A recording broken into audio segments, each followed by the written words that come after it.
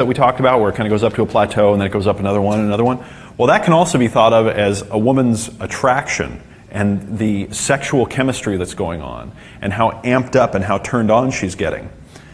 Men are like, bang, I could have sex. Like if a hot woman walked in the room right now, there are a bunch of guys in here, could you just walk outside and have sex with her right now?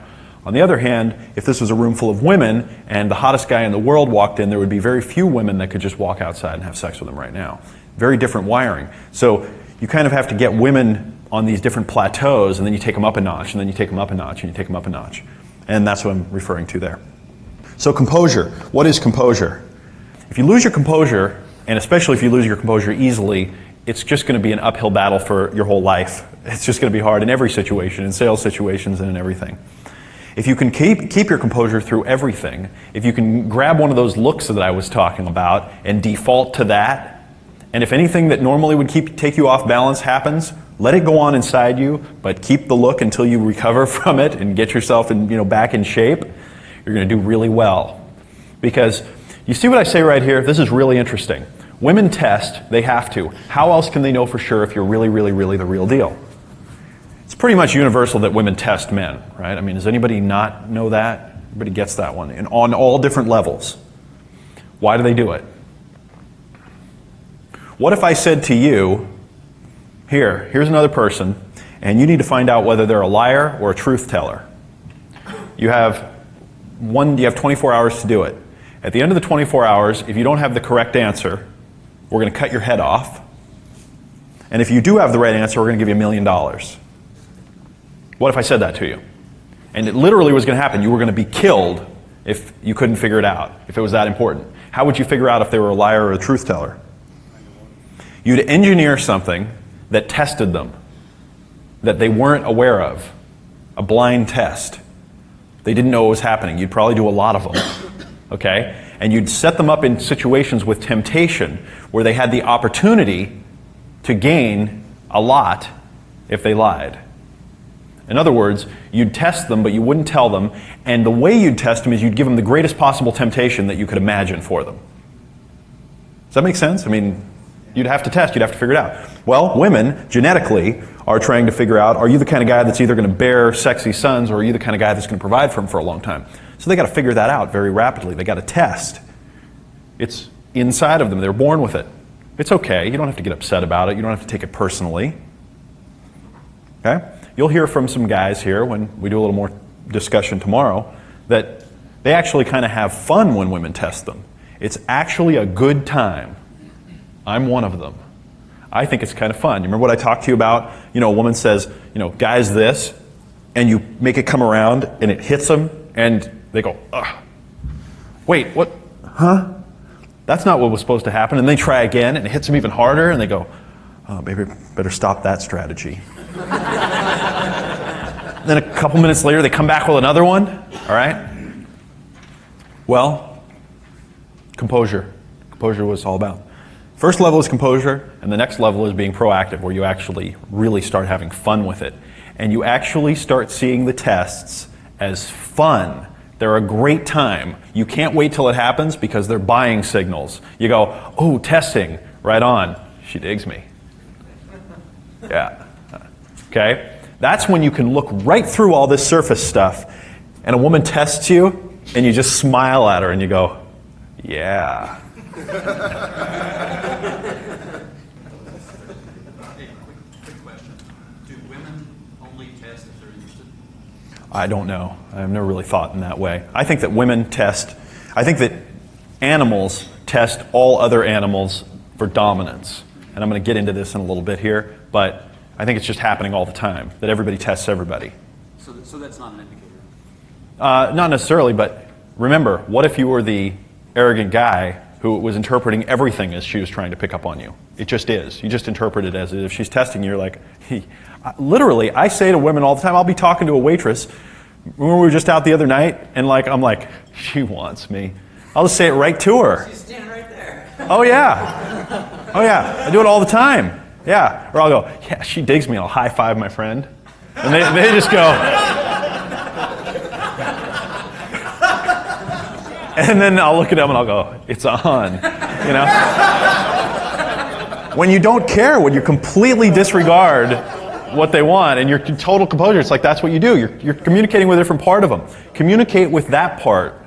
When you know what that part wants, don't listen to what's going on out here. Just keep talking to it. I'm not kidding. I do this stuff. This is what I do. This is the way I communicate. Girlfriend doesn't like it very much when I do it, but... Then you're standing there and create some whiny noises and you're like, I don't think this relationship's going to work out. Yeah. That's another one of my favorites. I'm going to talk about that a little bit later, but... Oh yeah. As soon as I'm talking to a woman anywhere, that's one of the first things I like to say to them. As soon as they say something that is just I go, I don't think this relationship's going to work. Okay.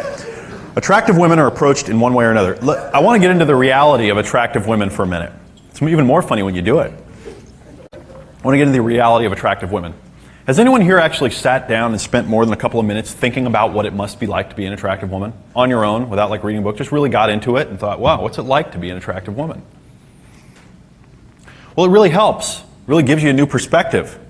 Makes you stop thinking in terms of right or wrong, or I'm doing the right thing, or I shouldn't be doing this, or whatever. Attractive women are approached in one way or another all the time. Most men either start with an approach that suggests that they're unsure of themselves or intimidated, or by offering to take a woman out. There's no possible way that a woman who is being approached all the time can afford to spend even a small fraction of her time with all the men that are interested in her. It's just not possible. Women are approached all the time by dumbasses. All the time, in one way or another. All the time. Like I said, if they're attractive, it's happening all the time. At work, when they're out at the laundromat, when they're driving their car, it just is happening all the time. Imagine you were an attractive woman and that was happening all the time. How would you deal with it? What would you do? What would you do? Yell a couple things out. Yell them out. Yell. Automatic resistance. Automatic resistance? Ignore people? What else? Test people? Comeback lines? What? What would you do? So, my point is that that's what they have to do it just to cope with reality, to cope with life. They have to do all this stuff, all right? And of course, if you are a man and you don't have a lot of experience with women and you run into an attractive woman, there's one standing right in front of you, what are you going to do? Typically. What are you going to do, really?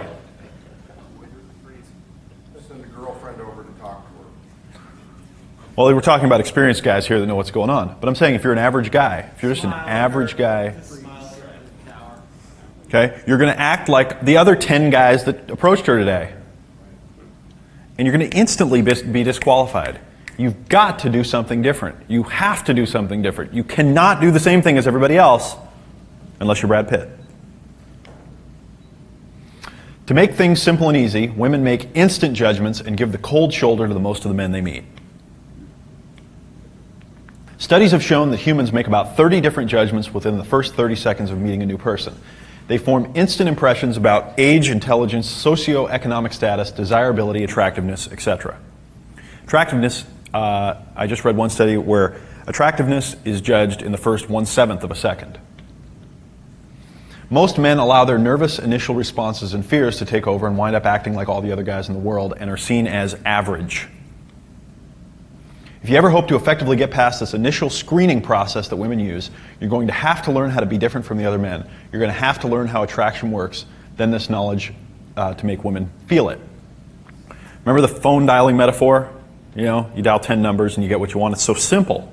Just dial one of the numbers out and you're going to get a totally different person. You're going to get a totally different response. So you have to be different, and then you have to be different in the right way. This is from Visual Persuasion by Baker. This is very interesting. This is women's self-image from the mind of the advertisers and the sociologists. Okay? This isn't in your book, so you have to write it down if you want. I'm adaptable, aesthetic, attractive, capricious, charming, cooperative, cunning, emotional, heedful, intuitive, kind, loyal, money-wise, motherly, mysterious, not easy to fool, practical, precious, sensitive, smart, sociable, style-conscious, vivacious, wise, wonderful. I am a woman. If you could take women and just put them in a big tank and meld them together and say, talk about your self-image, that power you inside. This is what they're trying to do right here. This is that thing. This is when you read Cosmo. It's a book that was written like 50 years ago, by the way. I'm adaptable, aesthetic, attractive, capricious, charming, cooperative, cunning, emotional, heedful, intuitive, kind, loyal, money-wise, motherly, mysterious, not so easy to fool, practical, precious, sensitive, smart, sociable, style-conscious, vivacious, wise, and wonderful. What is this really useful for? To understand how they think about themselves. Knowing what to bust their balls about.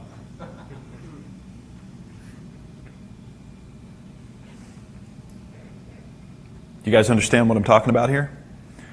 A woman thinks that she's attractive.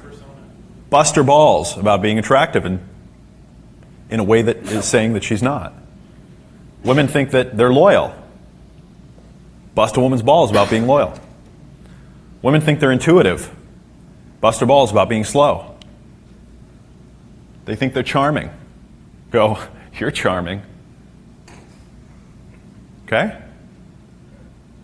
Wham, right through the persona. These are things to bust women's balls about. In a fun way. In a fun way.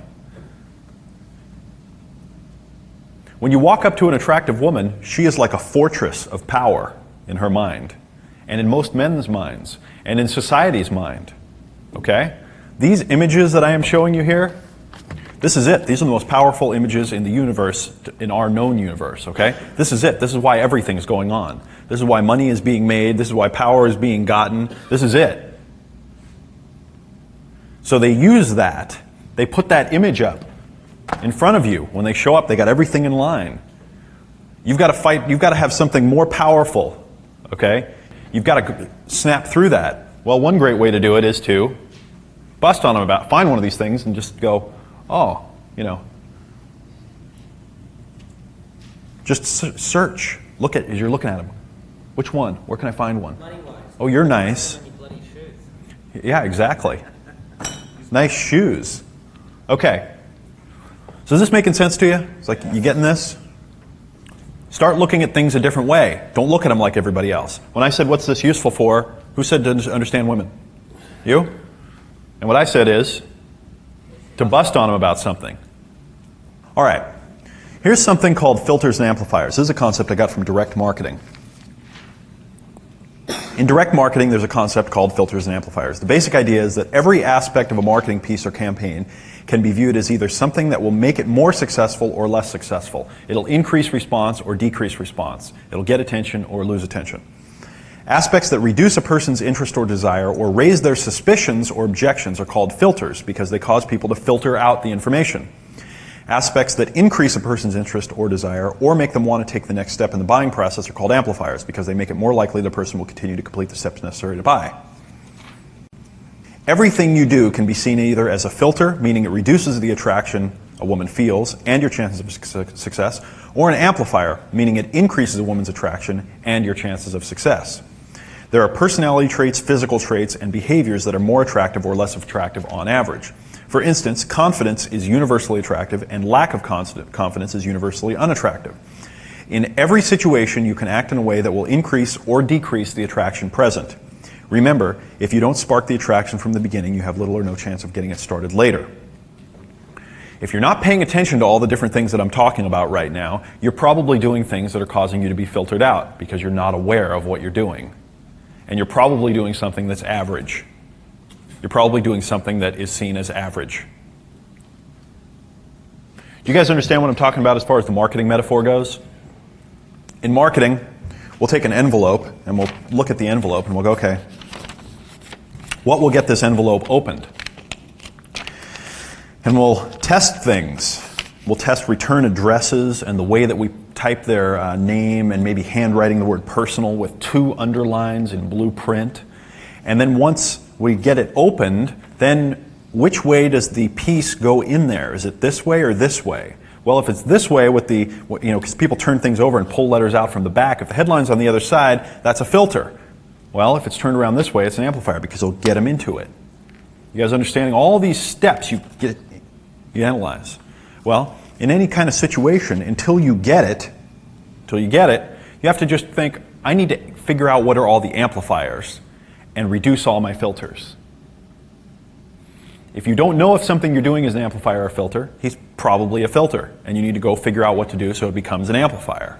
And that's a great way to make yourself better and to increase your power and choice with women, is to constantly work on all the little things that you know and all the little things that you don't know until you turn them all into amplifiers. And then eventually you just have reset kind of the way you communicate, and then you don't need to think about it anymore. Bang, it just drops in and it doesn't matter. Attraction and attractive. Attractive versus attraction. When you hear the word attraction, what do you think of? Many people confuse the word attractive with the word attraction. Attractive is a somewhat ambiguous physical characteristic or set of characteristics. It implies that a person wants to be around what is attractive. Attraction, in our current context, is an emotion. Attraction is the feeling you feel toward another person when you have sexual interest in them. When I say make women feel attraction, many guys think thoughts like, I'm not physically attractive like Brad Pitt, so I won't be able to communicate, make women be able to feel attraction toward me, and they psychologically give up. Remember, women can feel very powerful attraction toward a man who's not very attractive physically. You guys got the distinction there? When I say attraction, I'm talking about the emotion you're making her feel. And sometimes when I say that that's not an attractive thing to do, I'm actually what I'm saying is that's not a thing that will make her feel attraction. So just understand that I may use these different words in different contexts, but draw a distinction there. Attractive doesn't mean you have to be attractive to make someone feel attraction. They're the same word, and minds like to link things up and get them kind of, linked together in our head even when it's not useful. Unlike women, men can make themselves far more attractive if they understand that a woman's attraction mechanism is triggered as much by certain personality traits and styles of communications as a man's is by physical beauty.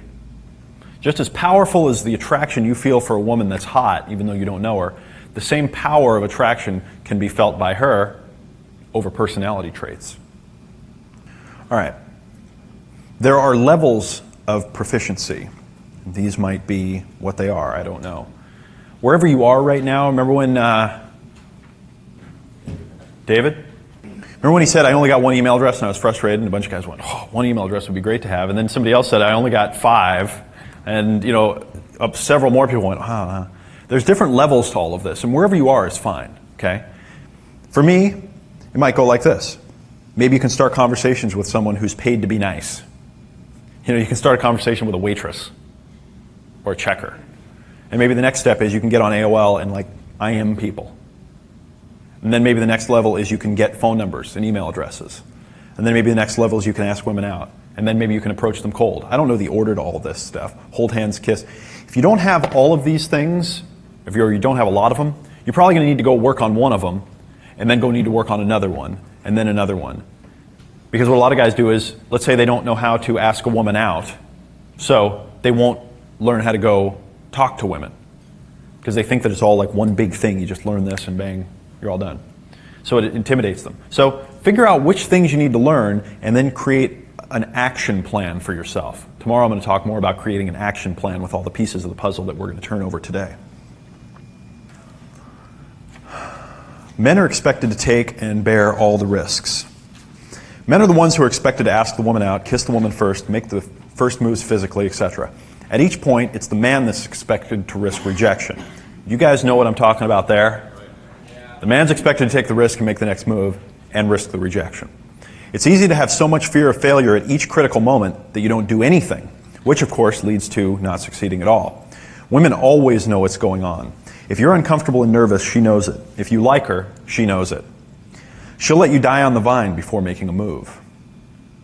Sure, she'll be disappointed that you didn't gather the courage to make a move, but not so disappointed that she'll do it herself. Because if you can't do it, then you're not what she's looking for. Answer, bridges.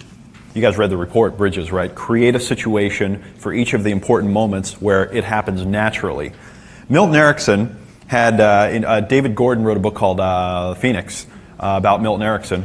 And Milton Erickson, one of his strategies, a lot of people think of Milton Erickson as the great hypnotist. Well, my research tells me that most of the work that he did was not putting people into hypnosis. It was telling them interesting stories, giving them exercises to do, telling them to go do this thing. And one of his principles was put someone in a situation where what they want to have happen will happen naturally. Put them in a context where it'll automatically happen. He had a woman that came to him and wanted to commit suicide. She had a big space between her teeth and she didn't feel attractive. And this guy would always tease her when they were standing at the water cooler at work. So he said, well, as long as you're going to commit suicide, take all the money you have and go out and buy yourself some nice clothes and fix yourself up, do the best you can. I mean, you're going to die, but whatever. And the next time you're at the water cooler and that jerk is there, I want you to take some water in your mouth and spit it between your big space and your front teeth at him.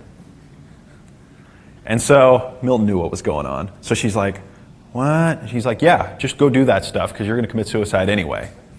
So, of course, she went and got herself some cute clothes, went to the water cooler, took a drink, spit out between the teeth, and the guy goes, you little bitch, get over here. And they got married.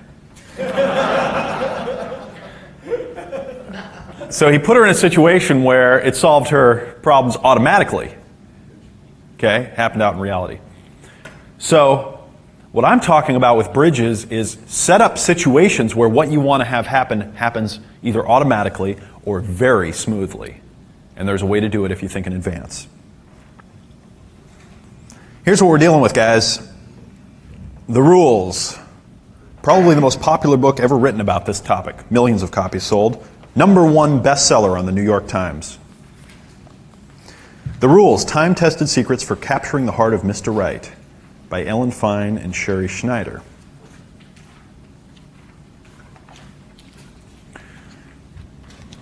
Rule number 2, don't talk to a man first.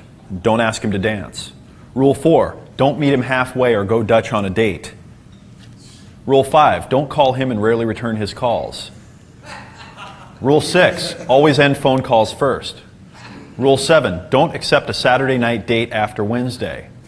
Rule 11, always end the date first. Rule 12, stop dating him if he doesn't buy you a romantic gift for you on your birthday or Valentine's Day. Yeah! Rule 13, don't see him more than once or twice a week. Rule 14, no more than casual kissing on the first date. #1 bestseller. These women are all over television. They wrote follow-ups. They wrote Rules 2. They wrote the rules for married women. They're going to come out with the rules for dogs or something soon. It's going to be like the chicken soup for the wuss's soul or something like that. This is what we're dealing with here, okay? Now, let me ask you a question. Are these rules an expression of a social phenomenon, or are these rules an expression of DNA and genetics? Social? Why they work, or wait, clarify your question. Where'd they come from? Ellen of Aquitaine. Well, it's got to be both, because it's a language. But where'd they come from? Eleanor of Aquitaine. Eleanor of Aquitaine? Yeah. Okay. I'm sure there's a story behind it. But I'm going to suggest to you that these things they resulted from what's going on naturally inside of women. Okay? This stuff is an expression of what women do. And what they're trying to do is give women that don't have this stuff and they don't get it naturally, they're trying to get them up to speed in a way like what I'm doing here. Trying to help other guys get their game going so that they can be successful. Read the Rules. Fantastic read. You'll love it. Really. It's what they're being taught. Guy chick, dingbat, teeny bopper, party girl, romantic, controller, accountant type, high profile drama queen, large or ugly and proud of it. Those are some of my favorites. Rick and I, we laugh our asses off because we'll go out somewhere and we'll be hanging out and there'll be a couple of like really unattractive women and we'll start talking to them and they'll be like, they're the only women that won't talk to us in the world. It's astounding to me. They're like, you can just tell that they go home and they go, these guys are so nasty. They just want to use us for sex. You know, it's like you're getting any, you know. Okay. Users, gold diggers, emotional suckerfish, natural hippie chicks, feminazis, good Christians, you know, religious girls. These are, you know, the ones that I have kind of come up with, the variations. There's one more on the list, but what? What's wrong with the hippie chicks? Well, I'm going to talk about these right now real quick, okay? Okay, guy chick likes surfboarding and, you know, extreme sports and can kick your ass, okay? And is proud of it. Guy chick will like say, oh, I can kick your ass, okay? I wouldn't really go after guy chicks unless you can kick her ass, because sometimes they'll make you wrestle them, okay? And sometimes it can be intimidating, and it's a bummer to be mounted by a woman. Okay. Anybody know what I'm talking about here? Yeah, been with some guys. Yeah, you guys know what I'm talking about. The dingbat. Right? You guys know what dingbats are, right? They just don't have a lot of horsepower. You know? Dingbats just aren't that interesting to me because they just don't get it. Socially, they're fun and they like to just go have fun, but they forget things, and you'll call them up and you'll be like, oh, where are you? You're supposed to be at your house. Oh, I forgot. You know, just dingy. By the way, these, you know, they're male, you know, counterparts to all these things. Yeah, a lot of perceiver in there, exactly. Teeny boppers, okay? They're just teenagers and love to be in that whole teeny bopper scene. As long as they're over 18, depending on which state you're in, it can be fun, you know? Party girl. Party girls are a good time as long as you're into partying and you're not going to try and get her into any kind of relationship. What a lot of guys do is they meet a girl that's a fun, partying girl, just like wants to have fun, maybe even sexually is just wild and so forth. And of course what the guy does is just falls for her immediately and just is in love and then wants to try and take her out of that element. It creates this whole situation. Romantic, or the lover. If you meet one of these women, you know, just know that she's going to fall in love very deeply with you as long as you play into that part of the relationship. And you just got to know that. So if you meet one of those and that's not what you want, you're going to have to act a little bit differently to avoid having that happen. Controllers. Anybody ever met a controlling woman? I don't even go there. Accountant types, the real introverted, calm, quiet, you know, bookish librarians, okay?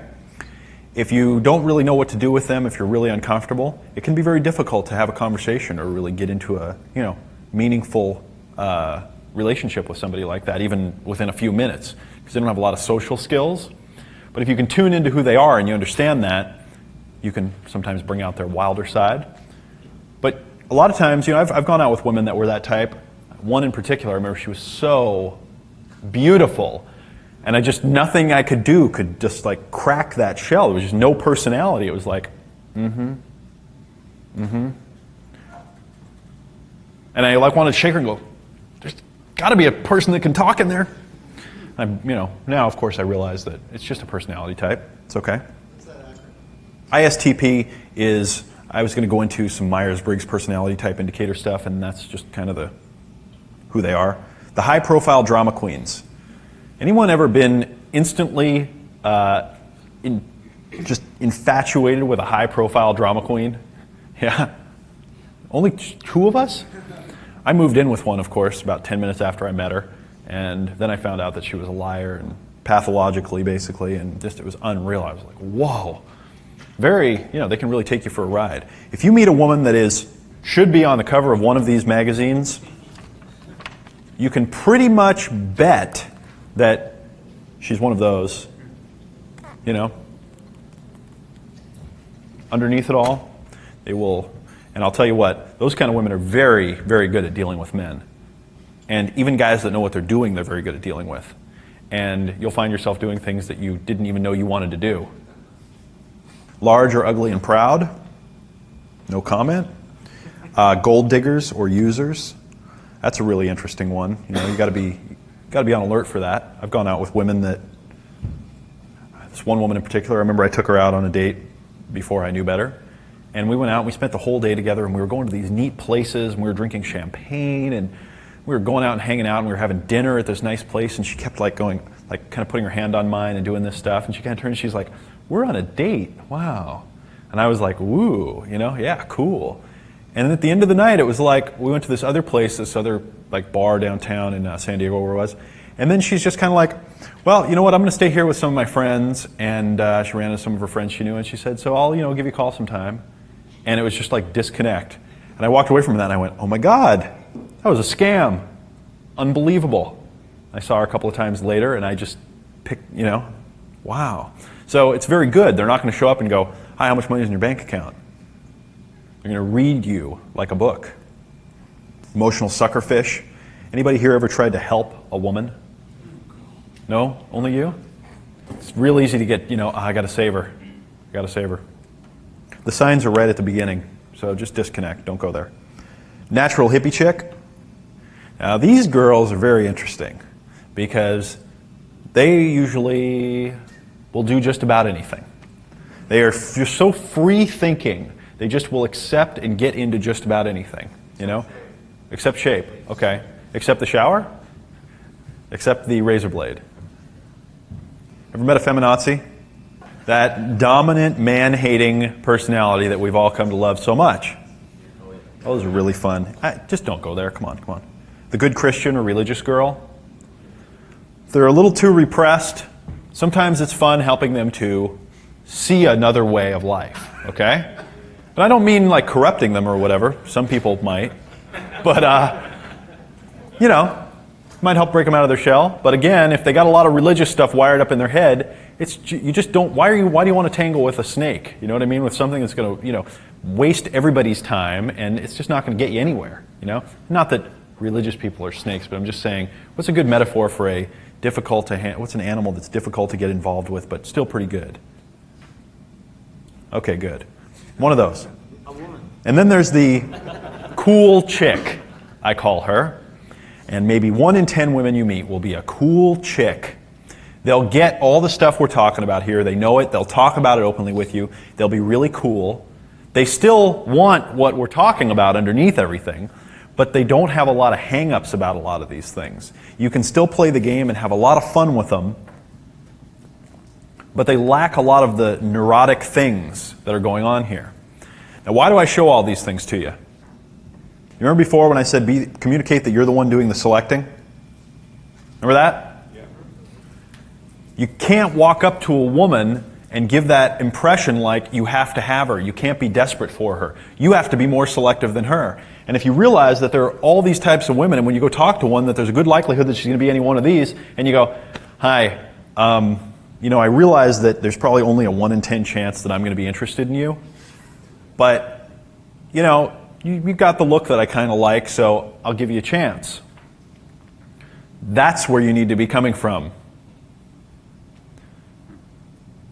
Because I'll tell you what, if you could have one date with each of the last 10 women that you really thought were attractive, and you had to spend 3 hours with them, at the end of those 10 dates, you'd probably be like, wow, getting what you wish for is not always what it seems to be. Okay? That's one of the reasons why I always suggest say, let's do tea for 20 minutes. This way, if you're a complete freak show, I can jump up and run away. I do say that, of course. And they go, what? I go, yeah, well, just give a chance to get to know each other. You don't want to have that kind of commitment. That's not what you really want. Clearing fear and anxiety. Let's talk about getting rid of some fear and anxiety. There are 4 major fears that we deal with in these situations. They're embarrassment, rejection, verbal confrontation, and the fear that verbal confrontation will escalate into physical violence. All right? These are them. Embarrassment, rejection, verbal confrontation, physical violence. Physical violence is pretty rare. None of the things that I'm going to ask you to do and I'm going to suggest to you are going to get physical violence unless you're very unlucky and you run across a woman whose boyfriend is right around the corner and he's ridiculously psychotic and you don't know how to diffuse the situation and you get in a fight with him. I mean, like those kind of, it's going to be really unusual that anything like that's going to happen. And I'll just tell you what, I have approached a lot of women that have big, nasty boyfriends, and it never has wound up that way. I've never had to go there. There's always a way to walk away. And most women that are actually in relationships or married, they're flattered when you approach them and start talking to them, and they have to say, oh, I've got a boyfriend, or oh, I'm married, but thanks. And they're all happy, and they think it's great. So The fears that we're really dealing with are the fears of what's going to happen between the woman and you. That's what's really going on, and those are usually embarrassment, rejection, or verbal confrontation. Can we all agree that we could withstand just about anything like that happened? I mean, really, you could live through it if you could just figure out how to get into it? Okay. To face a fear, come up with the worst case scenario, then realize you can deal with it. If you're ever feeling anxiety about advancing or performance anxiety, which performance anxiety, guys, is a real issue. You get to the point where it's time to get the job done and things aren't happening for you? Okay. Well, there's ways of dealing with that. Reframe it in your mind and present it as teasing and self-control. So, the first thing I'd like you to do right now is let's just pick one. Write down your biggest fear of something happening with a woman. For most guys, it's when they approach them. Some guys, it's what if I try to kiss her and she pushes me away? What if I try to take her clothes off? Whatever. What's your biggest fear? You'll be embarrassed. You'll get rejected. You'll have verbal confrontation. What is it? What's your biggest fear when it comes to women? Okay, now write down what's the worst possible thing that could happen. In the real world, what really could happen if you were to get into that situation? And again, make it real world. Maybe even write down a couple of things that could happen. Okay, now I'd like you to go on the other side of that. Pretend that you did the thing, the fear happened, whatever your worst possible fear is, and then it's the other side of that, and you're looking back on it now, and you're like, was it that big a deal? Could you live through it? It's a simple exercise, of course, but it makes you realize that, it's really not anything I couldn't handle. I had one guy that wrote, you guys might have seen it in the mailbag a few months back, where it was, he said, I can't stand the thought of walking up to a woman and being rejected, because if a woman rejected me, it would damage my self-esteem and I probably wouldn't be able to do it again for 4 to 6 months. Or something like that. And I was like, wow, And I wrote back, I don't remember what I said to him, but in his mind, he really had it figured out. He had it figured out that if he walked up to a woman who was rejected, it was going to shut him down for 4 to 6 months of his life. He had that all planned out. What I say to do is stop using your imagination to limit yourself and just go do whatever it is and see what happens. Because even if the worst thing happens, it's only going to make you more resilient and you're only going to do better. And the fact is that in 99% of the cases, your worst fear is not even going to close to come true. So could you accept the worst possible scenario? Let's do a quick exercise, real fast. I want you to turn to your neighbor, turn to somebody you don't know, maybe the person behind you at the table. And I want you to pretend, one of you, that you're walking up to a woman and just say, hi. And I want the other person who is playing the woman in this role to look at the other person and shut him down, just redact him and go, who are you, you loser? Get away from me. I don't talk to dorks. Come up with the worst thing you can possibly say in the most mean, language. And then the person who said hi, I want you to go, give a little sideways smile and put the little wrinkle up in your face. Find it cute. And then reverse. Go. Person with the shortest hair goes first. All right, listen to me. I'm not hearing people being shut down here. I want to hear it. Let's do it. Hi. Who the hell are you to come and talk to me like that? Hardcore. Okay? Who's got one who is really extreme? Who did it right? You? Hi. Who are you to talk to me? Do it again. Shut them down. Really hardcore. You got one? All right. Are you talking to me? You can talk to the hand. Okay, just go over there. Get away from me. Have you ever had that happen? Okay. Hey, look, listen to me. We know somebody who, I'm not kidding. He was out with some friends, and he was out one night. He told us this story. He was out with some friends, and he saw this girl that was attractive, and he was like, oh, she's cute. And they're like, oh, yeah, well, we know her. She's our friend. What? Yeah, that's it. Yeah. And they're like, yeah, she's our friend. Just kind of go over and introduce yourself and, whatever, and talk to her. So he walks over and he's like, oh, yeah, hi, I'm friends with whatever, and, they said you were nice and this and that and the other, and, maybe we could hang out sometime. She turns and she goes, I don't date ugly men. It's real. Damaged him. You know, it kind of messed him up. You know, it's like, whoa. All right, do it again. Shut each other down. Do it right now. Turn. Hi. You guys are all laughing. This is not supposed to be a laughing exercise. Feel bad.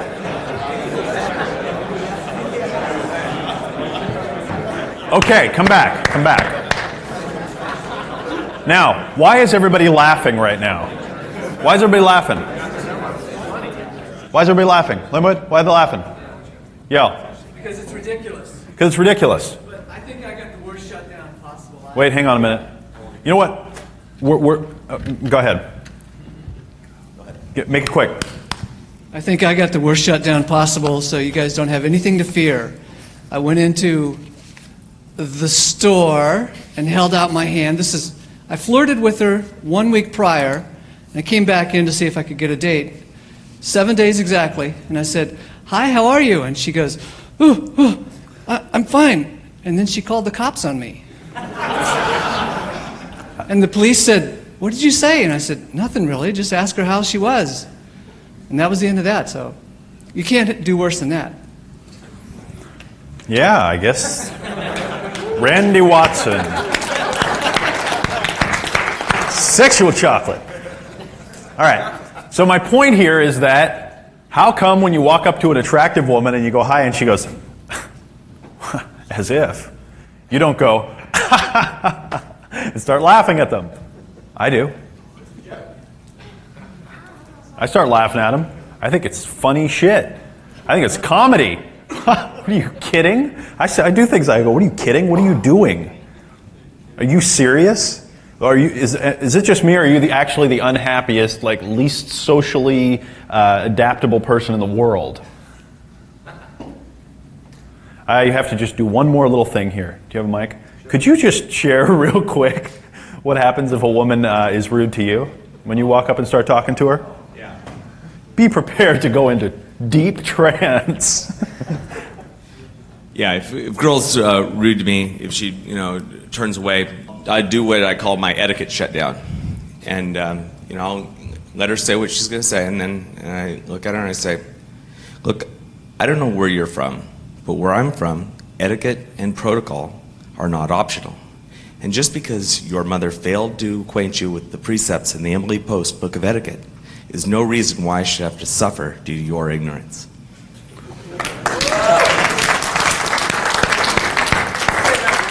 Now, the long and the short of it is, I've seen this one on more than one occasion. The woman just goes, they don't know what to do. And then, of course, he turns away from them and shuts them down and is like, ice, goodbye. And then they come over about 5 minutes later and they go, "I'm sorry. I don't know. I had a bad day, whatever." He's had groups of women come over and go, "We're so sorry about our friend. She's so embarrassing. She's just having a bad week," and apologize. Yeah. Who's in control in that situation? He's just not walking into the situation giving his power away to anybody, ever. All right. So we basically did this here. We're going to roll into the next section. When two humans or other animals meet, who's going to control the relationship? It's all decided very early on. The more accustomed you become to being one in control, the more it happens because you use the body language of one in control. This all happens on an unconscious level outside of awareness. Think of it as one of many different languages that are being spoken and one of many levels you're coming to terms on. Here's a book called Dog Training. My mentor Jerry told me to read this a long time ago. And I've never read the whole book because he only used to quote page, I think it's 17. Yeah. This is one of the most important things I've ever read. How the dog sees himself within the family. Before starting to teach any dog, the teacher should be familiar with how a dog thinks. In his natural habitat, the wild, the dog belongs to a pack. If he is not the pack leader, he fits somewhere within the hierarchy of the pack. If he does not obey the laws of the pack, the leader will make certain that he complies. If the leader is not successful, a new pack leader will be born. When we take a dog into our home, as far as he is concerned, he belongs to a pack. No dog ever turns on his master. Instead, he challenges for leadership. Therefore, if you are to be the pack leader, you must have a way of maintaining control as far as the dog is concerned. You must be able to establish definite rules and regulations which the dog as a pack member can never deviate from. If you are successful in enforcing your rules 99% of the time, then you are not the genuine pack leader. The 99% control will slip to 95% and then to 90%. Eventually, if the dog has a drive toward achieving pack leadership, he might eventually challenge. Now, I learned this in the context of professional relationships. And he said, go through here and just change the word dog to client. And I would say, change the word dog to the word human. Okay, because humans are pack animals. Now I'm going to read it again. How the human sees himself within the family.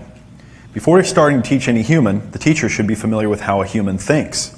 In its natural habitat, the wild, the human belongs to a pack.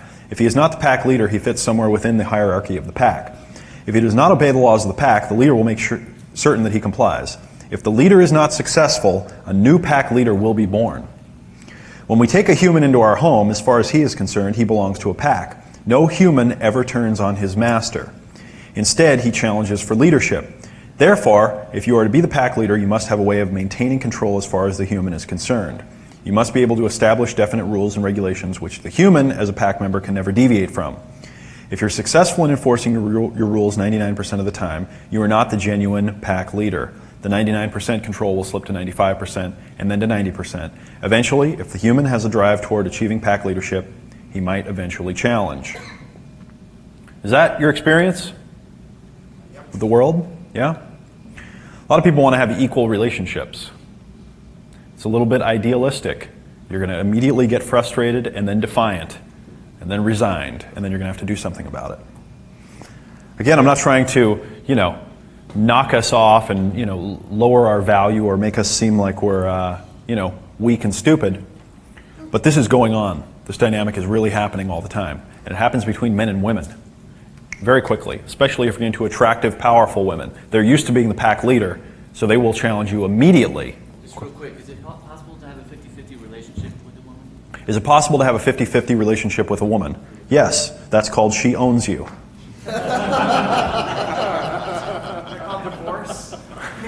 Yeah, exactly. If you're rich and you get a divorce from her, it's called a 50-50 relationship. I don't mean to be negative, you know what I mean? Sure, there are some very evolved relationships that I have seen where it does seem to be pretty 50-50, but 95% of the 50-50 relationships are the woman is controlling the situation. Okay? Have one default move for each common situation. This is so important. Have one default move for each common situation. Have one default move for each common situation. You have to have one thing that's your regular thing that you just do. And then if you want to change that, do something else. But what most people have is one default state that they get into. Guys seem to think that they need to come up with something creative or original in each situation, and the moment is gone before they know it. Have one great default thing to do in major situation. If you at least do something, then your chances for success increase dramatically. Okay? So have at least one default move for each situation. At least one. I would suspect that at this point, well, let me just ask real quick, and answer me honestly here. We walk out to break right now, really attractive woman down the way. You're the first one out the door to break. She's walking by over there. You see her. How many people in this room know exactly what they're going to do? It's their default, and they're going to go right out and make it happen right now. You better raise your hand. Okay, good. What? 1, 2, 3, 4, 5, 6, 7, 8, 9, 10? 10 out of 50? That's interesting, isn't it? 80% of the people in this room here who have been studying this stuff, read my book, whatever, they don't even know what they're going to do. They don't even have a default thing to do. If you can't go start the conversation, where are you going to go how are you going to get anything happening?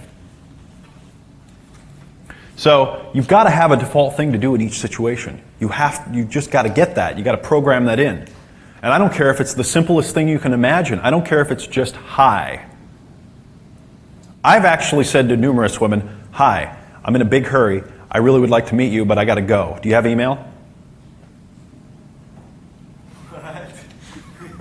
Yeah, hi. You know what? I'm in a big hurry. I got to go. But I'd love to talk to you. Can I get your number or you have email?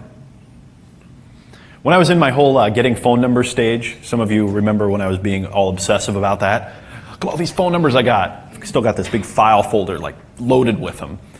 And I thought that was it. I thought that was the way to do it. I thought that, okay, if you're the man getting phone numbers, then you're cool and you got it. That's the success you have. So I tried all kinds of stuff. I was walking up to women on the street and I was saying, hi, you're hot. I want to talk to you. What's your number? And then they go, what? I'd go, I have a good memory. And they'd say, I go, say it. What's your number? Number comes out, I'd go, I'll call you. What's your name? And then walk by them, pull my wallet out with my pen, write it down, and their name, and then write a couple of details down, and put it back in, and then walk up to the next one. It's possible to do things that seem impossible. I tell a story here, one of the fantastic stories about, Rick and I were hanging out down in Hermosa Beach on the 4th of July, and he was, women were cruising, rolling by, and he's, standing there with his, shirt on, his Hawaiian shirt just kind of flapping in the wind, and he's stopping women. Can I tell him this one? And he's going, hi, I am the kissing bandit. You must kiss me before you can pass. I am the kissing bandit. You must kiss me before you can pass. And the first woman that rolled up, I'm the kissing bandit, and I'm going, this is impossible. This is going to be bad. Something bad is about to happen. First woman walks up and she's like, goes on by him. Next woman, I'm the kissing bandit. And, she's like, couple women. Third woman, I am the kissing bandit. You must. And I'm thinking, what? Doesn't he get it? This isn't working.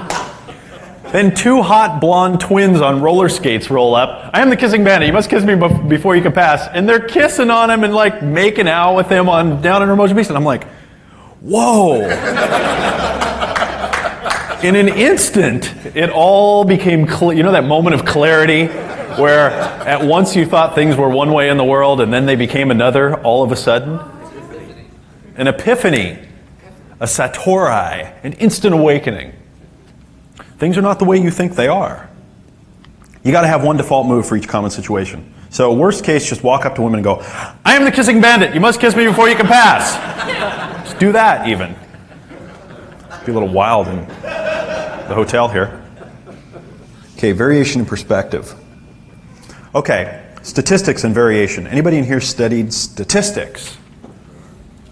In statistics, they basically say that W. Edwards Deming had an experiment called the red beads. Anybody know about the beads? And what would happen is he'd throw a bunch of beads, let's say take 100 red beads and 100 white beads, and he'd throw them in a tub, and there'd be 200 beads in there, and then he'd take this little paddle and he'd stick it in there and it had indentations. Maybe it had 10 in it, and he'd pick it out. And how many beads went into those 10 holes of the 200? He'd say, okay, now how many red ones are in there and how many white ones are in there? Now every time you dip it in, it makes sense that there would be 5 of each, right? I mean, that's what should happen, isn't it? That's what happens on average. But it's not that way, okay? So let's just take the number of red beads. Let's say, this is 5, and this is 0, and this is 10. Well, sometimes it would be 4, and then it might be, 7, and then it might be 3, and then it might be 4, okay? And then what you do is you put this together and you make what's called a control chart, okay? And then there's a way to figure out a lot of different mathematical things with this, and you can improve your product or your success in life. But what happens is, when we go into a situation, there's physical variation. The reality, the real world, air, different situations and whatever, causes things to not happen the same way every time. When you dip the paddle in, it shows that in a real, an easy way you can verify that with your own eyes. So you never know what you're going to get. Well, what you get when you get 7 is you go, yeah, I'm on. Things are rocking and rolling. And what happens when you get 2 is you go, oh, I'm a loser. Things are not working out for me. My game just isn't on today. The fact is that you're dealing with the red beads here. You're dealing with reality, and there's just that kind of variation anyway. That's just what happens. You ever notice that all the bad things happen in life all on the same day? Right? And you're like, what? A couple of weeks ago, everything's getting ready. I'm getting ready for the seminar. I'm taking a lot of time. I'm really, kicking ass. Things are going well. I wake up one day, I get on the phone, find out that the company that handles all of my email that I send out says, hi, we have a problem. You can't send out your email anymore. Like, wow, that's kind of a cornerstone to all the things I do. That's kind of a bummer. Well, not an hour later, I get on the phone, and my main assistant, who has been interacting with everyone and helping with the seminar, calls up and she says, hi, I need to go lay down for 1 month because I'm pregnant and the doctor said I have to go lay down for a month. It's like, whoa, all this stuff. Then, at the end of the day, I lost my wallet, which I never do. Turned out it was actually on my bed under my computer, sitting right there the whole time. You ever notice that? It all happens all at once? And then all the good things happen all at once too? If we have several unsuccessful experiences in a row, we become convinced, absolutely certain that it won't work. If we have several, this type of reasoning or learning can spill over into our self-images, as in, it must be me that's the problem, which can even lead to depression and desperation. The way to eliminate failure is to learn from it. The way to eliminate failure is to learn from it. The only way to fail is to not learn from it. The only way to fail in life is to just fail and then fail. If you want to eliminate that failure, learn something from it. And then it becomes a success instantly. Who was it? Thomas Edison spent, 10,000 different experiments to get the light bulb. And, some journalist interviewed him and said, I think at like number 5,000, and said, how long have you been trying and what's going on? He goes, I've tried 5,000 different ways. She goes, you failed 5,000 times? And he goes, no, I've been successful at finding 5,000 ways that you can't build a light bulb. His mind that's where he was going. Because of learning curves, variation, and the fact that most people give up if they don't get instant results and gratification, we often quit right before success or right before improvement. Success-minded people don't see several failures in a row when they don't get what they want a few times. They think, this is the time when success is right around the corner, and whatever the case is, I will get it. All right, I'm throwing a lot of different ideas out here before we get into the technique. Go meet women where there's a lot of them. It's natural to start talking to them. The women are likely to be smarter, more sophisticated, better looking. There's less competition and distraction from other guys. That makes sense, right? A lot of people don't think, go meet women where this stuff's going on. Well, where are those things happening? I just threw out a couple of ideas here. Ceramics, gyms, yoga, art shows, tanning salons, day spas, AOL, fashion malls, hair and nail salons, and the coffee shops and other businesses around them. Pays to think about where they would be. AOL is an unlikely place to think about meeting somebody like this, isn't it? Everybody thinks, oh, there are no cute chicks on AOL. Anybody in this room ever met a cute chick from online? Look around. Anybody ever met a 10 from online? Keep looking around. Okay. So think about where they are. Think about where they are. So talk to me. What are you getting? What are you not getting? Ask me some questions. I don't want to hear any stories about what you've done. I want to hear some questions. Where are you at? Where are you frustrated with? You're next. You're third, Johnny. What's a good way to kind of work out your default situations? Maybe write out different situations and work through them, or where's a good starting point? It's a great question. I recommend that all of you get a journal. Okay, I really think that a journal is a great idea, and I don't mean one that you go and you sit down every night and write all of your emotions in and tell yourself stories and don't do any fruitcake things with it. But my journal's right here, and everybody that knows me can verify that I carry this thing around with me. I buy all different kinds of shapes and sizes because I just keep a record of what I do, of my ideas. When I come up with a great idea, I write it down. I write my goals and my affirmations in the back. Okay, the things that I want, what I want to get, I rewrite them. I just write them over and over so I can, keep implanting them in my mind. I've got journals filled with this stuff. I can remember just one episode when I was first learning this stuff. I lived down in San Diego. I went down to Pacific Beach. And there was a little boardwalk area there with a little coffee shop. And I went down there for a weekend. I brought my journal with me every day. And I just looked at the women. And I said, what's going on here? What would be a good way to approach them? And I watched the guys approaching them, and I just wrote some ideas down, and I came up with how to do it. Is it okay just do you have to write it or can you type? No, you can't type. You have to write it. You can do whatever you want. You make the I rules. didn't know if there was some ways that you do certain disciplines. There's something about writing. It's an interesting thing. There is something about writing where it connects everything right together, and it's like, wham, it's right on the paper. There's, typing is just sometimes for some people. I'm just saying that...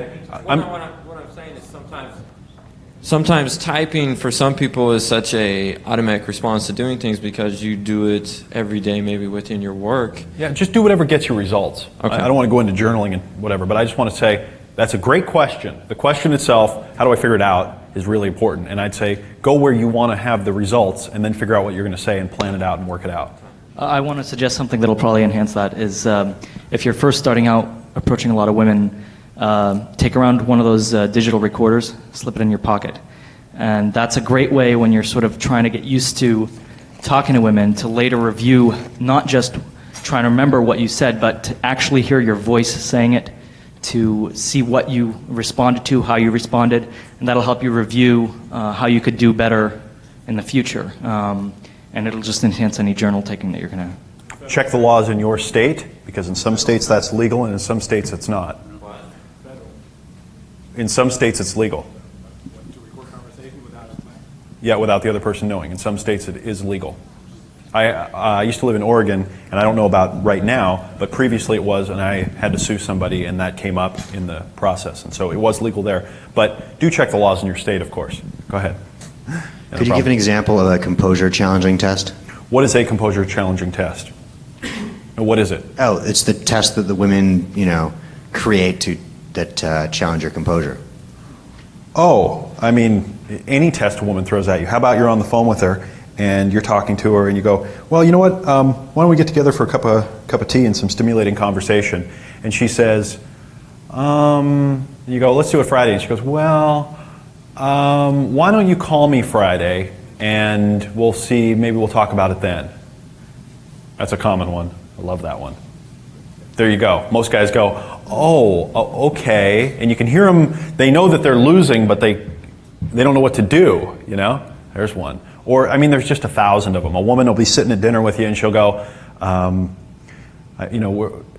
where you at? He brought over some blind dates, and we were watching some of these things, and one girl comes in, she sits down, and she's like, I have my wedding ring all picked out. It's Tiffany's, and it's like 3 carats and this and that, and then they flash up there, it's an $80,000 ring, in the little bubbles. And he's sitting there, he's like, freezes, he's like, And he used to be in jewelry, and he's like, wow, it's an expensive ring, you with me? She's testing him. There's all kinds of things like that are happening at all levels. Next. Hi, is it okay or is it attractive to a woman to compliment her on the details? Like if Is she's it wearing a nice ring? to a woman to compliment her on the details? Yeah, like if she has wearing a nice ring or... My rule of thumb is it's okay to give a woman one compliment as the very first thing you do when you first meet her, if it's done in the right way, and then to never give her another compliment again until about the 10th date. It's just kind of a rule of thumb that I'm, giving you here. I'm not saying exclusively or whatever, but I'm just saying especially if you're dealing with an attractive woman. Okay? Later on, after you've gotten to know her and once you understand this stuff and you've got a little bit more game, so to speak, then you can do whatever you want because it doesn't matter anymore. But if you're the kind of person that's typically complimentary, the body language that you're using to do it is probably coming across needy. So wait. Then once you've got the body language together, you can say anything you want. If you're going to give a compliment, it's always good to give a backhanded compliment. And maybe we'll give a couple of examples of those later. Go ahead. I was just wondering if you could give an example of a response to something like that. Why don't you call me on Friday and then we'll see, or well, I'm kind of busy on Friday, maybe it'll work. What would be a good kind of now we're getting into probably something I'm going to do later, but just remember the answer is as soon as you feel the energy, that pulling back, anything like that, just slam the door right then. It's over. I do not need that in my life right now. It's like, well, why don't you give me a call Friday and this and that? And it's like, you know, in your mind, you have to kind of go, you know, it's like, oh, darn, she's one of those. You know, it's like you go, how about this? Why don't I hang up the phone right now, and if you want to get together sometime, give me a call. What? Huh? Come on. And they go, what? You go, come on. What? You know what I mean? Get in, talk right to the issue. Talk to the issue. Talk to the inside. Don't talk to the outside. Because they hear it. I mean, it responds. It's like, what? What are you talking about? And go, why are you trying to play a game with me? I'll tell you what. I'm available Friday. If you want to get together, tell me. And you better be there. If you don't, this probably isn't going to work out. See what I'm saying? It's not about like a technique. It's about talking to the issue, going right through all that stuff, and bang, it's like person to person. Yeah. Can you bring Rick a mic? All these problems are going to solve themselves when you get the right frame going on in your head. The thing is that if somebody that you don't care about makes or requests for you to do something that you don't want to do, nobody has a problem telling them that they don't want to do that. It's this whole problem about women testing you, it's all in your head. I go by the rule that if a woman is speaking, she is testing you. How do you know if she's testing you? Her lips are moving. So it's and the thing is that you can actually do things that they want you to do, providing you want to do them. And the way that they figure out whether you want to do them or not is pick and choose the things that you want. I look at any request a woman makes as just that. It's a request. It will be accepted or denied, and it's accepted or denied based on my criteria, not on hers. And so and if you're congruent with that, if you're perfectly comfortable saying no, and you're willing to walk away. And that's the other half of the equation. I mean, if you're dealing from an idea or a frame of scarcity where you have to get this particular girl, you already lost. All right, forget about it. I mean, it's over because you've given all your chips away. I mean, you don't have a negotiating position. As a general rule, Rick, when a woman does make a request, what do you say? No. Right. As a general rule, what do you say? No. Why? Okay. Yeah. Remind, by the way, tomorrow Rick's going to be here, and he's going to come share a little bit. We're going to interview a little bit, and remind if this doesn't come up in the conversation, remind me to ask him what he said to the 6-foot blonde model 2 hours after they had sex, and she came in and he was with 2 other women sitting around, and she got upset. Remind us to ask, because it's a perfect example. It's just, yeah, exactly. Okay, one last thing, and we got to wrap up because we got to go. Okay. Can you stand up, Johnny? I'm Johnny. Everybody knows that. Okay, I just open my mouth and you'll know. Can you get that up a little closer to your mouth there? Yeah. This is my thing. I know we're going into approaching women when we come back, but when I ask a woman if she's single, am I giving her the power? Depends on how you ask it. So the body language is going to become essential at this point. Everything depends on how you ask it. Everything depends on how you ask it. Suspiciously. Everything depends on how you ask it. Everything depends on how. There's a big conversation going on about should you say the words "excuse me" when you approach a woman. Do you remember that whole thing?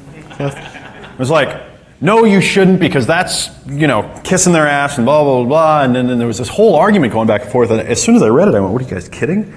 You're talking about words? Like, it's all in how you say it. Okay, we got to wrap up. We got to go to lunch. Okay, so guess what we're going to talk about? Pickup lines. Yeah. What everybody really came for, huh?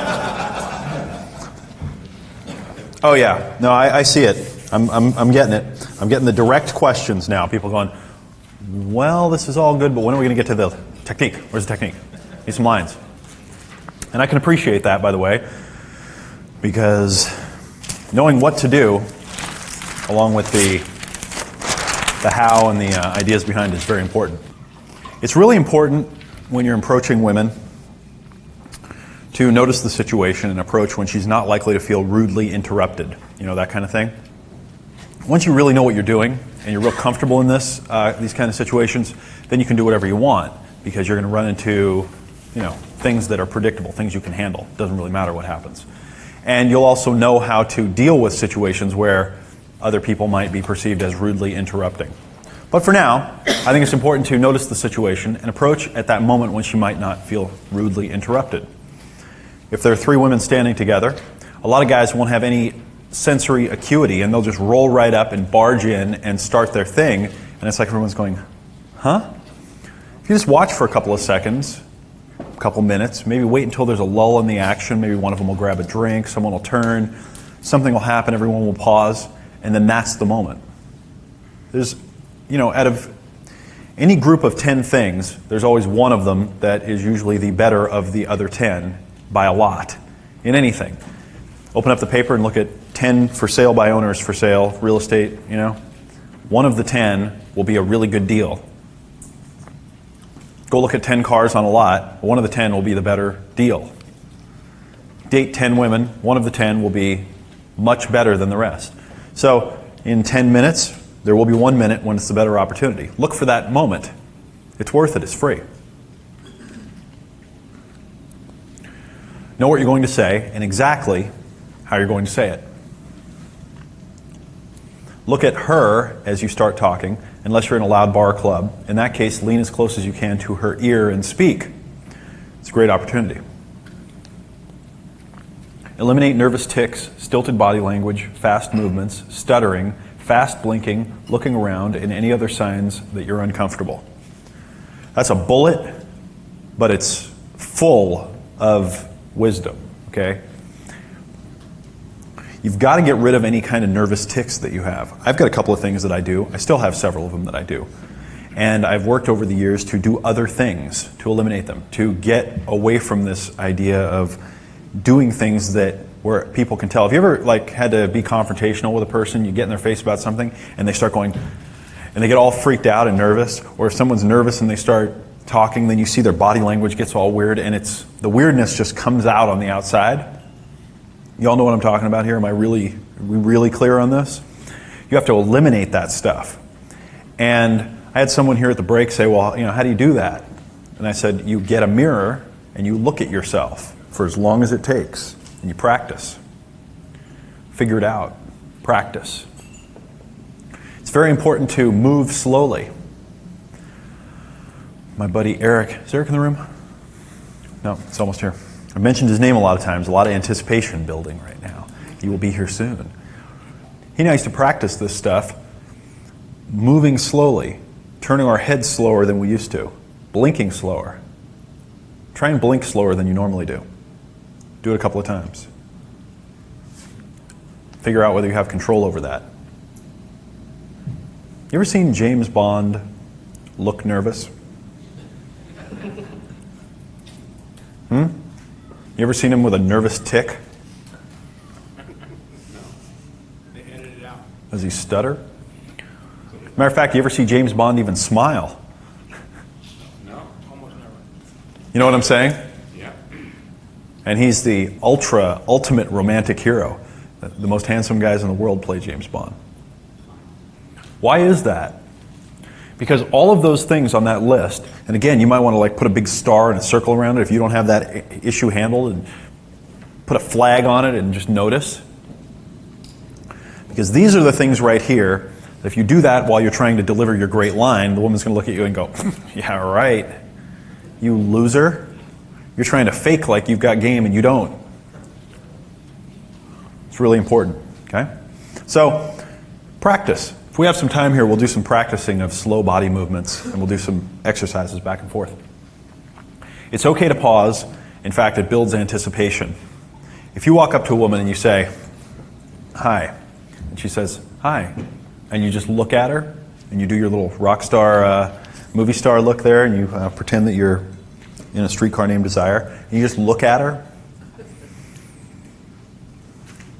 and she's looking at you, sometimes a woman will go, yeah? They don't know what's going on.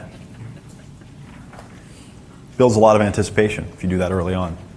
Don't get that whole stalker look where you're like, yeah, okay? Don't do that. That's not cool.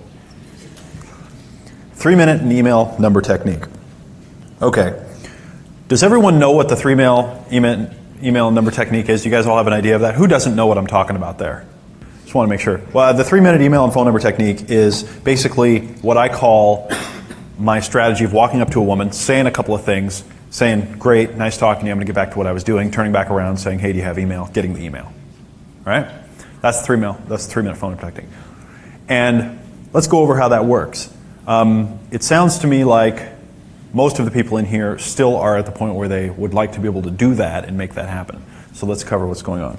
Right now, I'm going to not use any fancy lines or anything like that. I'm just going to give a quick play of what that looks like. You walk over, you start the conversation. Hi. Get into whatever you're going to get into. Say whatever you want to say. Start the conversation. Ask 1 or 2 throwaway questions. What are you doing here? I don't really care what they are. And then say, it was nice meeting you. I'm going to get back to my friends. Shake their hand, turn away, and then turn back and go, hey. And I go, yeah?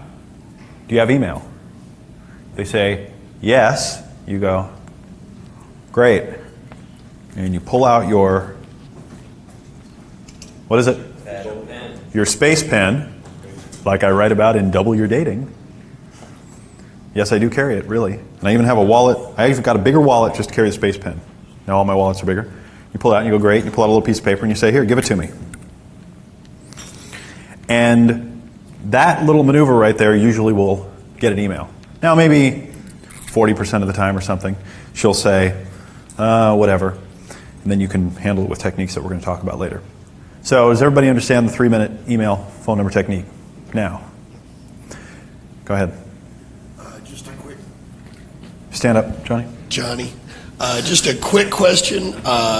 Do I need to throw some cocky funny in there, or can I just throw in my basic, where are you from, what's your name, what do you do? That's a good question. You can do whatever you want, because you're at a different level than most people. Okay. All right? You know how to handle a lot of different things that everybody else, I shouldn't say everybody, but a lot of other people don't know how to handle, so you can. In fact, by the way, let me just say something. Remember that nothing is always anything. There are some things that I say, this is really close to that, but sometimes I get emails from guys that say, hi, I'm 6'3", and I look like a model, and I'm well built, and blah blah blah blah. And I have women approach me all the time, but I get nervous and I don't know what to do. I get that email a lot, by the way. I include them sometimes in the mailbags, and they say, should I really be really cocky and funny and really bust women's balls like you say? And I say, you might want to be careful with it, because for you, if you do it, most women will go, oh, that's like he's unapproachable. They'll just give up. Okay? But for the rest of us, who might be something other than that, that works. So for you, you can do whatever you want, experiment with it, have fun. As far as I'm concerned, and you'll hear more other people's theories about this, when I go out, I'm usually out with friends. I'm out with a couple of friends, or I go out to have fun. And I'm not just out to meet chicks or to meet one chick and take her home. Now, there are a lot of people that are, and that's what they do, and that's great. But for me, it's like, I go, okay, I could go spend a lot of time on talking to one woman, take me away from all the things that I'm doing, and then hopefully that will work out. And in a lot of cases it doesn't. I mean, even the guys that I know that are really, really excellent with women will tell you that it just doesn't work out all the time like that. There's other things going on. There are other agendas happening. For me, it's like, I'd rather go out and get like 5 or 6 or 7 women's email addresses and phone numbers, and then during the week, I've got something to do. And I kind of developed this for myself as the strategy, because it lets me go out there and just get a contact with a whole bunch of different women, then maybe set up a couple of coffee dates during the week, meet them for tea, and it works really well.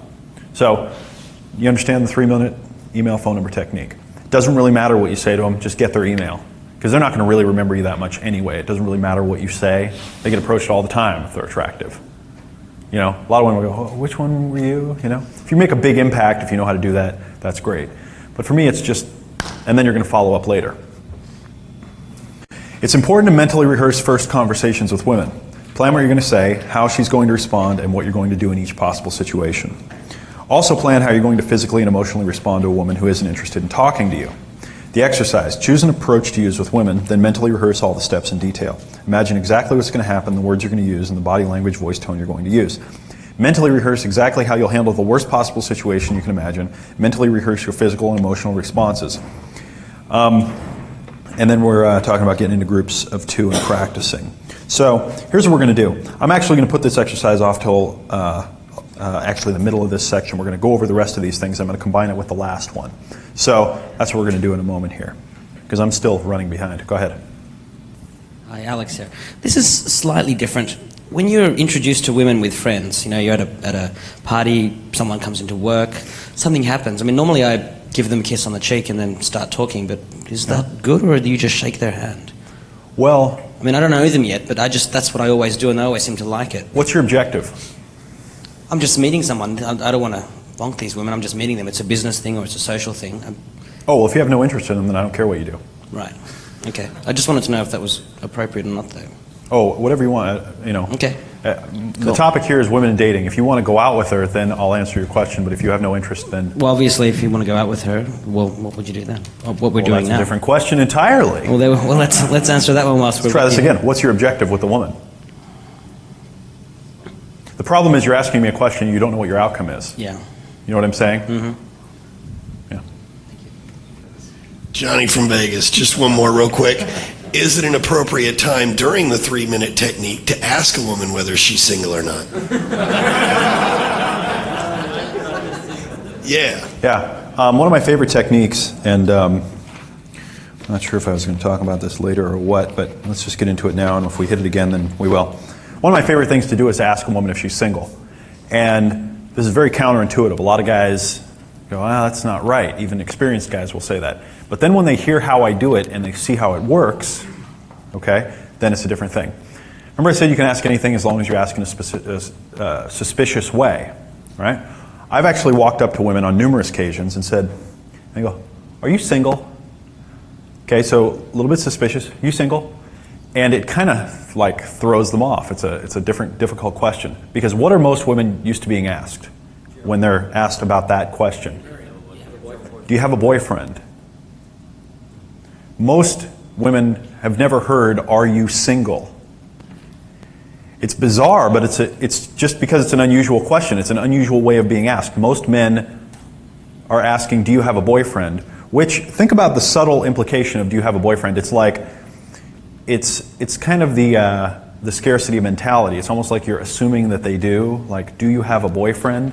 Kind of like, because if you do, then I'm not going to do anything, right? Are you single is more it keeps the other person out of the thing entirely. You're not even naming them. It's, are you single? Because you're selecting them. See, my perspective is I don't like getting involved with women that are involved with somebody already because it's just too many things involved in that, too much of a headache for me. I know guys that are interested in that because women that are involved then don't want to talk to them anymore, and that's what they like. Okay? That's not my game. So, if you say, are you single, and it's in a selecting tone of voice, you understand the difference? Remember the 93%, the body language? So if you say, are you single? Because the implication is, if you're not, I don't want to talk to you. Not trying to get her approval or whatever, because a lot of women get, oh, do you have a boyfriend? And right in that moment, they feel where you're coming from, and it's like, oh, yeah.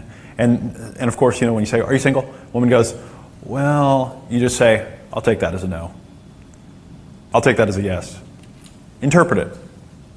Look at what they're doing, and then come up with what you think it is, and then say it. As in, you're selecting them based on that.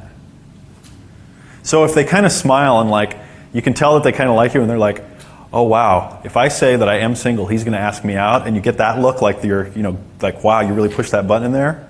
Are you single? And then you go, I'll take that as a yes. You have email?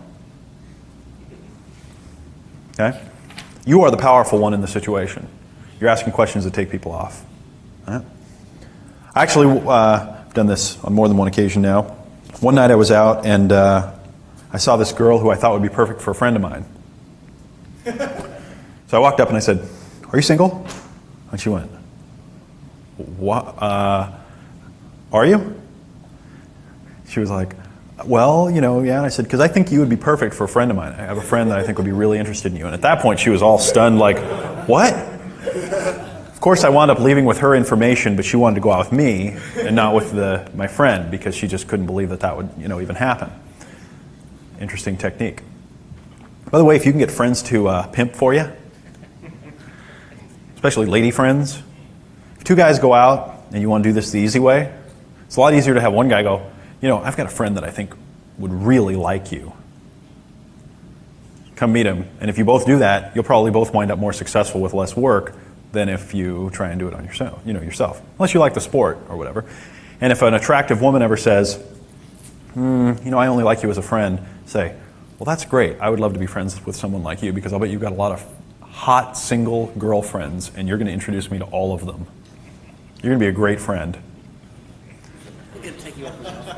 Is that a reframe or what? You know what the fact is, though? It's true. Really attractive women usually have really attractive friends. Okay. Oh, these are great.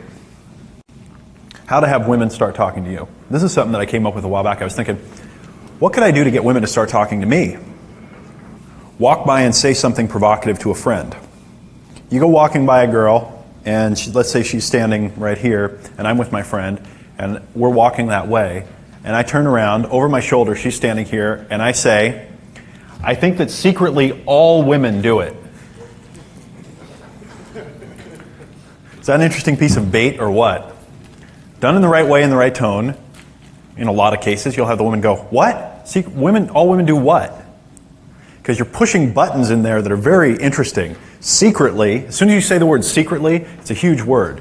It's a very powerful word. A lot of marketers use it in headlines. And then when you say, "all women do it," it's a big generalization. They're like, "What is it? And do I do it? And if I do, what are you thinking of me?" So it's like really push a little button in there. It's really interesting. And you can come up with a lot of things like that you can try. And of course, if she says, what do all women do? And then you can say something like, "Well, I think that all women say that they want a really nice guy, but in fact, they want something different." Like what? You have email? Personals. Get good at writing personal ads and profiles. I'll talk to you more about that. Personals are actually pretty cool, if you can learn how to use them. Anybody here done some personals, had some good response? Yeah? When I first moved down to San Diego, this is before I really knew any of this stuff, I was studying marketing. I thought, I'll just do something radical. And I took out a quarter-page ad in a local magazine, and I made it a personal ad about me, rather than, and it was like in the regular part of the magazine. It just was like, I think it said, beautiful, intelligent woman wanted for fun and excitement or whatever. And then I wrote like a little thing about me. And even though I was coming from the total wrong place, I set up a voicemail box, and I got a lot of calls from women. Now, I screwed them all up, and I got some real psychos, and it was an interesting experience. But personals are great. AOL profile. If you get a good AOL profile, just look out. Real time. Tattoos. Women like tattoos. They want to talk about them. They want to know what's going on in there. What's this mean? What is that? Teach something. Swing dancing man, where are you? There he is. Oh, and there's one too. He was saying, he likes swing dancing. I said, well, why don't you teach swing dancing? He goes, that would be a great idea. I said, but I'm way too, that would be a couple of years before I'd be able to do that. I said, well, teach beginning swing dancing. Teach like one lesson, like one move. Position yourself as an expert in something desirable. Name 5 things that attractive women aspire to do or be. Actress, model. What else? Astrologer. Okay. What else? Decorator. Yes. What? Love slave? What? Successful with money. Successful with money? So, teach that. Teach how to become a model. Teach how to be an actress. Right? You can go learn some of this stuff and teach an introductory thing on it. Teach yoga. Take dance lessons yourself. Anybody ever taken dance lessons and found all the women in the room? Yeah? Okay, it's a pretty cool place. It's great because you get to, go meet a new one. You can go to different places. 10 bar. Anybody ever been a bartender? You've never been a bartender? That's very surprising. Bet you'd do very well at that job. Anybody been a bartender? No bartenders in this room at all? You know why? They get laid like rock stars. The job does it for them. It's interesting, isn't it? I'm going to have to keep note of that. Yeah, 10 bar. Personal trainer. Become a personal trainer, if that's one of your things. Massage therapist in a nice area. Yeah. Massage classes at universities are good too. Massage class, yeah, anything to do with massage. 5 women to 1 man.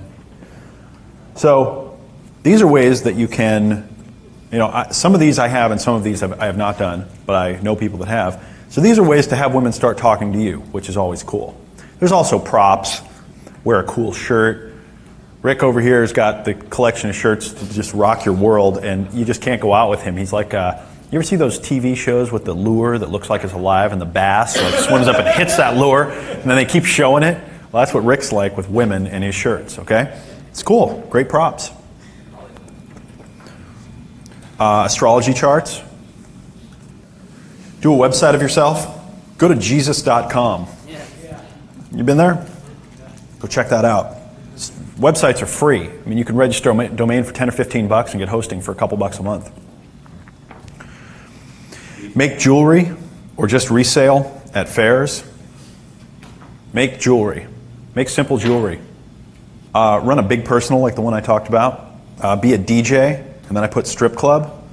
If you really want to meet strippers, go be a DJ at a strip club.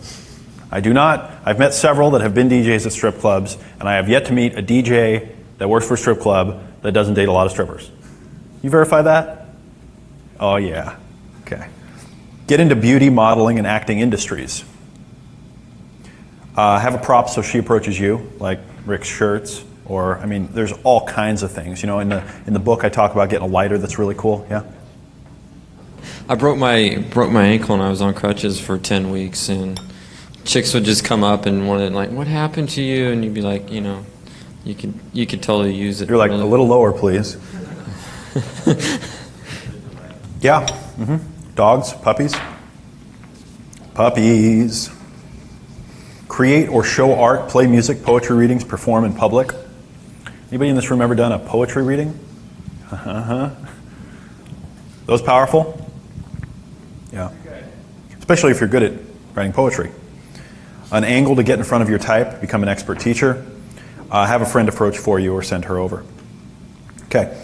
So, you get the idea there, right?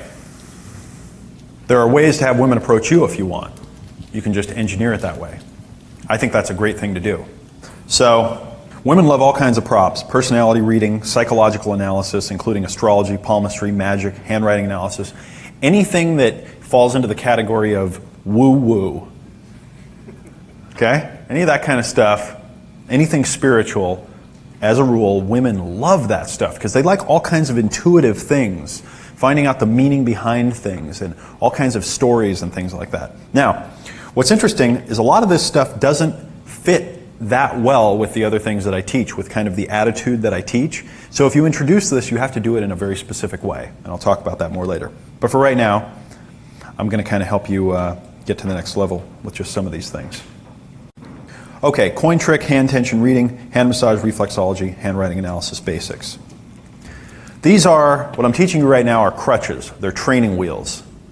Okay? Once you learn how to interact with women, you don't really need this stuff anymore to start the conversations.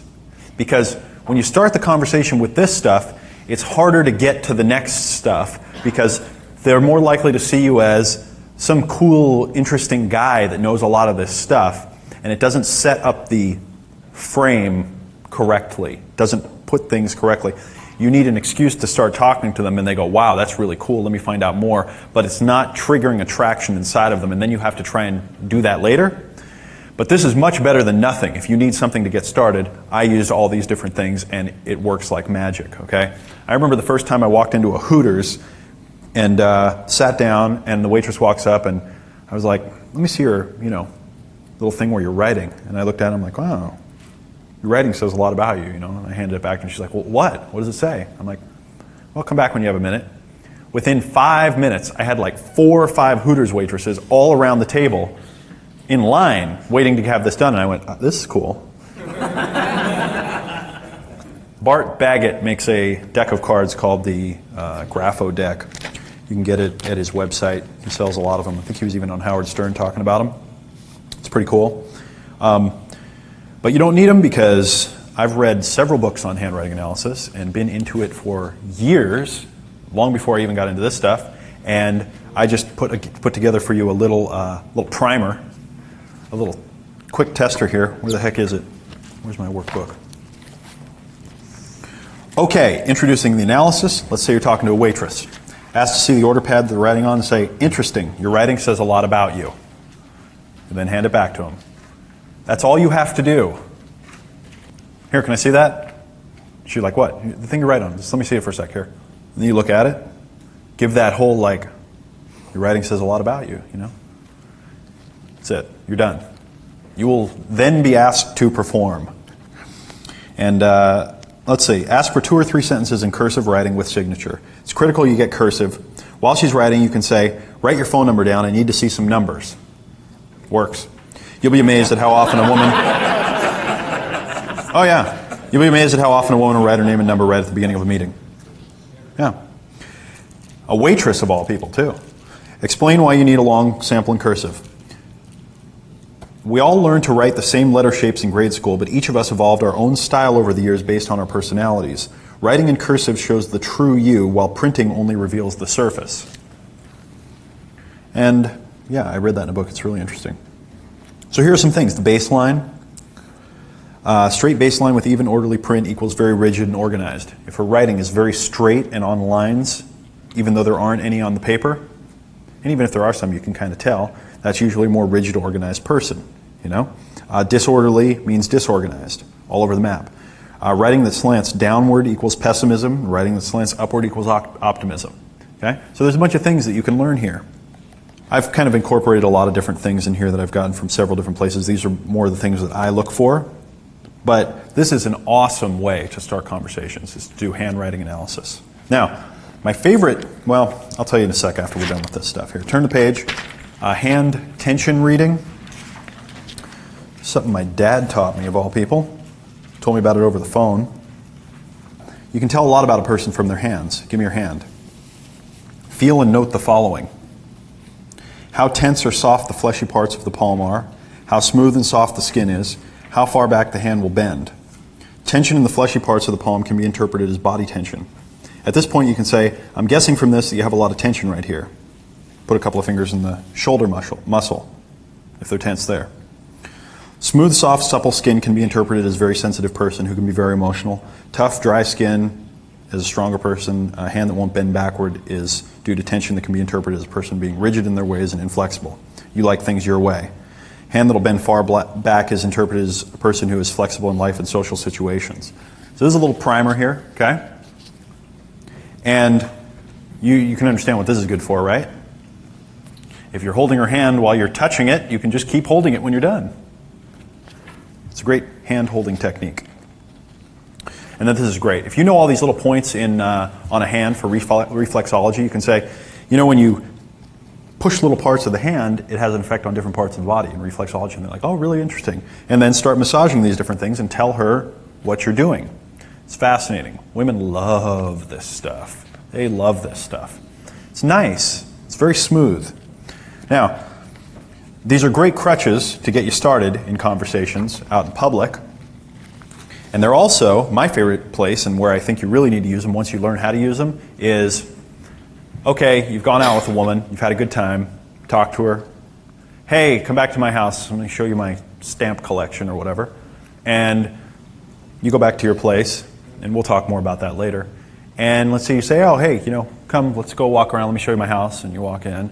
And you might have, I don't have the book here, I couldn't find it, but There's a big yellow book called Handwriting Analysis. It's big and yellow, and it says Handwriting Analysis in red letters on the cover of it. Great book, a lot of really good, interesting stuff in it, more than you'll ever need to know. But if you just leave that book out somewhere, okay, they'll usually see it and go, what's that? Do you do that? Or you can say, you can point at it and say, hey, have you ever had your handwriting analyzed? Now you're in your bedroom at this point. Remember that, okay? You're walking through your bedroom. There it is. Ever had your handwriting analyzed? And they say, no, I haven't. Do you do that? And you say, yeah, let's just sit right down here on my bed and I'll make that happen. And of course, she sits down and you can go sit down over here on the other end, far away, it's safe. Say, here's what I need. And then do her handwriting analysis and then say, oh, here, let me see your hand. You can tell a lot about a person from their hands. Now feel her hand and tell her about herself. Next, reflexology, hand massage. See where I'm going with this? Very natural progression. It's very... Women love the idea that things happened on their own and not that you manipulated them into things, okay? I don't like the idea of manipulating people into things. I like to present situations that women will really enjoy. So we have to strike a balance between these things, obviously. Because if you're going to know what you're about to do, then you're going to know what you're about to do. And you have to figure out a way to, kind of like get that in your mind that that's okay with you. I think it's okay. I've had several women that I've dated. I'll tell them, oh yeah, it's a great way to start conversations. I've met different women with this and so forth. And they're like, what? Really? And I go, yeah. And as long as you're okay with it, then they'll be okay with it. Very smooth transitional pattern. We'll come back to this in a little bit. Okay. My personal favorite openers here I'm going to share with you. These are things that I have not, for the most part, written about. I've written about a couple of them here and there. But these are my stuff. You know what I mean? Like, these are the big techniques. Okay, you're at a club, and you walk up and you say, you can just start with this. You don't have to say hi, anything. You just start with, I'm sure that every drunk dumbass and his 9 friends have been bothering you, but I just wanted to say that I think you're fantastically beautiful, and I wanted to find out what you were like. And you can exaggerate, and you go, I'm sure that every drunk dumbass and his 9 friends have been drooling and spilling their beer on you all night, okay, or whatever's appropriate. But you are fantastically beautiful, and I just wanted to find out what you were like. Remember the 1 compliment rule? You can do 1 at the beginning if you do it right, and then don't do any more for a while. But what this does is it makes them laugh at the beginning because it's true. Attractive women that are out at a bar have had every drunk dumbass and their 9 friends slobbering on them. And it's funny. Sure, every drunk dumbass and his 9 friends have been slobbering on you all night, but you're fantastically beautiful, and I wanted to find out what you were like. Combine that with the look that we learned earlier, and you'll get some very, very positive responses. Remember, nothing at the beginning. There's no hi, no let me introduce myself.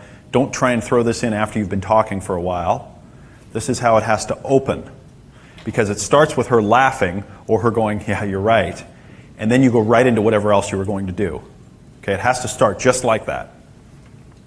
Next, if you're online, can I ask you a quick question? Can I ask you a quick question? It's such a great opener. You just send that to somebody. Can I ask you a quick question? Because it doesn't sound like you're going, hey babe, want a cyber? You don't sound like you have your pants down and you're just waiting like the other losers that I am. Or, can I ask you a quick question? That's a great one. And then when she says sure, you say, you don't mention your age here in your profile. Are you over 40? Of course, she sounds like she's like 20. So you go, are you over 40? Estimate really high. Okay? I've got several examples of chats. Real. These are real, right out of my computer, that are in this workbook. And we're going to go over. I'm going to show you a couple of little things where I just bust women's balls. It's just insanely. Okay? And they're little snippets, but they turn out very well. Quick question? For the first opener, I'm sure, et cetera, I wanted to tell you that you're fantastically beautiful. How does that differ from the previous attitude of not giving your power away and, the whole attitude of I'm the prize, I'm the catch? Well, this is kind of I have power, you have power. And if you do a lot of, a lot of it depends on your tonality and the speed with which you deliver it. If you say, and I wanted to tell you that you are fantastically beautiful, and I wanted to find out what you were like. Do you also think by acknowledging it right off the bat, it gets it kind of off the table? Yeah, sometimes it's important to have that attitude of, okay, yeah, I get it, you're hot. But doesn't impress me. Yeah, that's, Street. Hi, can I ask you a quick question? Her. Yeah, sure. Are you single? Whoa. Okay, because hi, can I ask you a quick question? Her mind goes into, you're going to ask for directions. Or, you know what I'm saying? Hi, can I ask you a quick question is complete. It's like, what comes after that is not, are you single? That's not what has ever happened to her before. You with me? Are you single?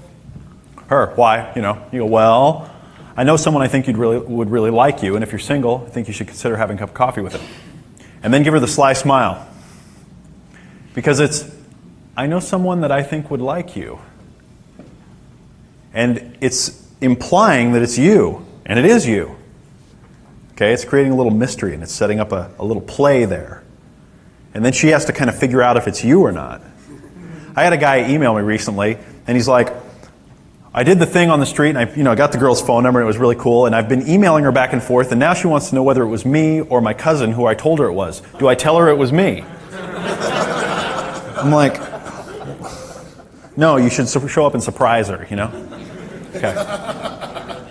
These are approaching women. These aren't for being a dumbass, all right? Oh, this is fun.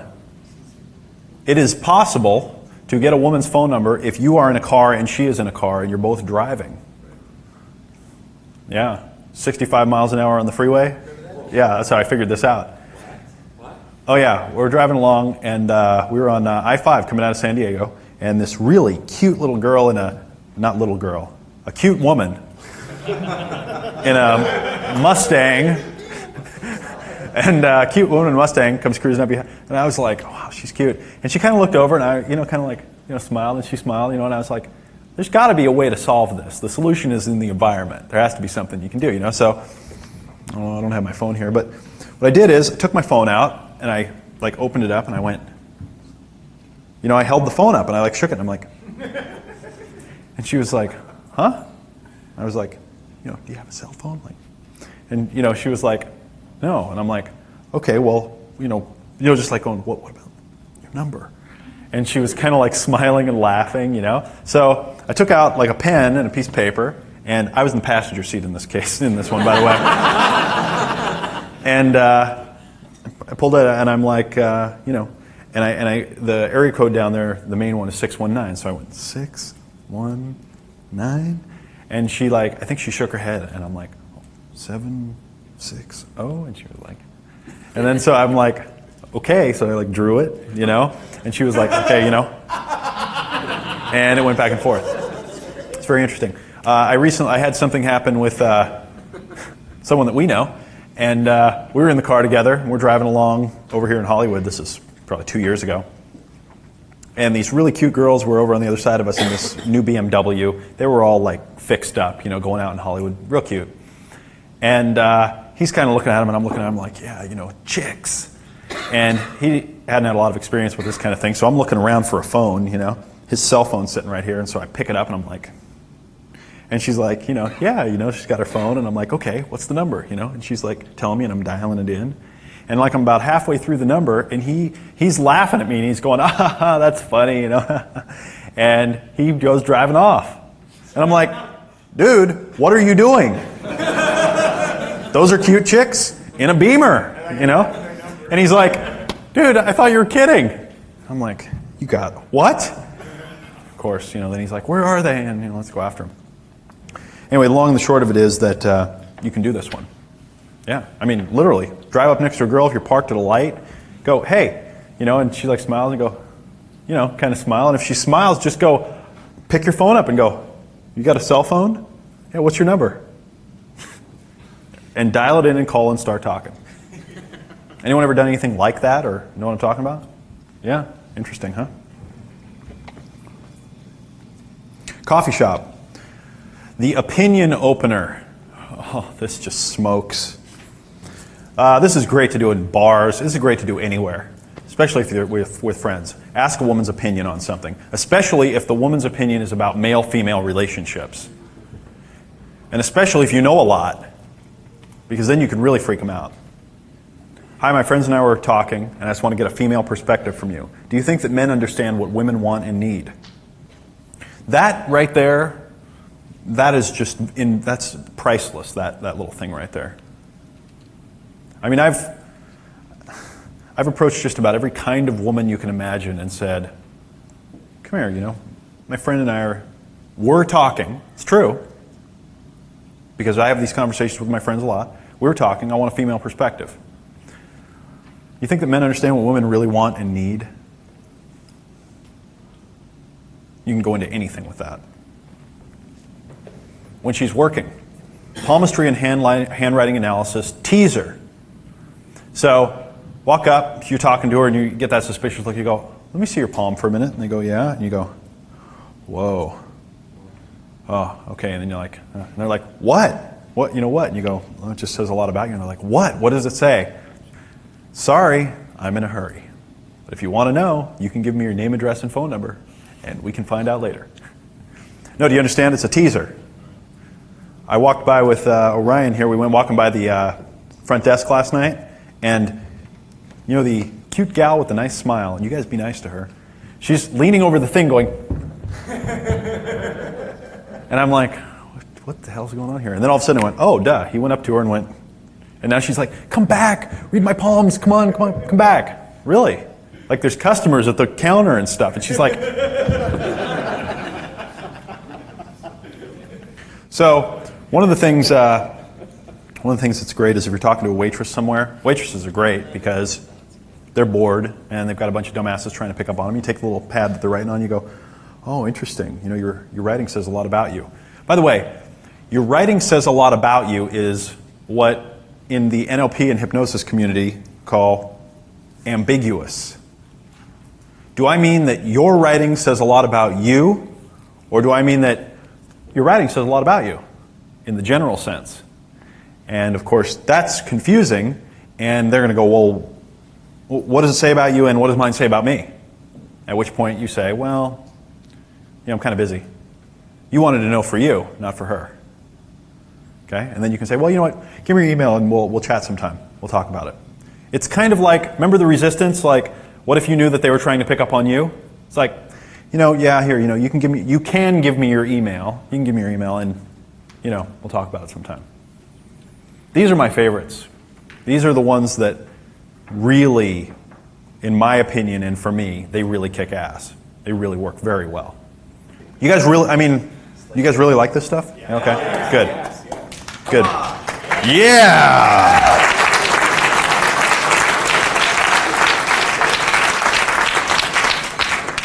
Okay, so those are my personal favorites. Tips for the initial conversation. It's okay to open with a compliment as long as you do it in an interesting way. What are you, a statue model? Is a good example. Suspense is also great.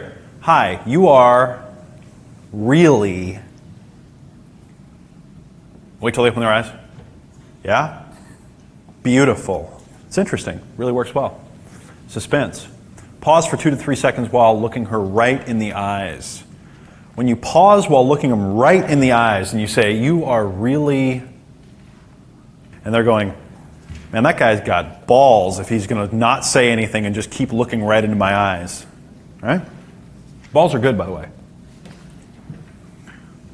When you first meet a woman, you can tease her about something. It doesn't matter what it is as long as you do it early on. For instance, you might say, so what's with the big purse? Are you carrying a gun in there? Or maybe, those are some pretty tall shoes. What are you, like 4 feet tall without them? If you tease a woman, it shows you're not intimidated by her and that you have a fun sense of humor. Look around at other things and seem kind of preoccupied when you first start talking to her. Make your funny remarks with a carefree, detached tone. You want to sound like you're talking to your best friend.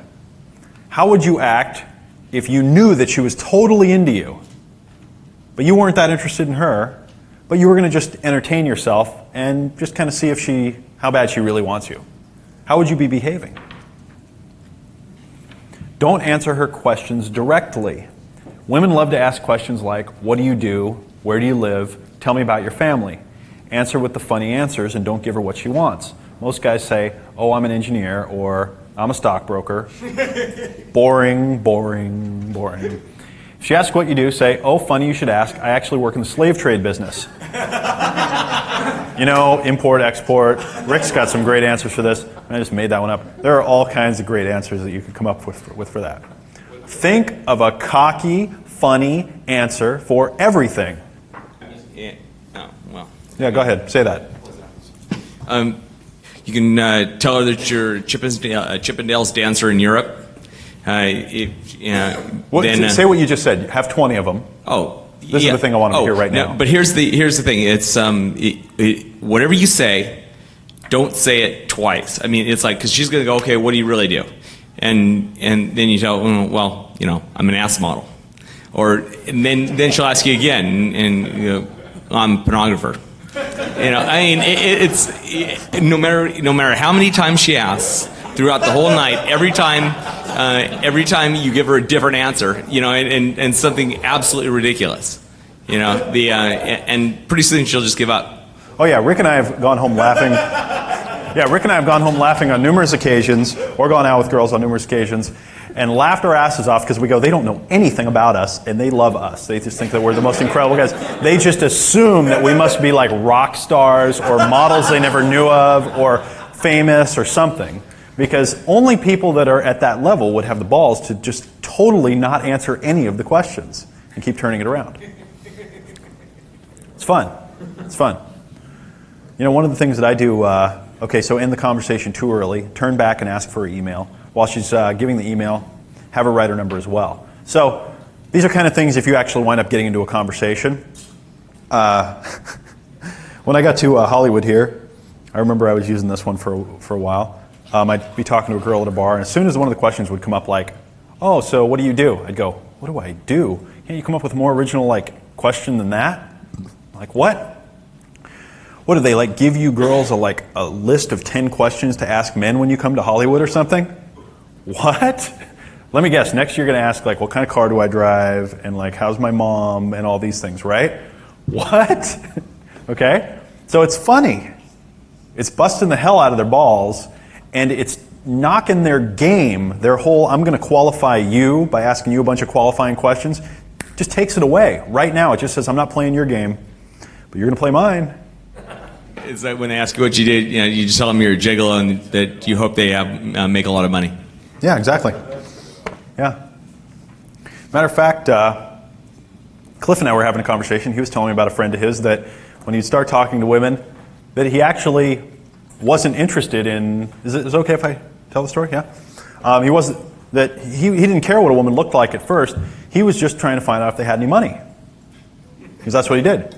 He used women for their money. So he'd walk up and he'd start asking them qualifying questions like, oh, you know, what do you do and where do you live and what kind of car do you drive? And for some reason, they just loved him.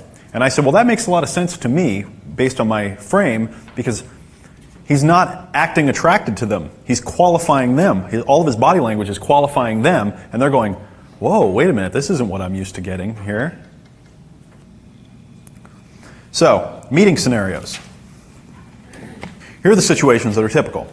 The club, the bar, she's working, class, group, or event, street, bus, airport, bookstore, mall, personal ads, online by IM or email, party, wedding, social event, church.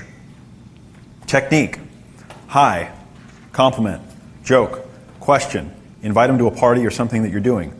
Imitate them. I love this one. If a girl is all really, powerful and got that whole look going on, and you're standing next to her, you turn to her and go, awesome. You usually start laughing or get pissed, and then you've got what you needed out of the situation. Emotionally compelled. I was emotionally compelled to do this thing. Ask their opinion. Sign lingo from car. Say, you look interesting. Entertain them with magic. If you've got a mutual acquaintance, or introduction, have someone introduce them. Go get them. Styles. Natural and cool, just laid back. Serious and direct, kind of like the guys that I showed you would probably do if they could talk. Humor. Say something funny. Only use humor if you know how to do it and make women feel attracted to you. Because if you don't get it, if women don't feel attracted from your humor, then you're probably being too goofy. Okay? So you have to know how. Suspense is a very good one. What I talked about before, walk up and say something and then have a lot of suspense and look into her eye. And then high energy.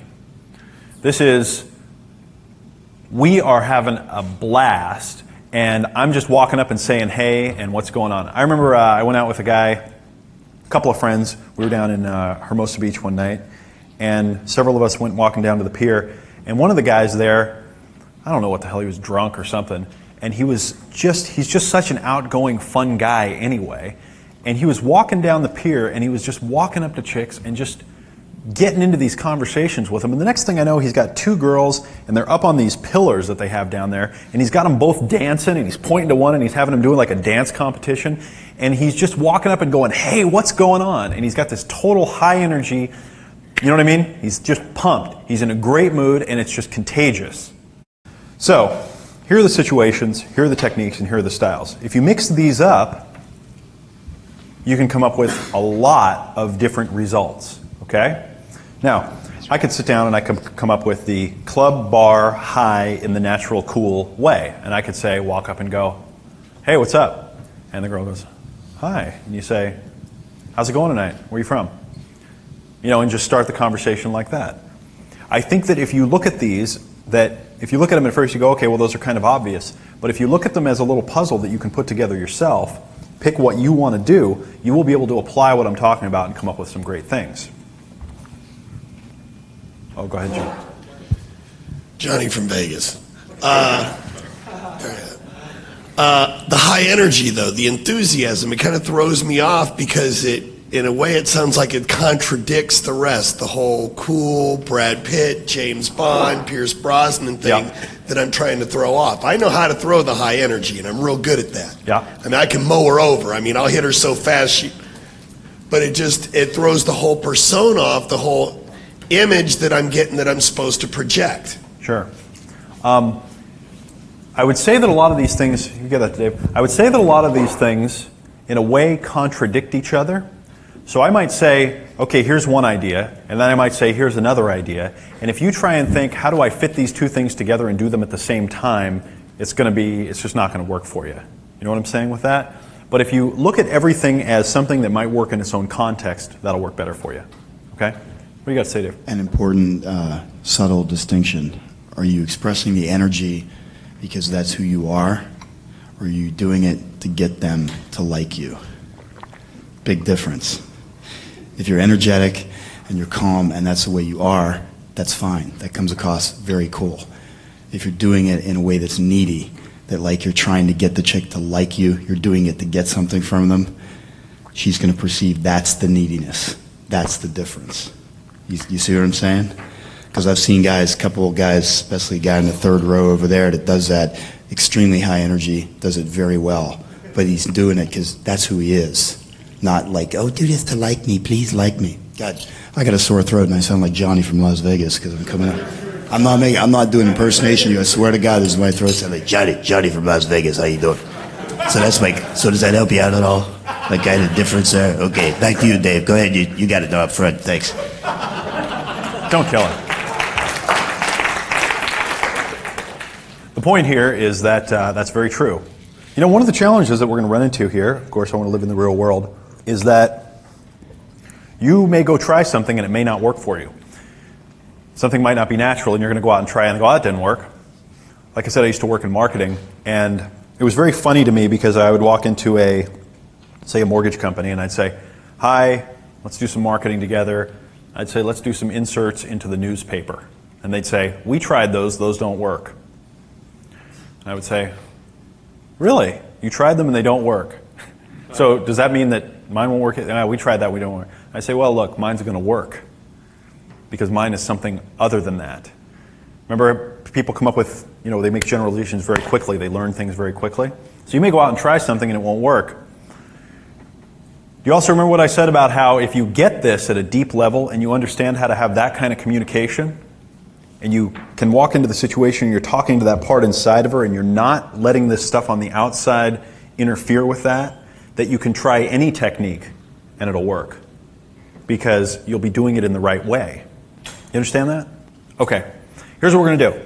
Right now, I want you to take a clean sheet of notepaper, or one that's mostly clean, and I want you to take what you've learned here.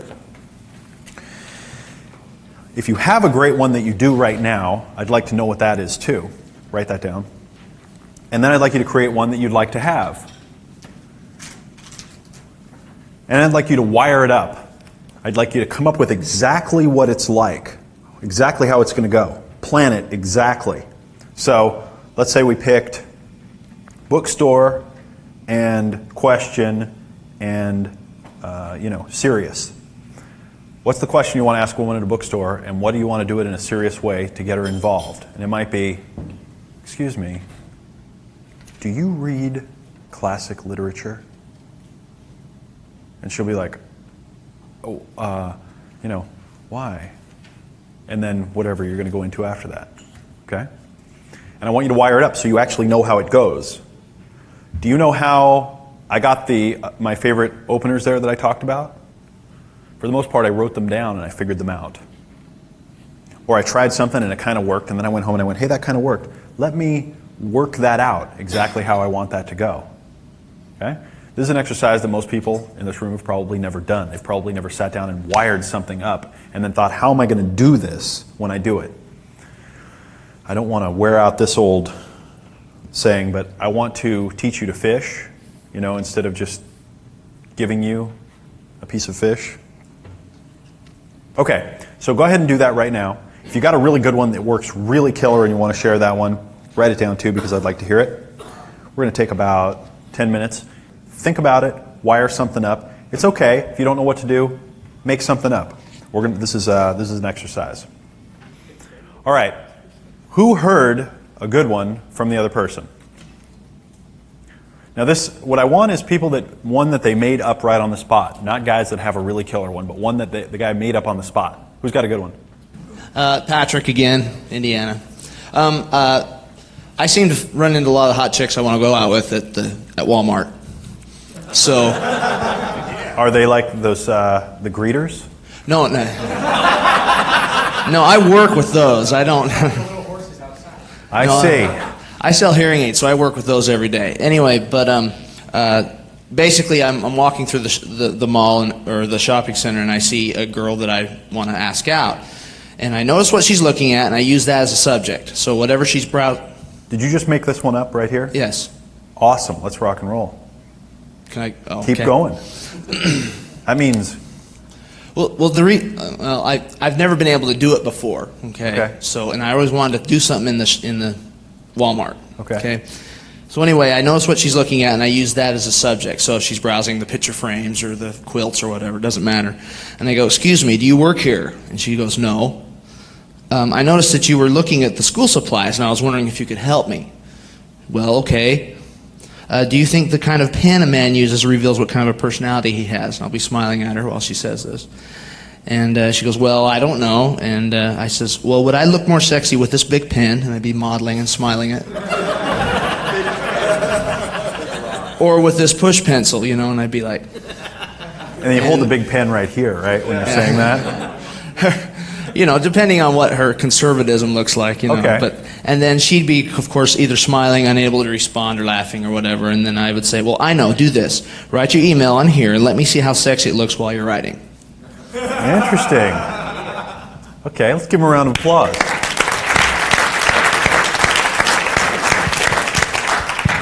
Who's the next victim? Here's what I need. Where is it? It's in a clothing store. Clothing She's store? working. Okay. What's the situation? I'm going to ask her a question. You want to ask her a question? And I'm her. Going to throw humor into I'm her. Actually, it's kind of not a question. I want you to tell me. Yeah? Do these jeans, because I'm trying on some jeans, make you want to look at my ass? Because I'm an ass model. and I've got this audition tomorrow. I don't want to come across as being cheeky. Let's give him a hand.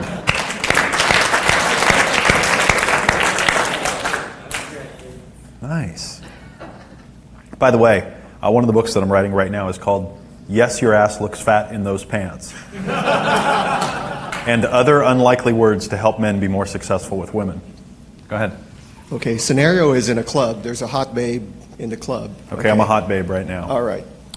Excuse me, can I ask you a question? Yeah. Do you always do that? Always do what? Flirt outrageously with attractive guys? I mean, I've seen the way you're looking at me. And I hate being treated like a sex object. I'm a human being. If anything, we could be friends before we do anything further. Yeah. So. Nice. I'd tighten up the seriousness on that. Okay. Yeah. But if you deliver that correctly, it could work. Who was? You were doing something like that recently, huh? Can you share just real quick? Let's give him a round of applause. Yeah, I used the one where, I might turn around and say, are you following me? Listen, I'm more than just a sex object, I mean, there's more to me than just my body. I mean, I've got a mind, and I've got really deep feelings. And I'm really looking her in the eyes, I'm doing this. And then by then they're cracking up. And I say, well, it's your lucky night because, you can get to talk to me, but you've got to hurry up because apparently they're going to ask me to leave shortly. Yeah, the other guys have been complaining as long as I'm here, they haven't got a chance. So, and then it just goes on, and sometimes we go on for a few minutes, and then she's playing into it, and it goes into all sorts of... One of the key things when you're building scenarios like that, to know whether it's working, whether you've got something that works, is she playing into it with you? Okay? Because women will play into these things with you. Women love doing little role-playing things. If you say, what are you, and then put the whole situation into a totally different role, that's really powerful. Okay? Start calling your waitress nurse. What could you say if she was your nurse? All right? You could say, oh, Payne, bring me beer. And then as soon as they start playing into it and saying, I'm going to give you a shot if you don't be quiet, you know what I'm saying? Then you know you've got it. And then you really can play it up. Right? You can play. You can have a lot of fun with these things. When you have communication at this level, even though it's ball busting and it seems kind of extreme, women know what's going on typically. Sometimes they'll go, you're a jerk. And then you go, what, you can't take a joke? And you go, well, you don't have a sense of humor? At which point they go, oh, okay. All right, now, who has a killer pickup line that they use that we haven't talked about here? Who has something that's really awesome? In the back there? I've got a physical approach, which is kind of funny, that I did last night with Peter, and it's really funny when you want to show another guy something hilarious and they don't know what you're going to do. You're walking down the street and somebody's walking towards you. I initially got it when I was walking downstairs out of a club, and some really cute girls were walking in. But I was walking down the street last night, and we're walking down the street, and they start walking towards us, and a couple steps before they reach us, I start walking backwards in step with them. And then you get just this great reaction out of it. And I think I came up with something last night like, I just wanted to extend that moment. Have you ever had something that you just really want to extend for a little bit longer? Or you could say anything at that point. But the idea of getting them, and then if they look at you funny, they're always like looking backwards over their shoulders, or they'll stop. A lot of the time they'll stop and smile, and then you can say whatever the hell you want to say. You're really good at flirting with women. I am? You can't ride in a car with him without him waggling his eyebrows at some woman that's riding next, right? That's right. Absolutely. I like the showing them the phone. I think that adds a piece to it. That's brilliant. Right? Yeah. Oh, yeah. So there are a lot of ways. Thank you for bringing up that there's a whole other thing here, and I kind of feel all of a sudden like, wow, I left something out now that you mentioned that. And that is that if 7% is the words and 93% is the body language and tone, what things can you do without words to introduce yourself to women? And like I said, you can impersonate them, but there's kind of a whole family of things that you can kind of do there. Or the same thing if you walk by, let's say you walk by a cafe and there's a girl sitting there in the restaurant and you walk past.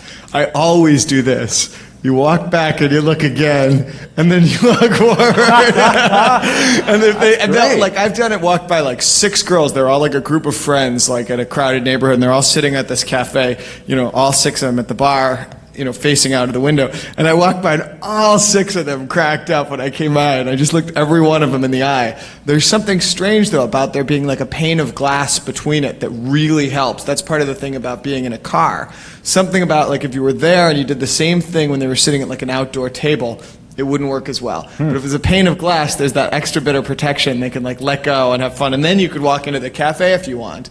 But if you do those kinds of things in a situation like you're walking in opposite directions, and you're not stopping them, you're kind of walking with them. There's something about that where you're not invading their space, but you're non-verbally communicating something really powerful to them.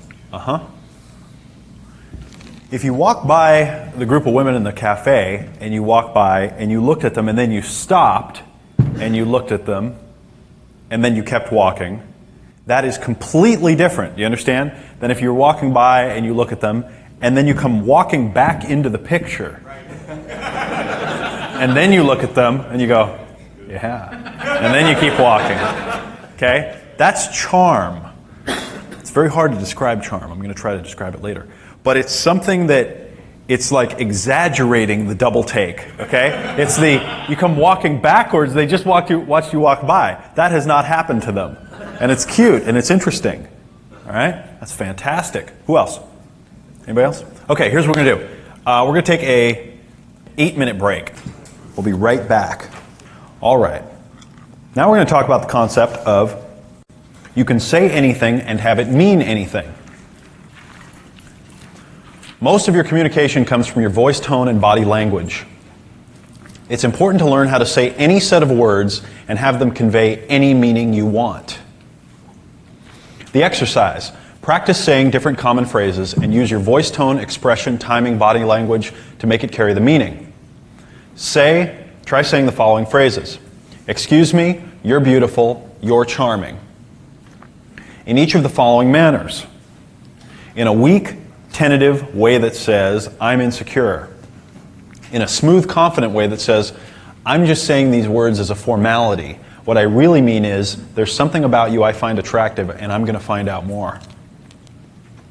In a dramatic way that creates tension and anticipation.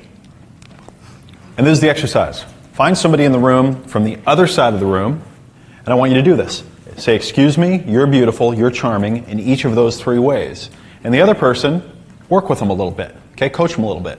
Help them out. See if you can get it so that you really sound like you mean it that way. We're going to do about 10, 15 minutes on this one. Go. It's very likely that the first person will turn into being in a good mood. If they're in a bad mood, then it's very likely that they will get into a bad mood.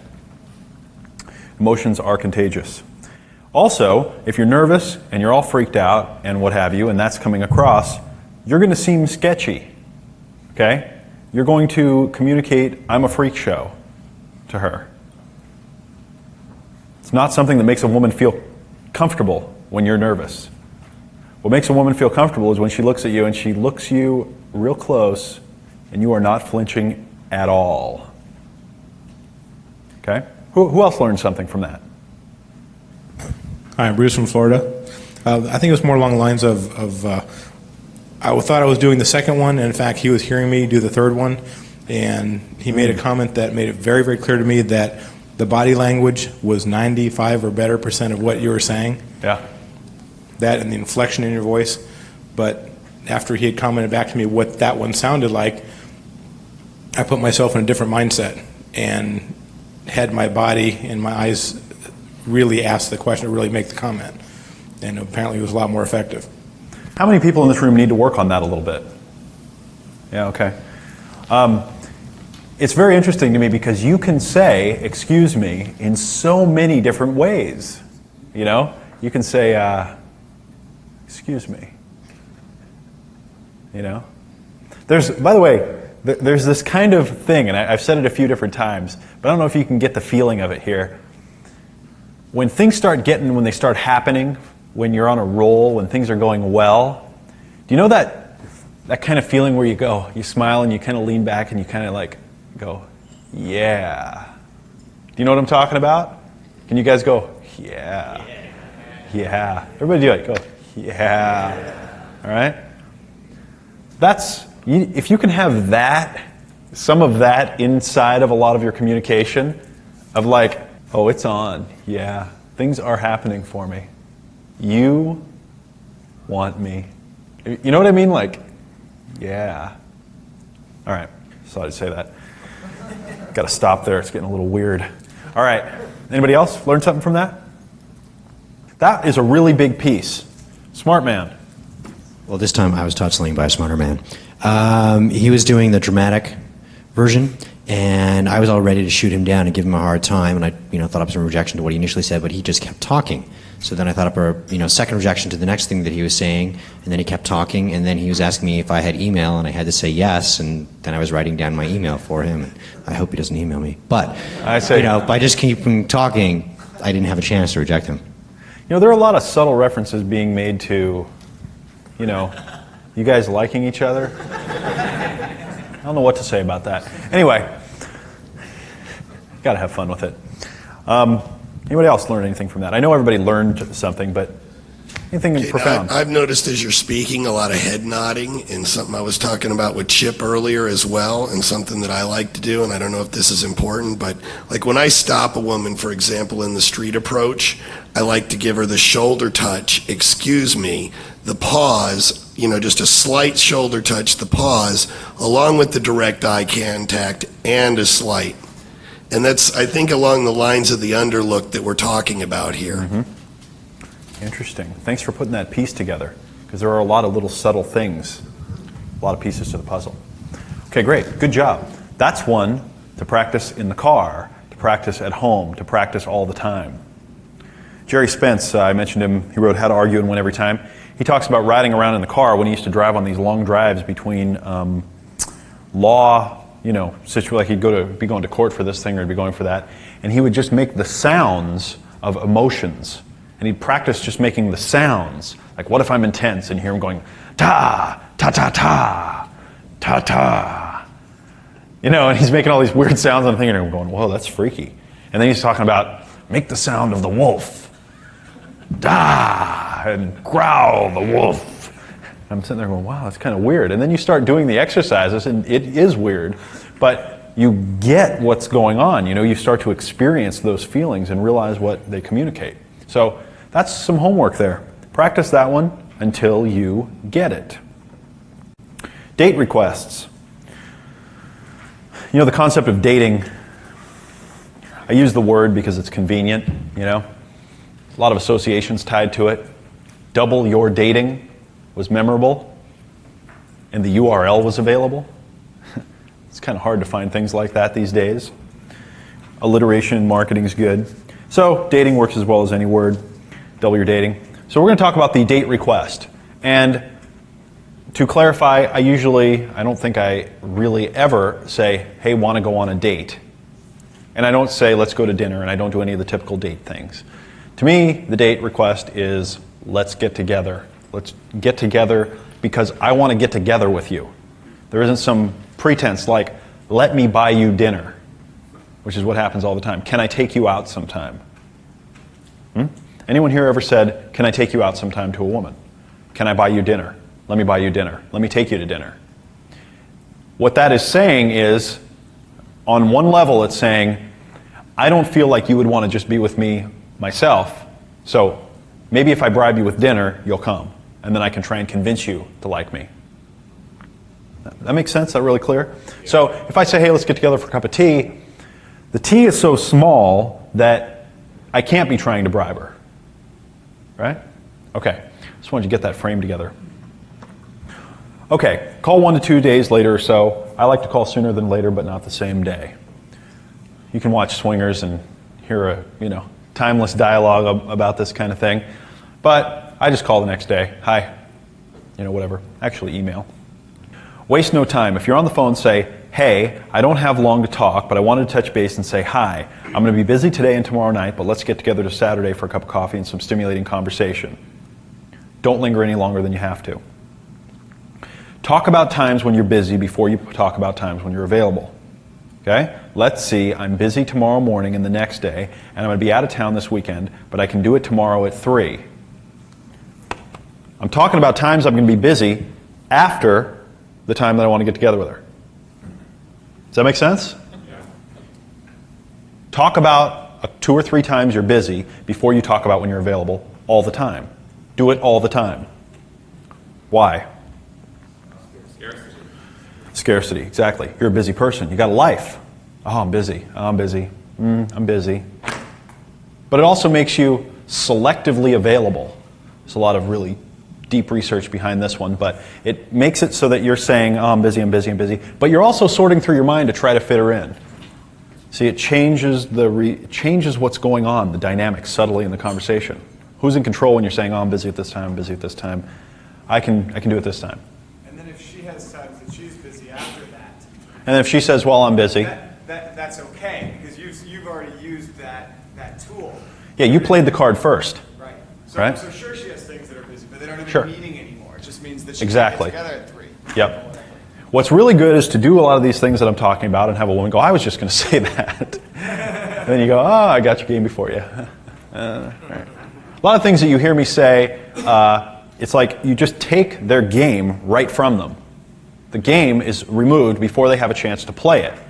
And whether, however you want to see these things, most women are very aware of what's going on here. When you play the card before them, then they go, whoa. And soon you've taken all their cards away from them. As Rick and I say, you steal their frame.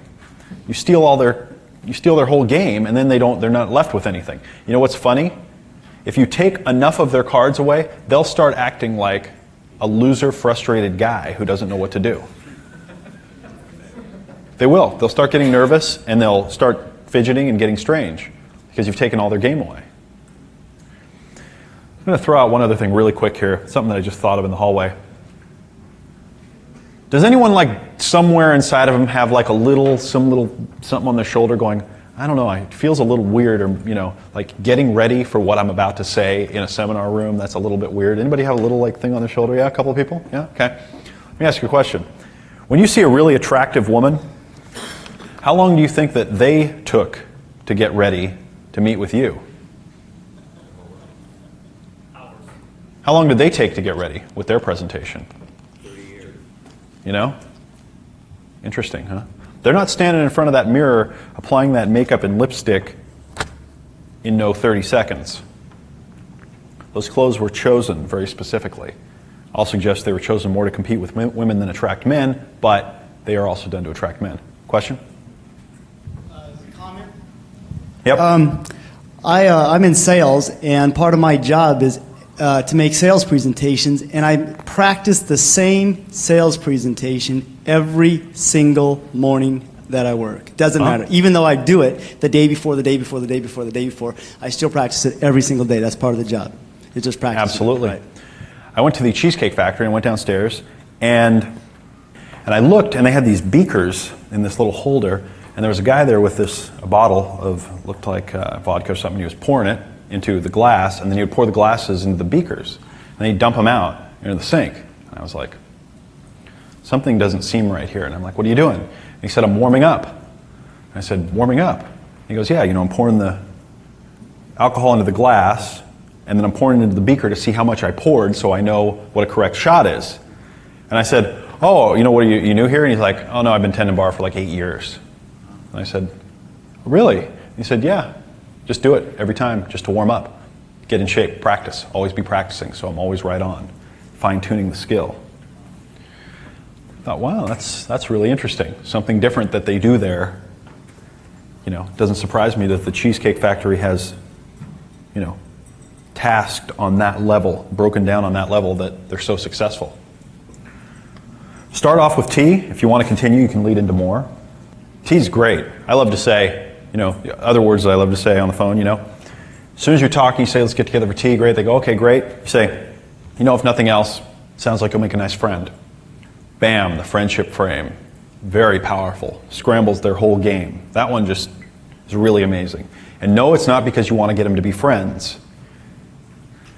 It's because it takes part of their game away. And now they're working to be more than friends with you rather than you working to be more than friends with them. You're selecting. You're communicating that you're the selector. Yeah? Not really their frame. Their frame is, I only want to be friends. You're saying, if nothing else, I want to be friends. It's close enough, I suppose?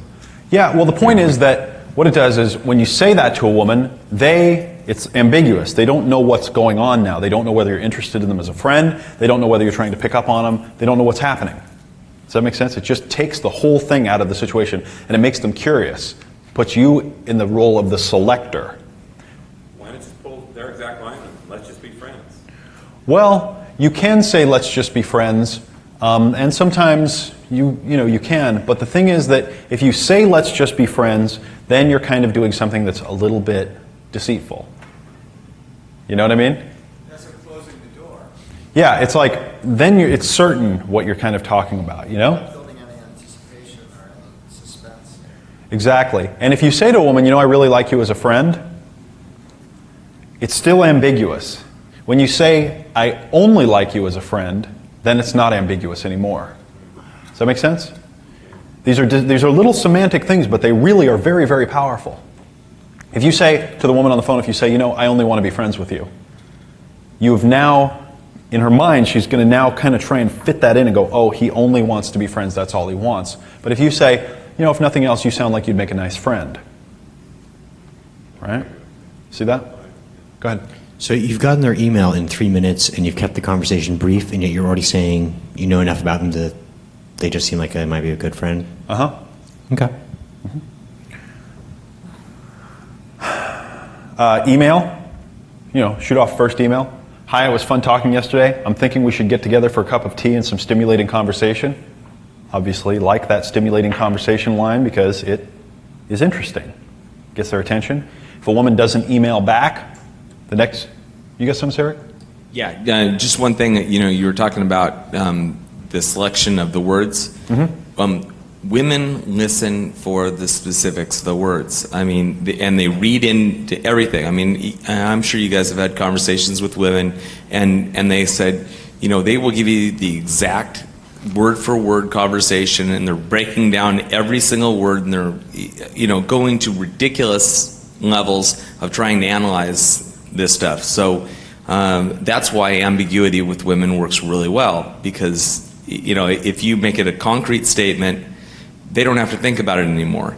If you make it an ambiguous statement, you're going to be the topic of conversation for the next 2 days. That works in your favor. Yeah. I don't know if you guys get this. Women are not logical. None of this stuff makes any sense, okay? I'm not going to be able to say 2 plus 2 plus this, and then you do this, or you do this, you do this, you do this, and then this will happen. This is a very illogical game. You either get it or you don't. This is a totally different level of communication that I'm teaching you to play here, and you have to kind of get into it and do it a little while before you get the hang of it. By the way, do you know how I figured this stuff out? Years of trial and error and working on it. Watching other guys doing stuff, going, what? That doesn't make any sense to me. Why does that work and this not work? This is a logical thing that should work and that doesn't, and this one doesn't make any sense and it does work. I kept playing with things. I got online. I started chatting with a lot of women online. And I started doing different things. And I listened to the way they communicated with me. And I took little things out of their communication and started feeding it back. And I built this whole frame of things. And I'll teach you more of them, of course. But try to get out of the idea of making this make sense in a logical way. Just get out of that. Forget it. Leave all that stuff outside. This is not going to make sense in a logical way. You have to get into it and start using the material, and then you'll say, oh, wow, that's weird. That works. Oh, wow, she responded to that in this way. And I might suggest something that you go, that just sounds like you said the same thing, but it's a little different. To a woman, it means something completely different. All right? If you ask her out and she says, well, I have other plans, just say, cancel them. I'm more fun than whatever you're doing. That's a great one. Even if she doesn't cancel, which she usually won't, she'll get a laugh, and it'll show that you're confident, very attractive. Just make sure that if she does cancel, that you do something interesting. It's a great comeback, and I use it a lot. If a woman says, oh, I'm busy Saturday night, I have plans, I say, well, cancel them. I'm more fun.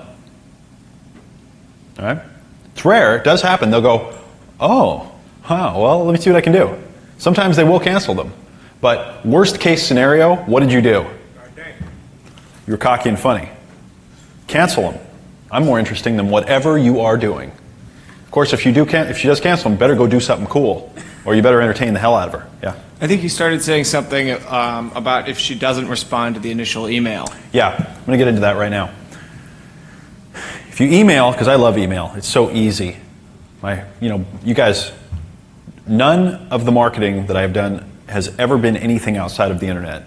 You guys are all here as a result of the internet. It's amazing to me. It's astounding. And so I love email. I love, the internet. It's so powerful because if you call a woman, if you call 10 women, just randomly on average, you might get like 3 calls back.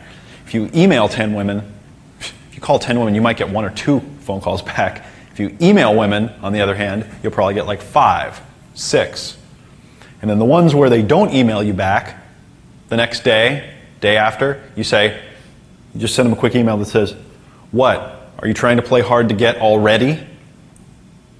Call me, email me, whatever." Then, if they don't, then you can like really bust their balls and like make up some big scenario and just have fun with it after that because it's all good. But after the 3rd, 4th sometime, they'll email you back and go, "Wow, you're funny and persistent, and I like that, and let's get together." Stick with it. Where to go? Where do you go on when you meet? Well, first go to tea. That works, and if you're hungry, suggest a light meal. Only suggest really going out, I think, if you're willing to pay, because it just creates too many bizarre things. Just don't even do it. There was a couple of years there where I went out, and I say went out with a lot of women, and I didn't take any of them on a date ever. Just didn't do it. Just wasn't part of the program.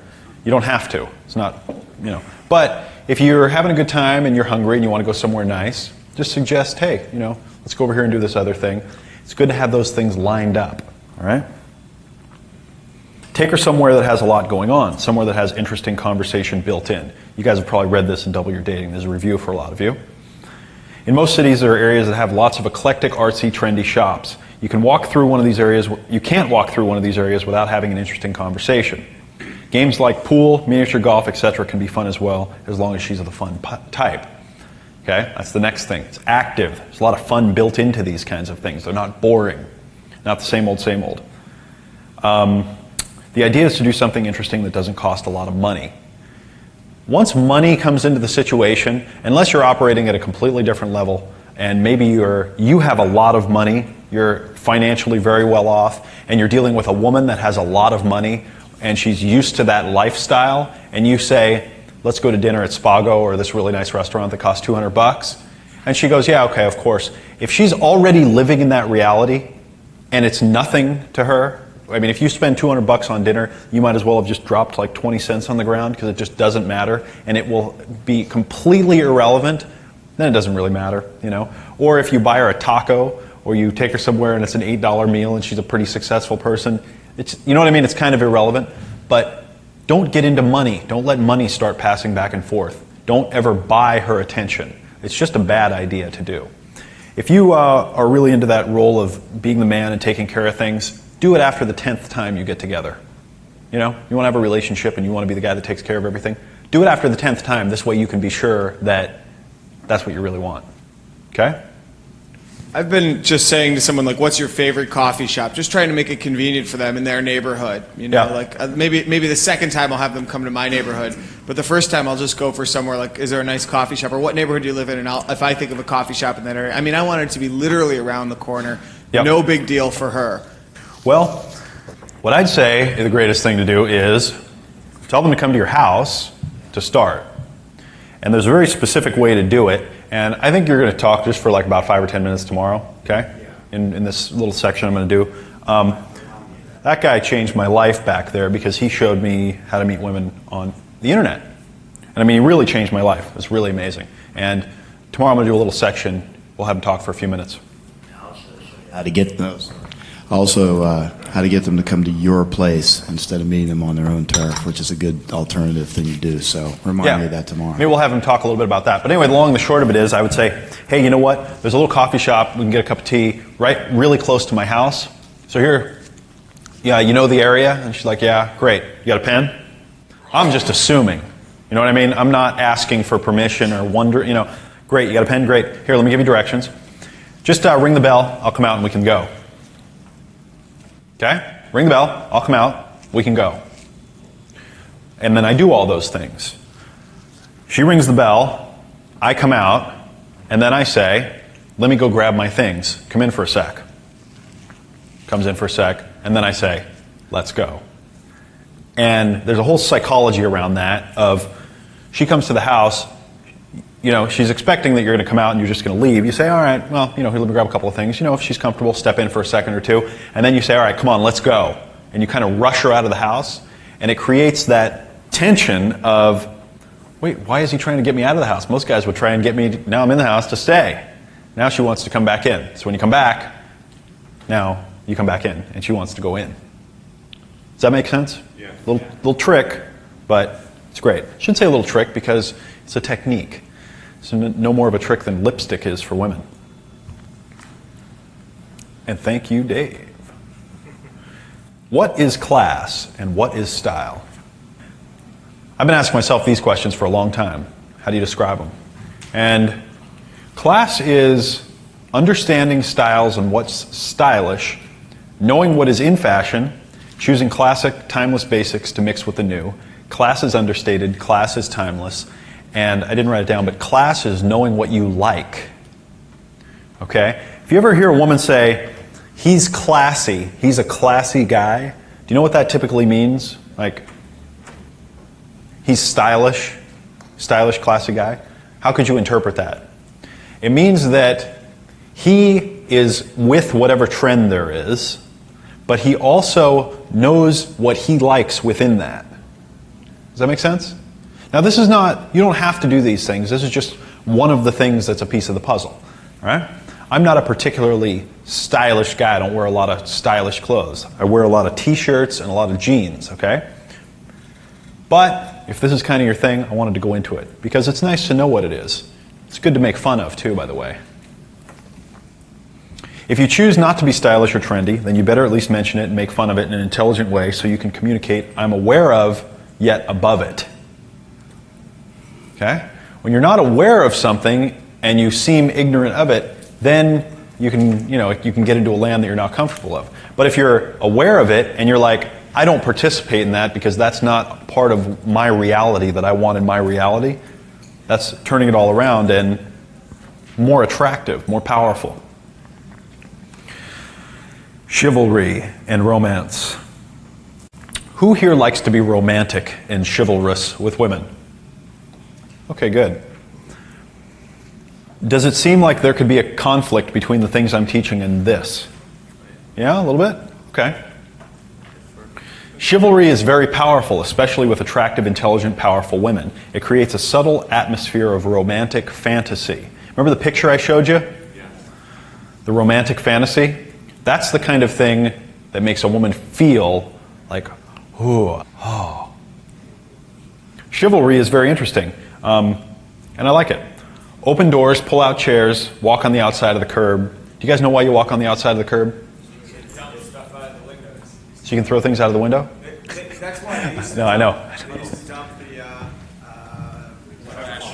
the pots out of the window. So if you walked next to the street, you were more likely to get hit by crap falling. Oh, really? Well, I actually had someone from, I've heard a couple of different things. It's very interesting. That this evolved originally, like 500 years ago, that when gentlemen would wear swords, that they had to draw it in a certain way, and it wasn't on the outside or the inside, it was on the, I don't know which way you wear a sword, but it was on the other side of the side you wear your sword on. So if you had to draw it to defend your lady, you wouldn't like chop her up. He sent me this whole email about it. And then it evolved to walking on the outside of the curb wherever you were in case a car came by and splashed something, or if I guess the pot was dumped. But my understanding was that in case a car jumps the curb, that you're going to be the one to get hit. Okay? So, but the long and the short of it is, if you are walking with a woman and she's on the outside and you kind of gently reach over and you walk behind her and you touch her and you kind of move her over to the inside of the curb, it'll get her attention. Most women know what that means. They know what's going on. It's very powerful. Puts you into the role of the protector subtly. So, you're the dominant. If she doesn't know what it means and she's like, why are you always walking on the outside? And you say, it's, part of being a gentleman. In case a car would jump the curb, I'm here instead of you. And that really is powerful when you know the stories behind these things, okay? If you go to a restaurant and the woman sits down, walk over and just hold her chair and push it in. Open her doors for her. If a woman is driving and you go around when she opens up her door and you open her door and make sure she's in and then close it, you will boggle a woman's mind. Anybody here do that? A couple of people? Have you gotten that response? Yeah, amazing. They go, wow, that's incredible. Open all the doors for them. And it's not because you're doing it because you're their servant, it's because you're doing it because they're under your protection. They're your princess that you are protecting, and you're the knight. That's the romantic fantasy you're playing, not that you're letting her walk on you and you're doing her bidding. Hi, one step further with the open the car doors to buckle her in as well. They like that. Whoa, I can see why. Remember, the frame is, she is your princess under your protection, okay? And if you bust her balls, mixed messages, I'll talk more about that. You're always sending mixed messages. What you want is underneath it, she's your little princess and she feels like, oh, wow, there's hope. The date, rules of thumb. Oh, let me talk about romance. Romance is great. It's wonderful. Love it. It's overused by men, okay? Wait to do romance and use it either a little bit in unpredictable amounts or focus it all at one time. Okay? It's great to go, let's say you've met a girl, you go out a few times, she comes over, maybe you're not even going out, you're just hanging out several times. On the 7th date or the 12th date, when she completely is not expecting this from you at all, you do something nice for her, surprise her. She comes over, you've got some candles lit, and you've got, a nice bottle of wine for her. She'll go, wow, where did this come from? And then you can say, what, you don't like it? I don't have to do it anymore if you don't like it. No. This is great. And you go, good. Then don't do it for a while. And then do something else that's completely unexpected. And everything she asks for, don't give it to her. Give her things on your terms and surprise her. Because, for instance, let's say that there's somebody in your life. I used to teach, I talk about marketing, I used to teach real estate agents and mortgage lenders.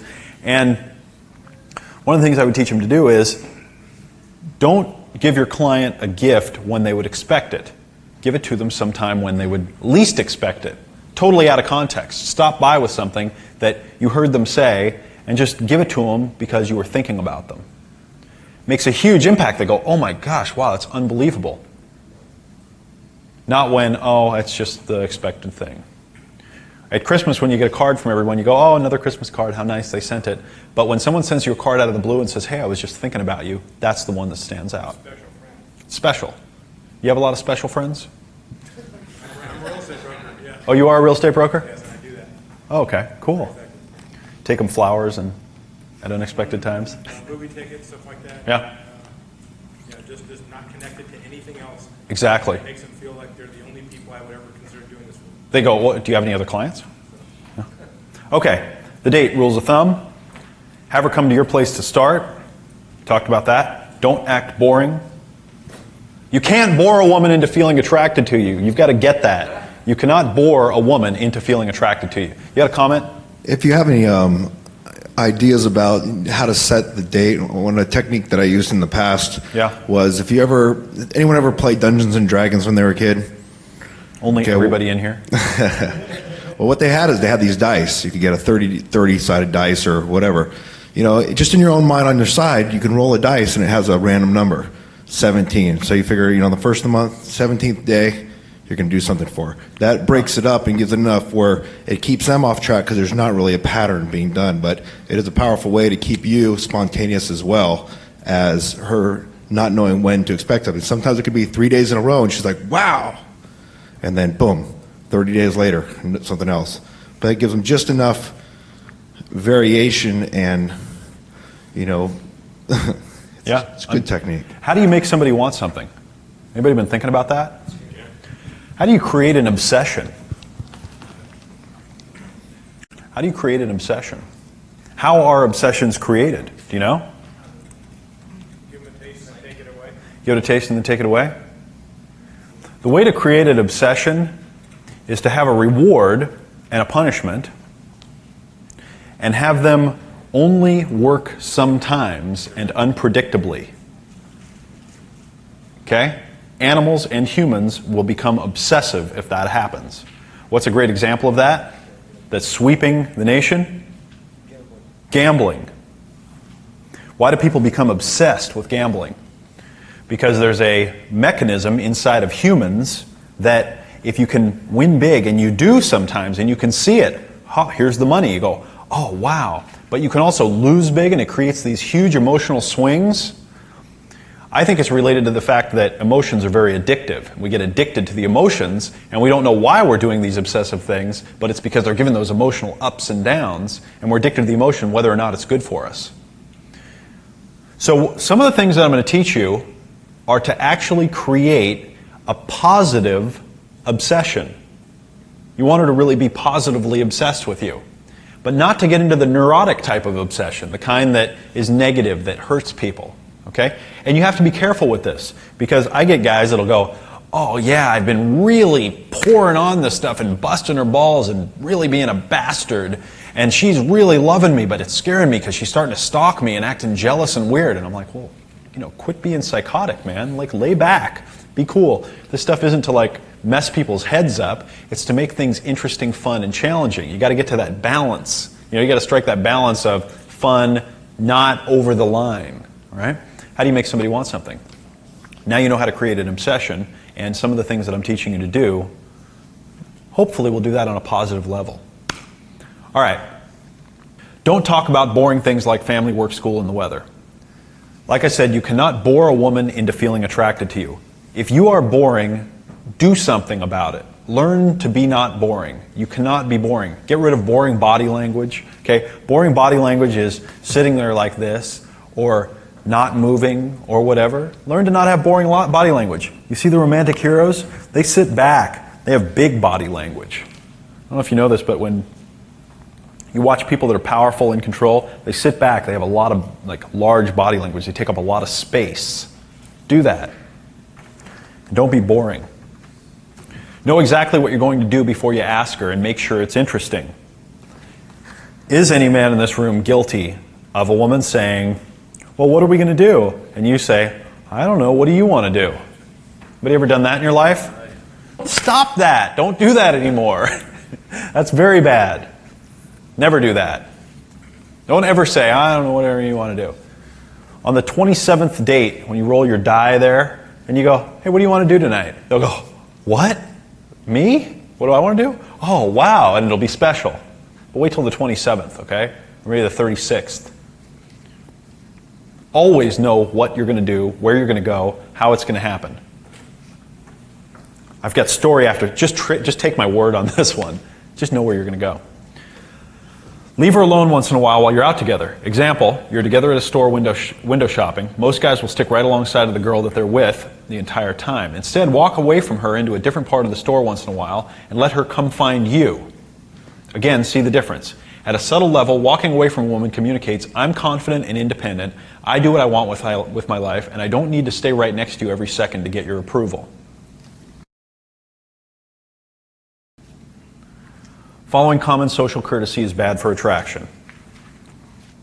You've got to get out of this whole common social BS that you're in when you're dealing with women, and you want to create attraction, because that's what every other guy is doing. And what that says is, what's the word I love? Wussy. You want to communicate with them, bam, right through there. When around attractive women, guys tend to act like they want and need a woman's approval, just like they would in any other social situation, by being nice, courteous, etc. The paradox and irony is that needing her approval, kissing up, letting her lead you and respond will never cause her to feel that gut-level attraction for you. Following the commonly accepted way of behaving when you're dealing with a woman that you want to feel attracted to, you just won't do it. Ironically, the way to get her approval is to not need it in the first place, and make sure that she's aware of this fact by mentioning it subtly, dealing with her tests correctly, and most importantly, making her work for your attention and approval. The way to get her approval is to not need it. You have to communicate early on that you do not need her approval. This way that she'll want to get it. She'll want yours. Here's an interesting insight that came to me in a blinding flash of the obvious. If a woman is working hard to get and or keep your approval, then it really doesn't matter if you have hers. I'm a woman. I'm on a date. I'm out with you. You're being cocky and funny, busting my balls. I don't know where things are going here. I'm like, oh, this is funny and it's good, but I don't know whether you like me or not. First thing I need to do is get your approval so that I can have control of the situation, and then I can decide what I want to do with you. But I don't know if I even have your approval. I don't even know exactly where we're going here, but I like you. At that point, she's not even thinking about getting your approval. It's not even part of the conversation. It doesn't even cross her mind. See, this is another thing that just hit me. I went, wow. Humans really can only think about one real thing at once. They can really have one main thing on their mind that they can be focusing on. And if she's focusing on getting your approval, it won't matter. It won't matter. A person can't focus on too many things at once, and trying to get a person's approval is very distracting. While she's trying to get your approval, she'll be far too distracted to disapprove of you. In other words, as long as a woman is working to get your approval, she's far less likely to be picky about you or your behaviors. Don't use this information to be abusive, but keep in mind that the higher your standards are, the more she'll work to keep you thinking well of her, and the less she'll nag, complain, and find faults with you. Do you understand that if you're finding faults with her and busting on her, it's going to be very hard for her to turn around and do it to you because you're the one that's playing all those cards. The way to solve a lot of problems is to never have them in the first place. Preempt them. Cut them off at the pass. Nip them at the bud. You have a lot of women complaining about some of your behaviors? Yeah, exactly. Rick invites 2 and 3 and 4 women out to meet in places at bars and doesn't tell any of them that there are 3 other women showing up. And then they come walking in and he introduces them to each other. I'm going to give you 50 cents later. And they go. And then they start realizing what's going on. Okay? That is, I don't need any woman's approval.com. Okay? Okay. Remember the rules of thumb from the book? You're going to hear from him tomorrow. Be here.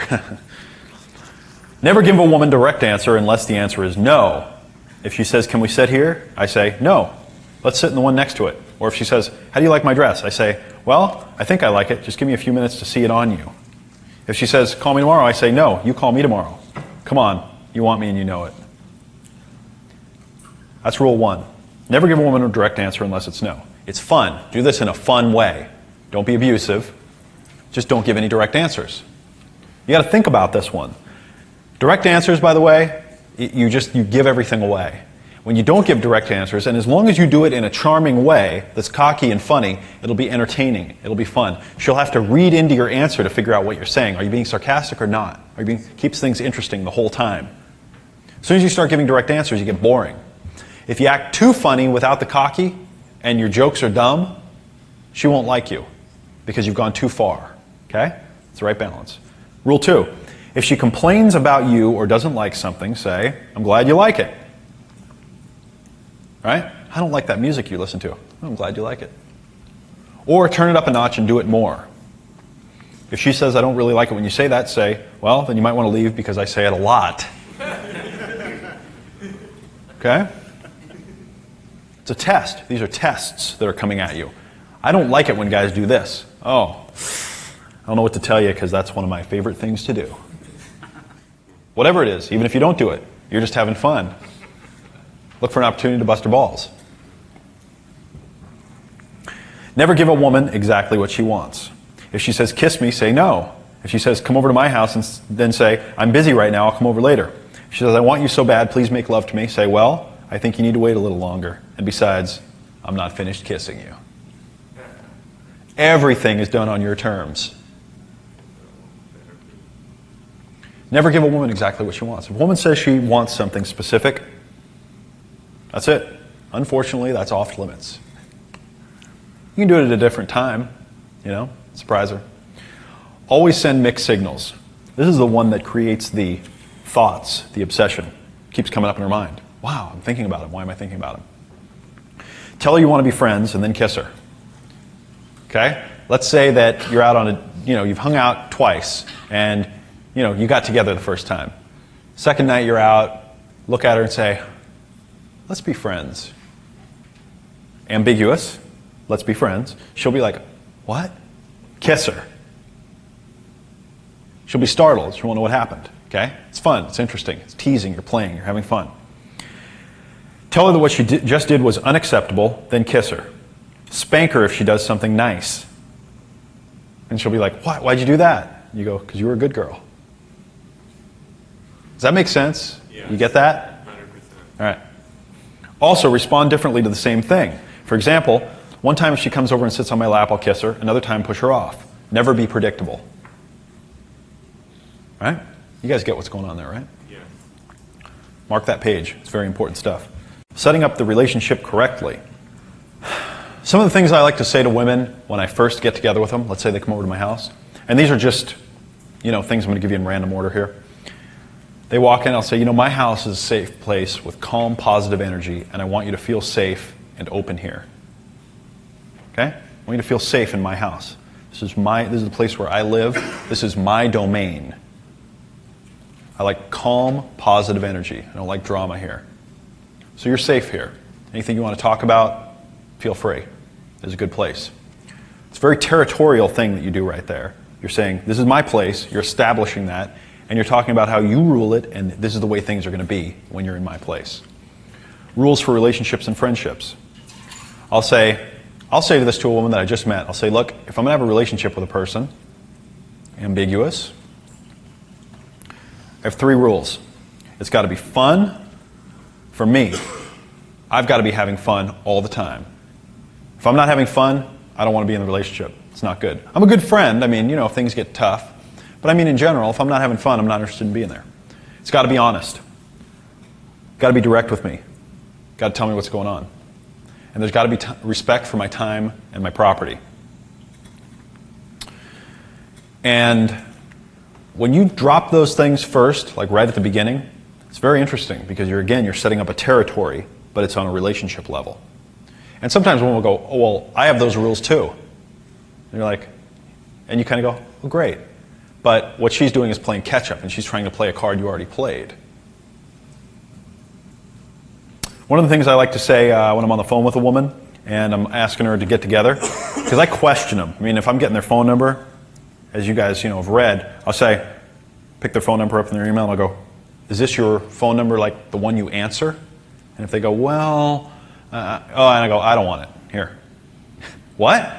I don't want it if it's not the phone you answer. Well, it's my voicemail, and I go, whatever. Give me a real number. Is this a phone number? Is this the phone number you actually answer? Maybe pull your phone out like you're going to call it, and they'll go, yeah, that's the number I actually answer. I'm on the phone with them. I'll be saying, okay, let's get together for coffee. Okay, we're doing it tomorrow at 3, right? And then I'll say, let me ask you a quick question. Flakiness is a real pet peeve of mine. I don't like people that flake.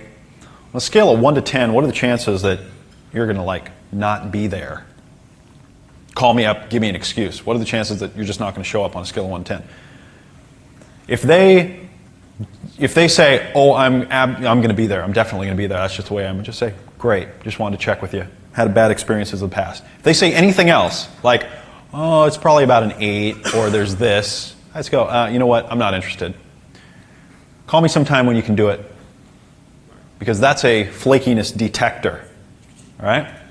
And also sometimes they'll go, oh, okay, yeah, okay, I'm definitely going to be there, and they get it. Again, you're establishing where the boundaries are. An attitude that I take and something that I say is, I don't settle for second-class behavior from myself or others, and I don't settle for excuses. And I recommend that you guys do the same thing. If you feel like a woman is doing something manipulative with you, and you know it, or she's pushing your buttons, or she didn't show up or whatever, demand this of yourself first, but just say, I don't accept second-class behavior from people. You're better than that. Now that goes right through somebody's persona, goes right to the core of them, and they either have to respond by going, oh, you're too weird, or oh, you're too intense for me, which means I'm flaky and I'm probably going to be this way my whole life and I don't want to change, or they say, wow, yeah, you nailed me. I shouldn't do that. I won't do it again. And I say, great, don't do it again. Reels things in, pulls them together, okay? Again, I'm not suggesting that every human is like this or every woman is like this, but these are things that you run into a lot. Anybody in this room ever called a woman on the phone, set up a date, and showed up and she didn't show up? Oh, only everybody. I need nothing to make me happy, and I'll walk away if I'm not enjoying myself attitude. You really have to have the attitude that you will walk away from anything if you're not into it. Pick up something small and swat her with it. Oh, I love this one. This is great for waitresses. Pick up a straw or a paper towel, and then they'll say something, and then make a joke about this relationship isn't going to work out, and they go, oh, and then just pick up whatever it is and hit them with it, like a towel, paper towel or a straw. I'm not talking about abuse here. I'm just talking about something cute where you go, like they're annoying you, get out of here. Swat them with it. Little love taps. Very powerful communicator right there. Let things distract you. Okay? I'm not talking about every woman that goes by going, yeah. So women get a little freaked out when you do that too early on, unless they're also looking at the woman, in which case Rick will handle that tomorrow.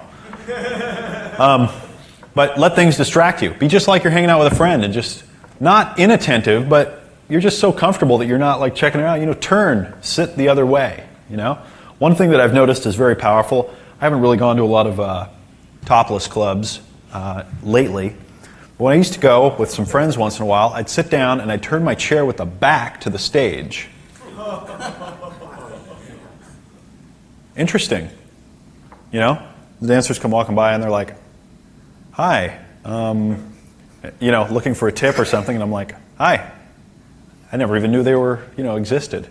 See? Changes the whole frame around. Give her a cute nickname. Tie it to something unique or distinctive about her.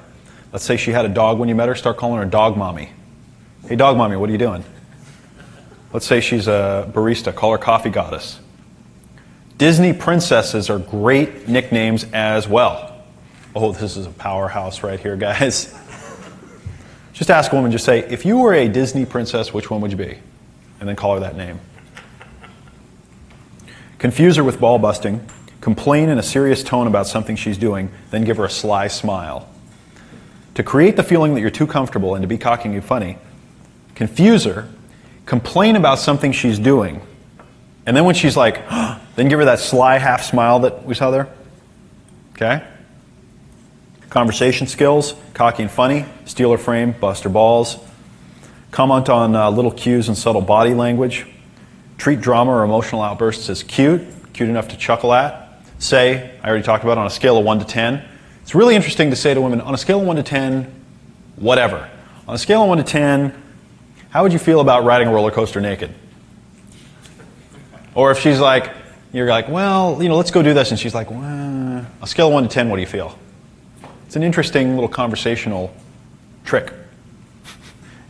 This is a good one. Anytime a woman talks about relationships or anything, always hint, you're moving a little fast for me. Slow down. Okay? Like you're the selector. First date banter. I like to accomplish a few main things. Let her know I'm very selective. I'm auditioning her just as much as she's auditioning me, more. Make sure she's the kind of woman that I'd like to spend more time with in the future. Leave myself with an easy excuse to leave should she try to convert me to her religion or sell me Amway. Have flexibility to go on and do... This happened. Have flexibility to go on and do something else after the time, should the time be... do something else after, should the time be enjoyable. Treat her like she's your bratty little sister. You love her, but you tease her too. You guys have read about the bratty little sister online, probably. If you want a frame for this, just think, how would I treat my bratty little sister? I love her, but she annoys me. Assume that you can do no wrong. Just assume you can do no wrong. Just have a good time. Underneath the ball busting, it's clear that you don't really mean it. Or do you? Go light on women who are overly shy, have low self-esteem, or are overly nervous. 10, 20% of the women out there, they just don't have the self-esteem, the personality to deal with this, and you'll know that very quickly. And at that point, you have to make a decision whether or not it's worth, that energy. Talk freely about sex, dating, male-female dynamics, games people play, etc. Treat her like a friend, but remind her that she's just screwed up her chances with you. I love saying, oh, you know what, I was kind of into you until you did that. But that that screwed it all up for me right there, you know? Conversation topics.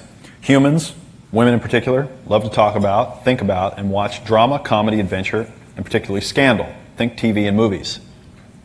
Right?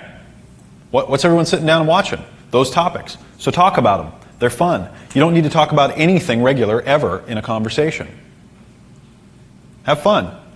Why isn't there a hit movie that shows a guy sitting in front of his TV for 2 hours without moving? Or a hit TV show about grass growing? Huh?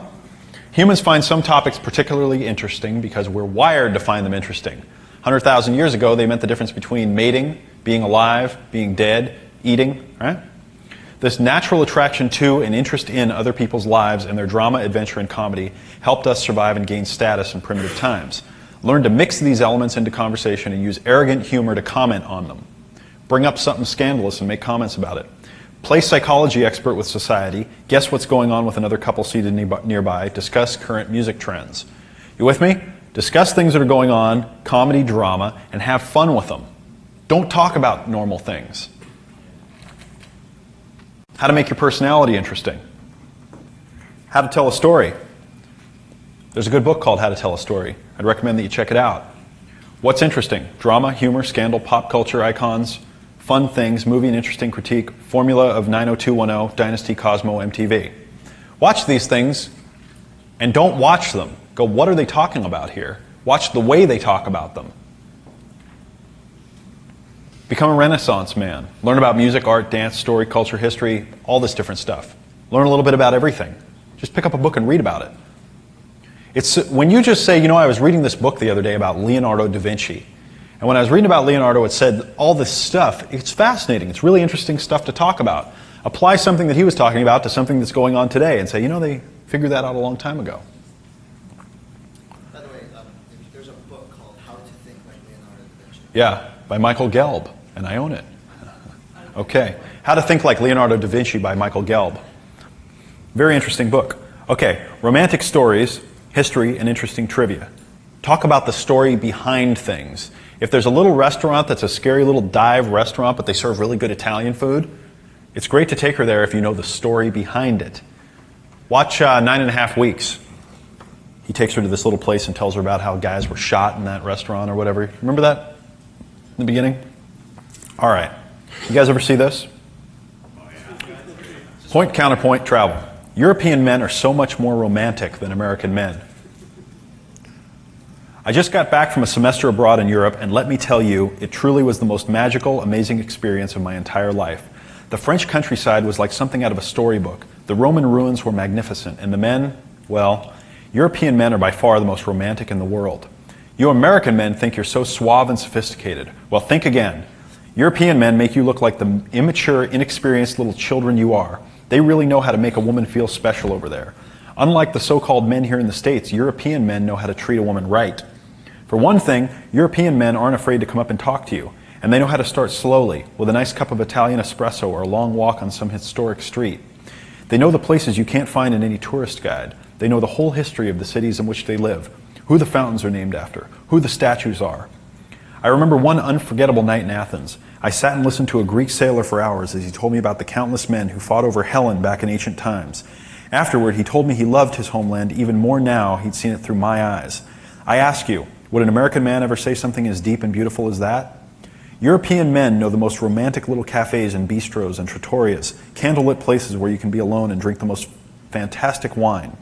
They tell you what's on the menu and why you should try it. If it wasn't for a certain young man in Milan, I never would have discovered fusilli, spinaci e scampi. And the whole time they're looking deep into your eyes, like you're the only woman on the entire planet. What woman could resist a man like that? Then, after a moonlit stroll along a waterfront and a kiss in the doorway of the artist's loft, you find yourself unable to, well, I'll leave the rest to your imagination. That's powerful. So, I mean, it's a really good story. It's a good description, you know? And being able to communicate in the way that she's talking about right there is very powerful. It is very powerful to be able to communicate that way. Tell stories like that. Inspire a woman. Talk about romantic fantasy. Anybody agree with that? Anybody know what I'm talking about? You guys moved women with that? Okay. American women studying Europe are unbelievably easy.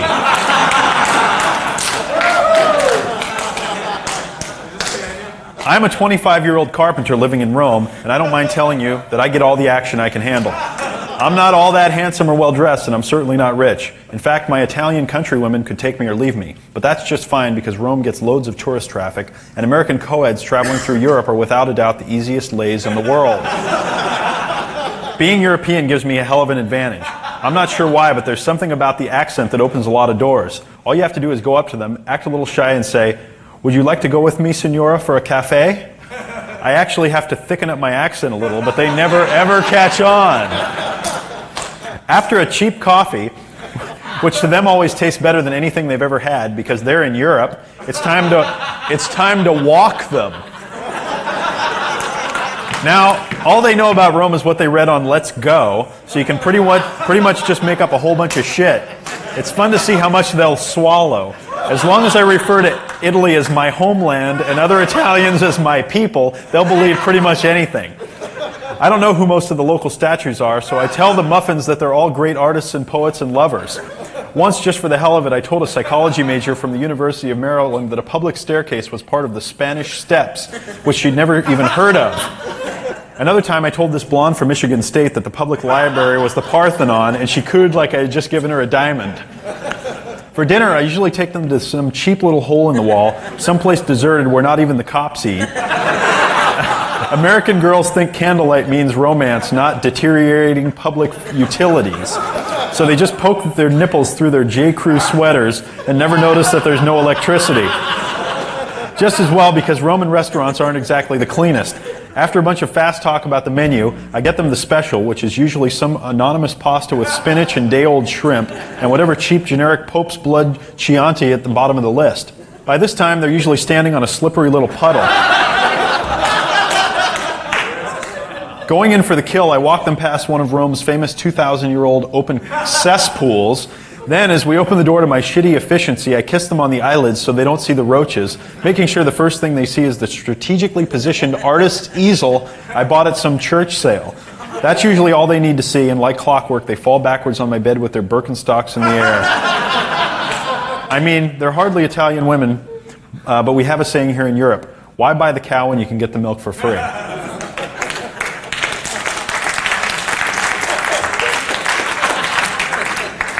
Now, this is the funny part.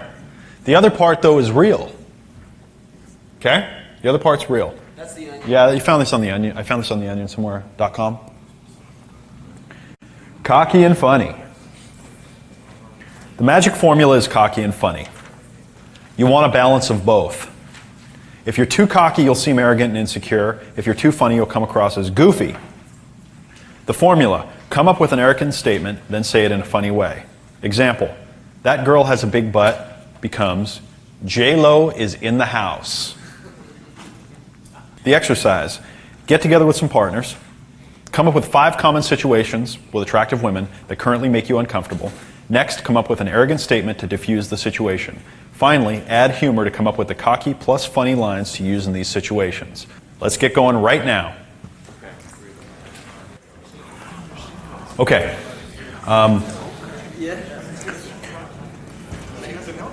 Who's got a great one? Who's got a great cocky and funny line? Okay, so we're intimidated, so we walk up and say, "I've got new socks." Obviously, you're not impressed. "Hi, my name is Linwood. What's your name?" Okay. It's an interesting approach. Hi. You know, I'm the most fun and talented and handsome man in the world, and do you know how you know that? How? I just told you so myself. Okay, interesting. That must be the wedding, huh? You gotta love that. All right, another one or two? If she gets distracted, like she's looking around, you can say, "What are you wondering? Where's Waldo?" Actually, there are a lot of Waldos around here. That's pretty good. Are you wondering where's Waldo? And then you look around and you go, actually, there are quite a few Waldos around here. Okay, next. Is now. So you're waiting in line for something, and the woman next to you is very attractive, I was thinking particularly of a club. Yeah. I would have thought you were hot enough not to have to wait in line. What happened? You get kicked out last time you were here? Okay, that's interesting. I think that maybe I'm not being clear enough about this. No, really. You have one for me back there? Who else? Somebody else? All right, go ahead. When I'm the server at the restaurant, and there's two girls at a table. One that was a good one is this your first date that you're both on? Oh, interesting. This your first date? Could be. Those are beautiful glasses. Do you buy all your goggles at Home Depot? Okay, that's closer to what we're talking about right there, okay? Now we're getting there. Remember when I said, this is some tall shoes. What are you, like 4 feet regularly? Go ahead. Okay, so this one is actually cocky followed by funny. Yeah? So, yeah, you got to have at least 2 guys for this one. This is, so you come up to a group of women that look intimidating. They're all fine and you can't get in. So you come up and you're kind of cocky and ironic and you say, so what's the problem? You ladies having a hard time getting men tonight?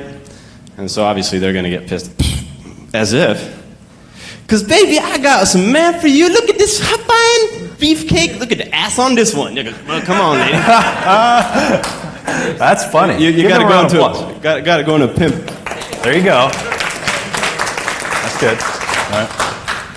All right. You know what? We're going to do some more work around cocky and funny tomorrow because this is a big part of the process. One more? Okay, one more.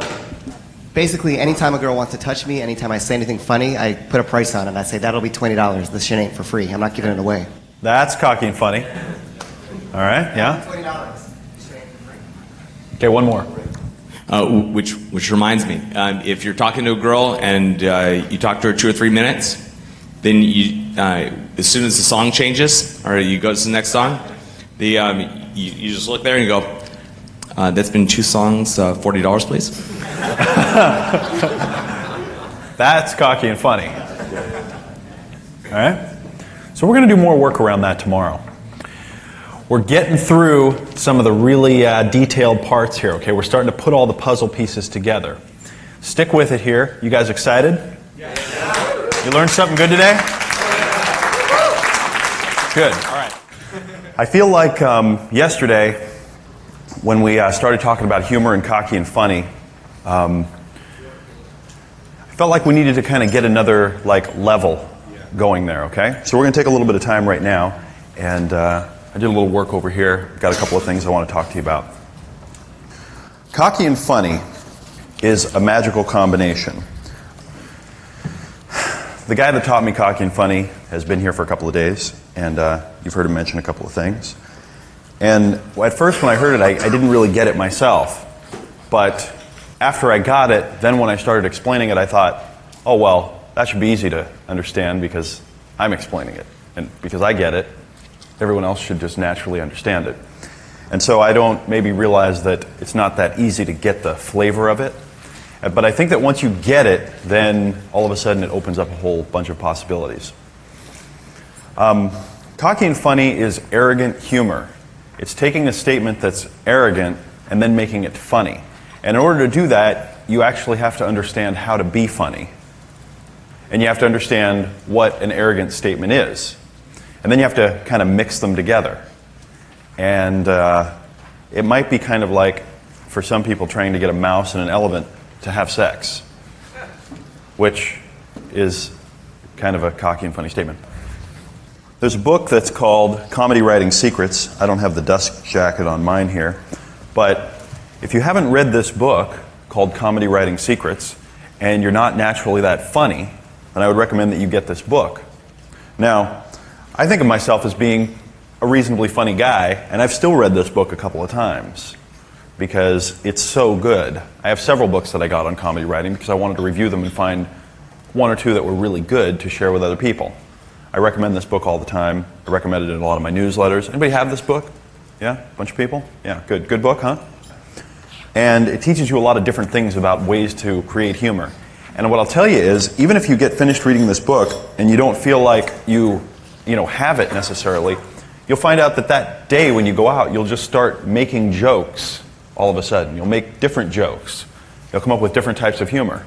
And then read a little bit again, and the next day you'll come up with some other types of jokes. And the more you do it, the more it just kind of goes into your mind. So read this book. Very important. So let me talk about a couple of cocky and funny comments. Let's say you're talking to a woman at the bar, and you guys are having a fun time, and you're laughing and joking, and you're teasing her. You're busting on her. If you look down and you go, I didn't know that Rolex made plastic watches. What you're doing is you're saying Rolex, doesn't matter what she's wearing, and then you say, I didn't know they made plastic watches. So you're trying to say kind of like, oh, you have class because you're wearing a Rolex, but I didn't know that they made plastic watches, which is it's a very cocky thing to say, like you're wearing a cheap watch, but it's mixing humor, Rolex, plastic. Do you understand that combination? Another one that's funny is if you go, it's a nice shirt, you know. They go, oh, thanks. And you go, you buy that new? Okay? These are stock things. If you're not using these right now, you should use them all the time. Test them out. Don't feel like you have to come up with a lot of creative, original ideas. Just use the ones that I give you for a while. Yeah, that's nice. You buy that new is, of course, good for anything. Right? You can use that on anything. And you can even use it on things that are really nice. You can just do it all the time. It's just a funny thing to use. Let's see. Oh, here's another one that's kind of funny. You know, if you're talking to somebody, you go, and they like bump you somewhere like around here. You go, excuse, did you just grab my ass? And they go, no. And you go, damn. Okay? So you're saying, oh, damn. That's a cocky, funny comment. Let's see. Here we go. Here's one that's really funny. Is Rick in the room yet? He and I were hanging out, I don't know, a couple of years ago over here on the beach somewhere with some friends. And this funny friend of his said this thing, and it was just so classic that I kind of turned it into something to say to a woman. And it goes like this. I could marry a woman like you. And they kind of go, really? And you go, yeah. I'd divorce you a week later and take half your money. Okay? Yeah. Especially if they're all classy and have style. Because that cuts right through a lot of things. You know, it goes right to the heart of things. You talk to a real classy woman, she obviously, you know, has her act together, or at least looks like she does. She has all of the, you know, the outside. And it's very serious. It's like, I could marry a woman like you. And they're you know, they get like, oh yeah, and you're a loser, you know, and I go, I'd divorce you a week later and take half your money. It says all the right things. Oh, here's a good one. Anytime a woman compliments you, because it happens, you know, women are nice when you get them into that nice mode. Excuse me? When they want something. Yeah, when they want something, right? No, women are nice when they get into that nice mood, and they'll sometimes give you compliments about things. And it's a perfect opportunity to turn that into a very cocky situation, okay? Where you can basically say, can't you come up with something more original to say? I get that line used on me all the time. No, I'm not going home with you. I'm not giving you my phone number. Stop it already. Will you just go buy me a drink? Take the whole frame and turn it around and just interpret what she's doing as a woman would interpret a man doing the same things, and then just fire it all back. Okay? Steal her frame. Take her whole deck of cards, and then pretend that you're a snooty woman that's, you know, being really high maintenance with her, but do it very serious. Does that make sense? Do you understand what that is? It's like creating a sitcom right there for them. You can roll with this one sometimes for as long as you know them. You can just keep it going. What, aren't you going to open the door for me? I talked about mimicking something a woman is doing in a funny way. The real formulas of humor are juxtaposition of opposites, taking things that are completely opposite and putting them together, okay? Things that don't fit together, like skydiving and oral sex from 70-year-old women that we heard about, okay? If you say, I don't know, you're talking about music and you're talking about Lenny Kravitz and you go, looks like Janet Jackson and Rob Zombie got together and had a kid. Okay? Take things that are opposites and put them together and make something new. All right?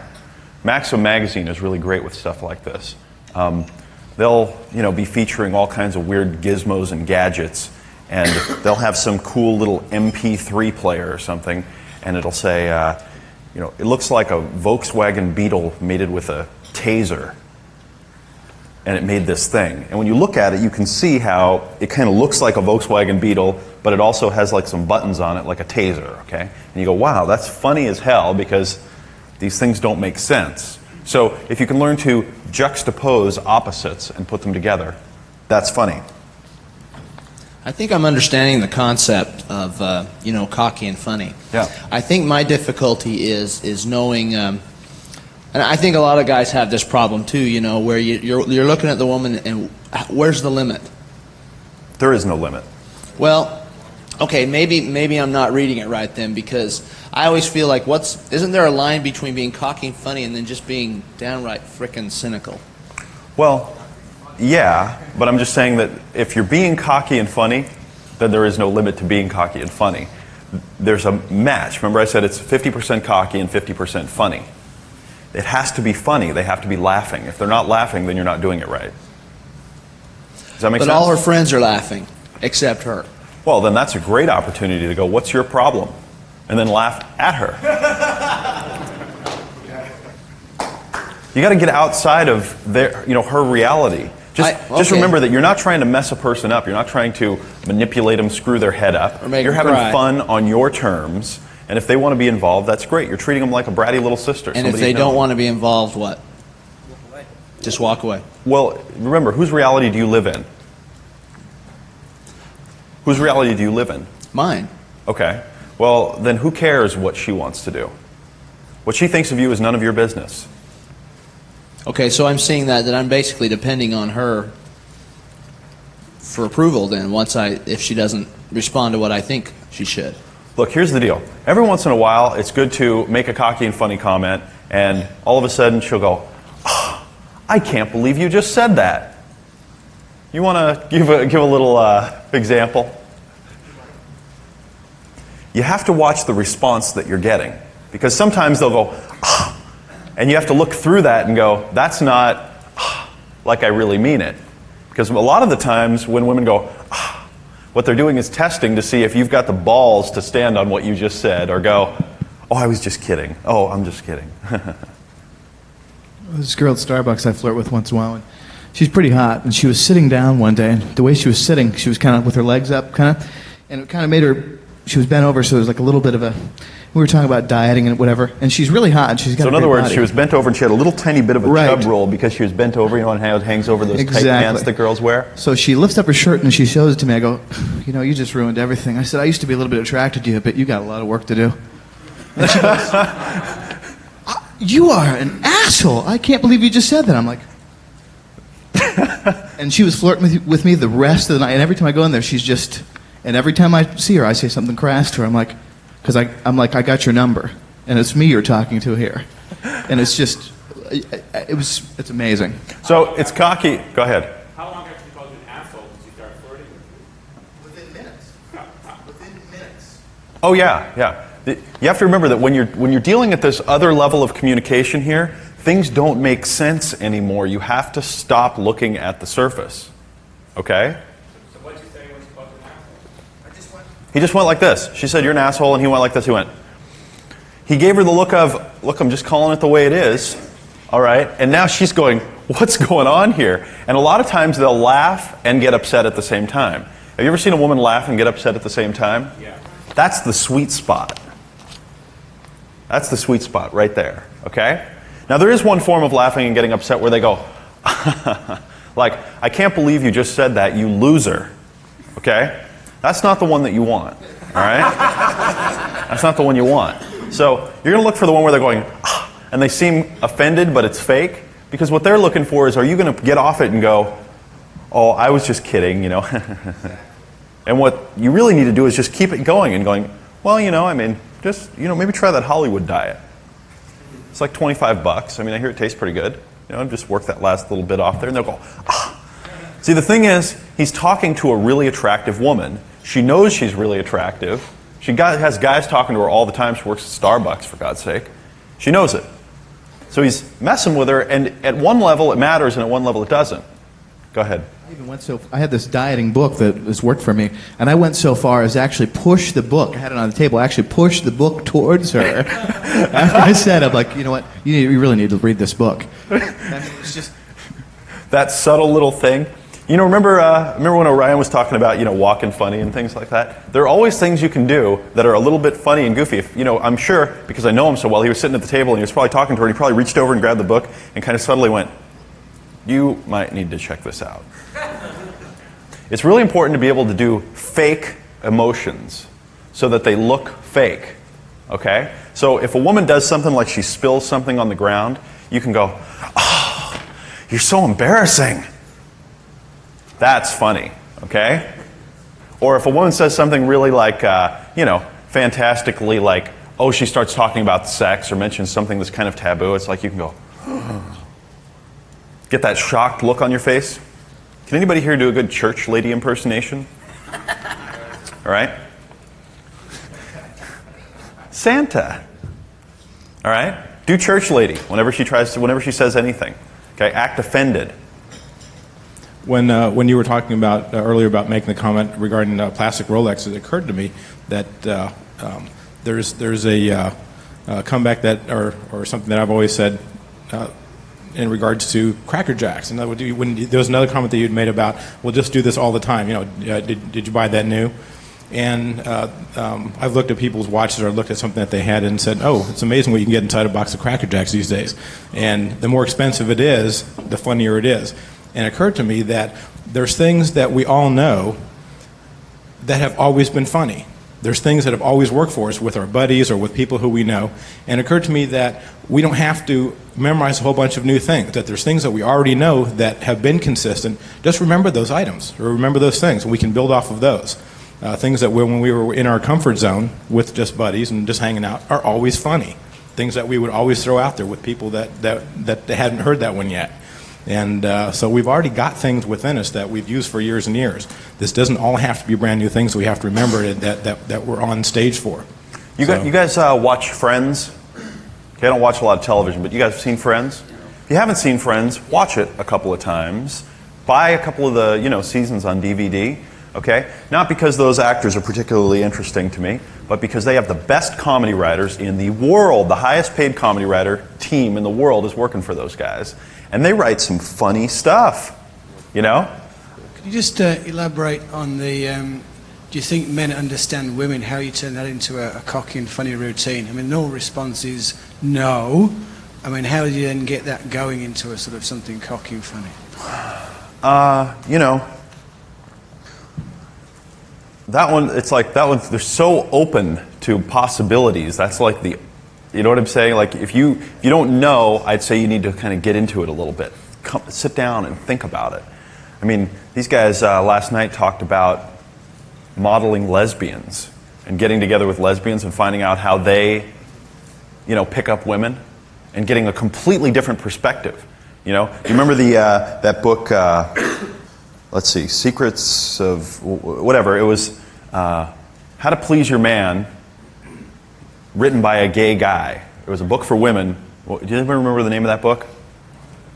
Secrets for Pleasing Your Man, by a gay man or something like that. And it was this big hit because women bought this book because it kind of bridged the gap, all right?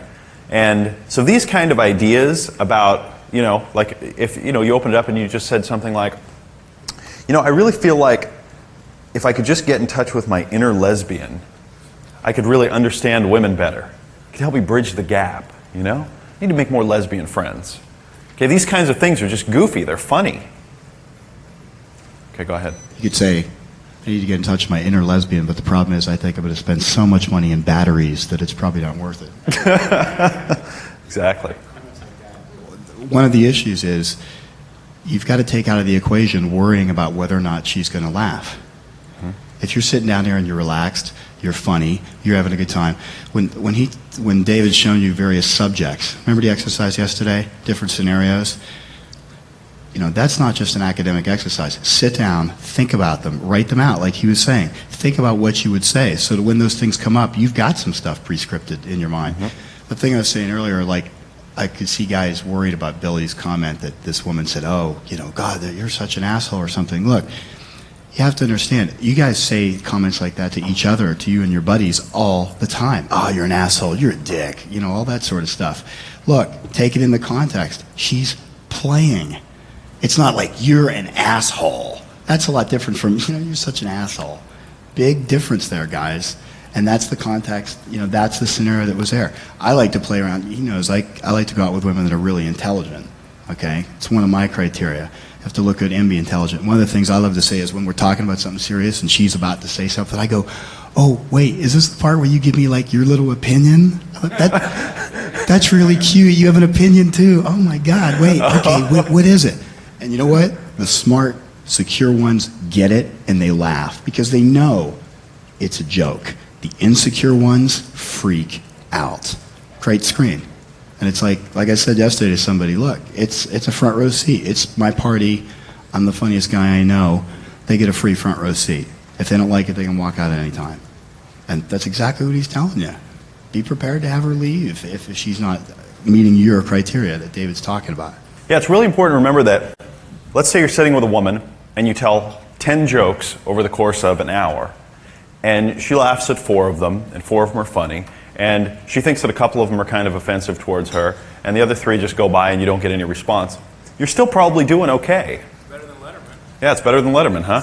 Don't worry about it. It just doesn't matter, okay? Part of the attitude of, I live in my reality, is I'm not looking for the approval out there of anyone. Have you ever been out with someone, all of a sudden you say something, and they go, yeah. And like, they give you that like weird look, or it's just all uncomfortable, like you're a loser. And then all of a sudden the feeling changes in your side, and you're like, oh, I screwed up, it's over. And then you start acting all nervous, and you're like being tentative, and you don't know if you can make comments, and you're kind of feeling the waters and testing, and like, is it okay to joke about this? Well, you just lost, and all of a sudden you're going to get challenged, and it's going to be over very rapidly. So just remember that if you say something or do something that doesn't work or doesn't happen, laugh. Okay? As soon as it doesn't work and they go, as if, you go, isn't that cute? You with me? Don't let it get to you. Laugh. Laugh. Don't get serious. Don't serious and tense up. If things start getting dramatic, you know, don't worry about it. It's not that big a deal. You got to kind of crash and burn. Yeah, it's important to, you have to have the arrogant humor, but inside of it, it's got to be funny. There has to be an air of, at least you're trying to be funny, so that you don't sound like you really think you're actually better than everyone. Okay, it's real close though. It's like, one time Rick and I were out at a bar together, and it was a real classy bar. We were dressed really nice. We had like, jackets and, nice slacks on. And a lot of really classy people there, and all of a sudden, about 30 people showed up, and they were all wearing like, those colors that were popular in the 80s, like the bright fluorescent pinks and peaches, and like the long sleeve shirts that had all kinds of purple in them, and like those kind of things, and like acid wash jeans, and this whole like thing. And there were all these people dressed like that running around, and so we started running around saying, it looks like a plane from Kansas crashed outside, and all the people came in. We were making fun of Kansas just because it seemed like a, BFE kind of place to be crashing from. And so it was really funny, It's like you're talking to a woman, and then you just bring that up, and you go, where did the plane crash? And they're like, what are you talking about? And you go, look at these people. What are they thinking being in here dressed like that? Time warp from the 80s. Yeah, our time warp from the 80s. It's great to do these kind of things, and then you can just play off it. Then you can just keep going with it. You can start bringing up In Excess and bringing up bands that were popular back then. You can bring up cars that were popular back then, places to go, and you can get into the whole scenario and just riff off of it. One more? Could you please elaborate on when they start busting you right back? Well, this is an interesting challenge right here, because I get a lot of guys that say, wow, everything worked really well, and then I met this woman who's really smart, and she's very savvy, she totally gets it. Next thing you know, she's busting back on me, and she's got me. That's where it gets really interesting, because you've met your match in a way, You're either going to break through and you're going to learn from this, or she's going to beat you, and you get that feeling, it's like, whoa, it's on. And what's really interesting, What's really interesting, you remember I talked about guy chicks who will wrestle you? Okay? Sometimes there are like sharp, witty, intelligent women out there that they want to wrestle you psychologically. Okay? I'll show you some things. I'm going to show you more cocky and funny later when we get into a couple of the things that I've done online. But if you get right into it, sometimes you'll have a woman that'll just hit you right back with something even better than what you said. And it's like, as soon as that happens, you're having this happen right here. The communication is going on. So don't be intimidated by it. Go, yeah. But just don't play all your cards then. Wait for the really good opportunities to say something that's really cocky and funny, and then land that one, and then just lay back and let her make a couple of jokes, and then make fun of her jokes. The ones that are okay, just go, okay. You with me? Always be a little bit better. Always be looking for the way to be the one that's making the judgments and not the one whose her judgments affect you. Okay? And of course, those kind of women are always the ones that are the most interesting to be around all the time, and the ones that everybody wants, and the ones that, usually a guy wants to be in a relationship with because they've got their act together and they know what time it is. Okay, we have some more things to do here. So I'm going to put that in your heads. Think about that. Read Commenting Writing Secrets, hoping that this is starting to make cocky and funny making a little more sense to you right now. Arrogant humor. Arrogant humor. Laugh. You just got to laugh at them. You just go, well, you don't watch TV? Do you live here in this country with me? That was funny. If I was in front of 20 million people would have laughed at me if I would have said that. And you would have been sitting over here going, that wasn't funny. Nobody thought that was funny. You'd probably sit in front of 20 million people and go, that wasn't funny. Laugh. Have fun. Another comment? I just try and turn it around every time into this. You just saying that because you just feel attracted to me, and you're finding it hard to resist me. And you're really trying hard right now, and I really appreciate it in a woman. So keep going. That's good. You're doing well so far. Exactly. How would you behave if you knew that she really wanted you? If she really wanted you, but you weren't that interested, but you were going to give her the opportunity. You were going to give her the opportunity to prove, you were going to tease her, you're going to play with her. How would you behave if that was the way things were? Yeah, exactly. How would you behave if you knew that she wanted you? And you were giving her the opportunity to prove herself. You understand that? You remember that? Go back and find that slide if you're not being able to connect the two. Go ahead. I was just going to say, I'm a pretty fast learner. I get out and actually do this stuff. Yeah. And I had a couple crash and burns last time. One was kind of funny where her boyfriend heard what I said. And it was actually her boyfriend. It was the 4 guys and 1 girl. And so, of course, I'm going to talk to her. Yeah, but there's a guy over there, and he's like, I was going to interrupt, but that's just too funny. And so I just kept going, right at her. I just ignored him, kept going. And in the end, he had to act gay to get me to take the position of okay, you're coming on to me and I don't like it. And that was my kind of excuse to exit. Yeah. But then I kept going with it. And I walked out of a club and I just started busting on this girl about this knitted hat and how it looked really good, probably on her grandma. It was really in style in the 40s, and I just kept going on it. And she just started and this is one of these, just unbelievably hot Asian women, although not a raver chick, more of like a punk rock chick. Yeah, I was going to say, don't say that. I mean, yeah, right. Watch out for this guy. Where was that? But it was so funny because she just melted and she didn't know how to respond. She kept saying, it's funny, I'm feeling really shy. There's this chick who's in this total decked out punk rock, wear, and then she's like, she's telling me it's I'm so confused. I can't figure this out. I can't figure this out. It was just so funny, getting her to respond in a way that she had obviously never responded before and could not figure out what the hell was going on. It was so nice. Attractive women are not used to having this happen to them. They go, what? Oh, yeah? And then even with her friends who couldn't figure out what was going on, I would just say something which was great because I'm always trying to figure out what do you do with the other people. Huh? And I said, oh, no, I'm a gigolo. She's trying to figure out if she has enough money. It's okay. Exactly.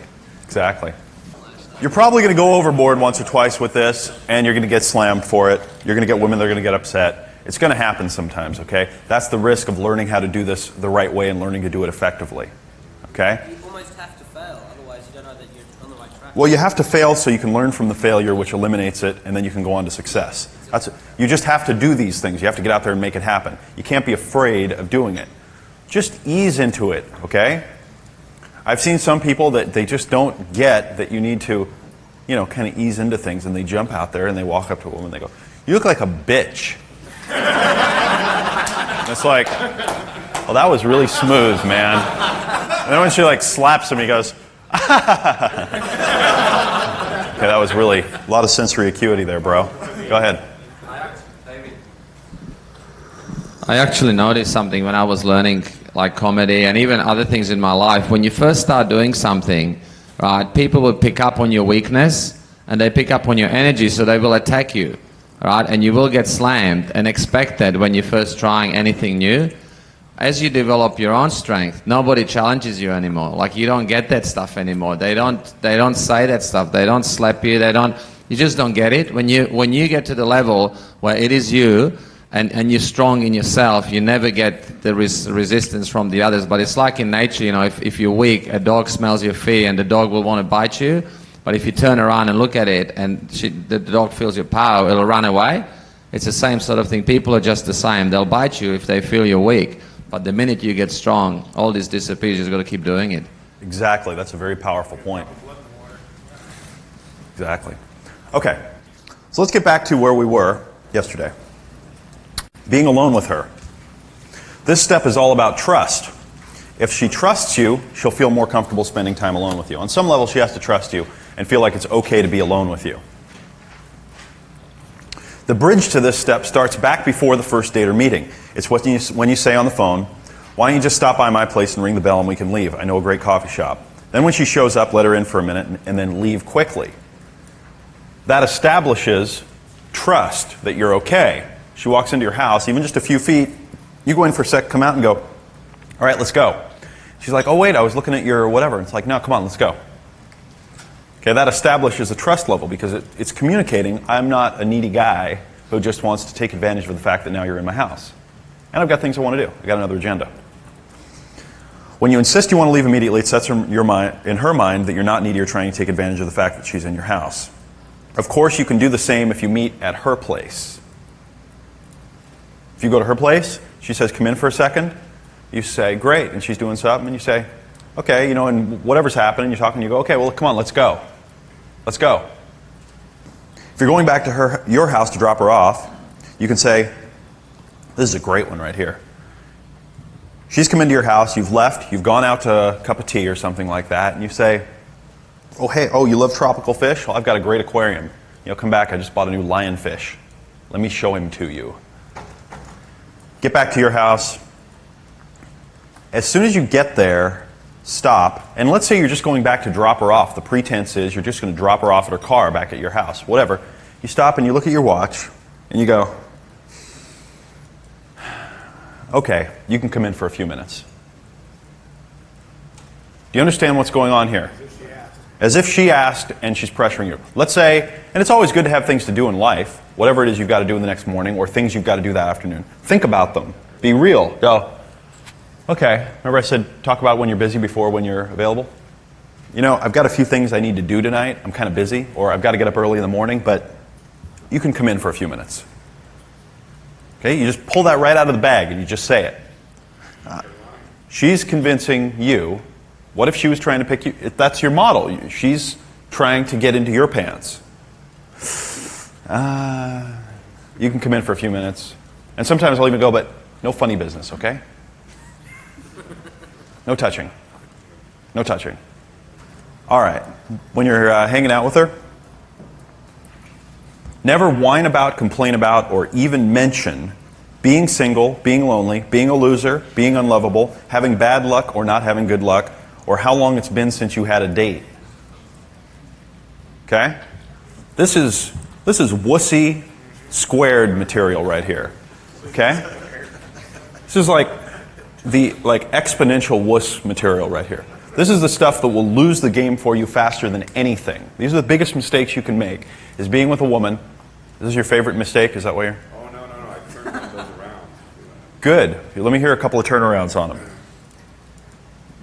Often they ask me, how how many girlfriends I've had, et cetera, and I say, I'm a virgin. Exactly. Exchange of fluids? Heaven. You weren't thinking of that, were you? Woo! There you go. You with me? Works every time. Cocky and funny. All right? Yeah, guys, when you start feeling insecure, for a lot of guys, they don't know what to do. So they're trying to be authentic. They're trying to be real and honest. And they'll say, wow, I don't even feel like I deserve to be out on a date with a girl as wonderful as you.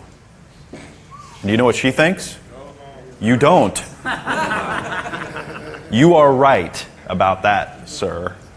I was watching a couple of these blind dates that Cameron brought over. I was watching, and I saw one guy go, so, am I your type?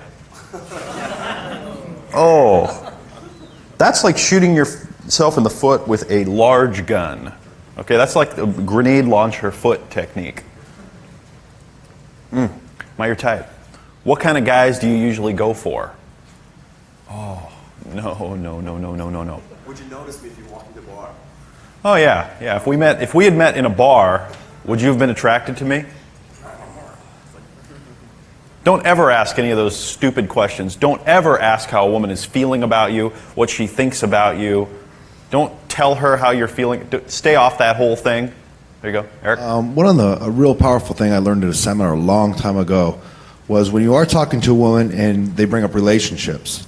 She said, never ever, and it's one of the most powerful things I've learned is, you'll hear girls say, oh, he treated me like shit, he did this to me, did that to me. Well, on a unconscious level, you're telling them what you've expected in the past. So what she said is, if you're with someone and they're like, tell us about your relationship.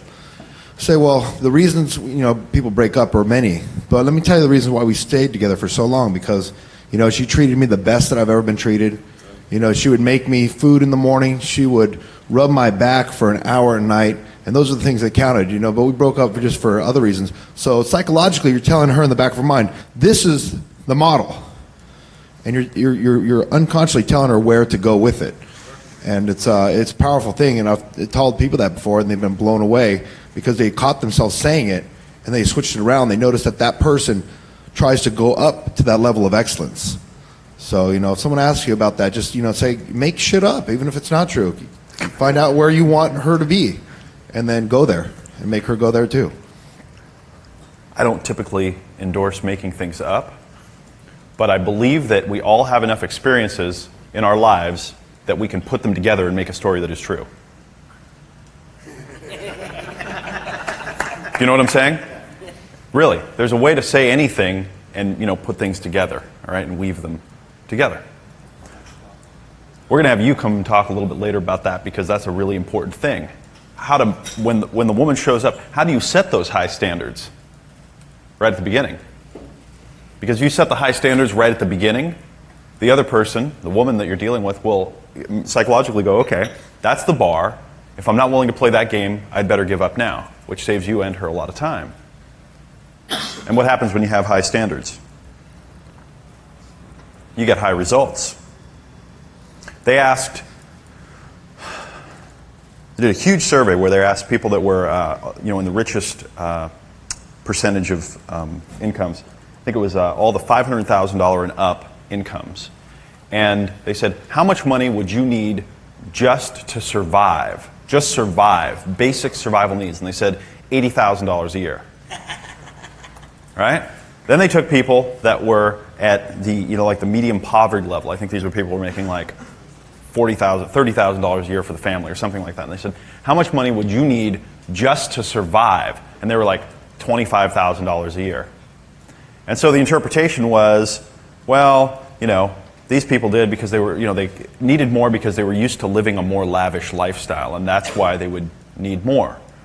And someone else that was, kind of looked at it from a different perspective, from a different frame, came back and said, well, actually, I think that it's because they think they need 80 is why they make the 500. Right? All right. Okay, we talked about asking direct questions by acting suspicious. Some questions and topics are seen as social taboo. If you want to ask a woman her age, if she's single, or any other not usually asked question, use a semi-suspicious, direct tone. Put your eyebrows together, lean your head back slightly, and in a tone that says, I suspect something, but you're a little suspicious, ask your question quickly and directly. Quickly and directly. You can get almost any question answered if you seem like she's acting suspicious and you're just trying to get to the bottom of the issue. You'll be surprised to have women answer questions from how old they are all the way to if they're bisexual right at the beginning of a conversation with this technique. It goes like this. How old are you? How old are you? How old are you? I'm suspicious. How old are you? Turn to your neighbor and do that. How old are you? Don't smile. Suspicious. I am suspicious of you. I think that you just stole my car. How old are you? How old are you? Do it again. Turn to somebody else. How old are you? Stop asking each other if you're bisexual. That's not useful right now. How old are you? How old are you? Practice. How old are you? I think this is at least a 7.5. All right. Stand up. Yeah. Then they ask how old you are. And they're like, 22, and you're like, pushing 40. I mean... So what? It's the last sections we've talked about. I'm the one that makes the judgments here, not you. You with me? So, let's try it. How old are you? You're the girl. 22. How old are you? Old enough to know better than to answer a question like that.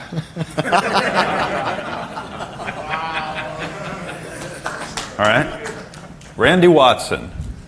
You either have to give me a full round of applause, like collectively, or not at all.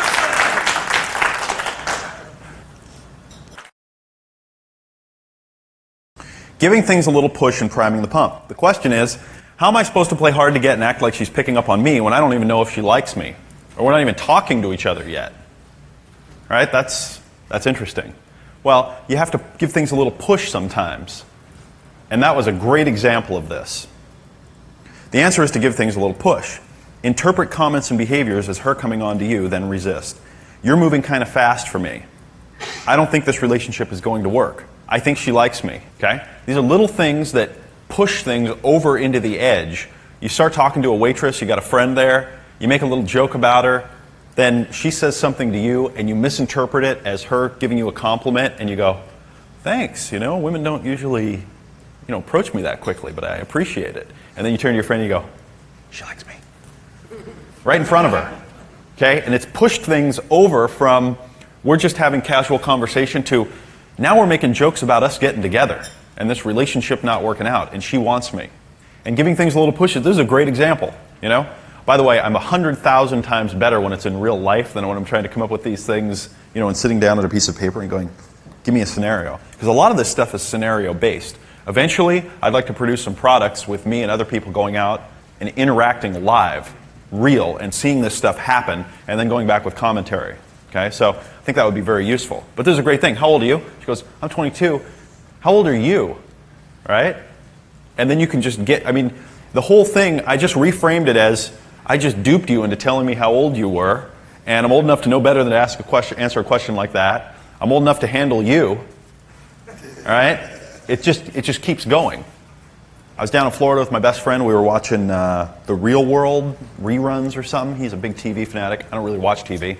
And there was some cute Asian girl, and she was trying to pick up on some guy, and she was just taking her clothes off and rubbing all over him and just picking up on it. And he was just kind of going, yeah, whatever.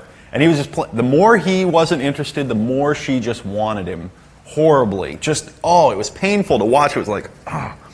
Anybody ever seen Cheaters? Oh, that is I almost want to pause that because I can't. Oh, no. Some guy's fiance is in his house with another guy, and them and a whole TV team go stomping into the house and catch them in bed on TV. And they run up to her with a microphone and they're like, you're busted. How do you feel right now? And they're like, And then the guy, of course, who's been cheating on her, who of course was lied to, she said, this is my dad's house. He's sketching out and he's twitching. It's unbelievable. Now, of course, in that situation, the guy whose house it was and who was being cheated on, he was a total wuss, and he was going, yeah, that's not good. She's cheating on me. Oh, that's suspicious behavior. Yeah. Okay, and then they go into the house, yeah, what are you doing, buddy? And the guy's he's getting all sketchy, and then he kind of gets his composure back, and he's a guy that wears like a bandana over his head, and he's kind of a cocky, ballsy guy, and he starts kind of like getting in his face, and then they're out in the yard, and the guy who was doing the cheating with the fiancée, he kind of gets in this guy's face, and he goes, you know why? Because I'm giving her what she needs. And the other guy's like, yeah, well, like trying to push him, like, and the other dude's just about to kill him. And then, of course, the girl leaves and then comes back with the bad guy, and it turns out that she wanted to be with him. And you see that the guy that's the wuss always loses.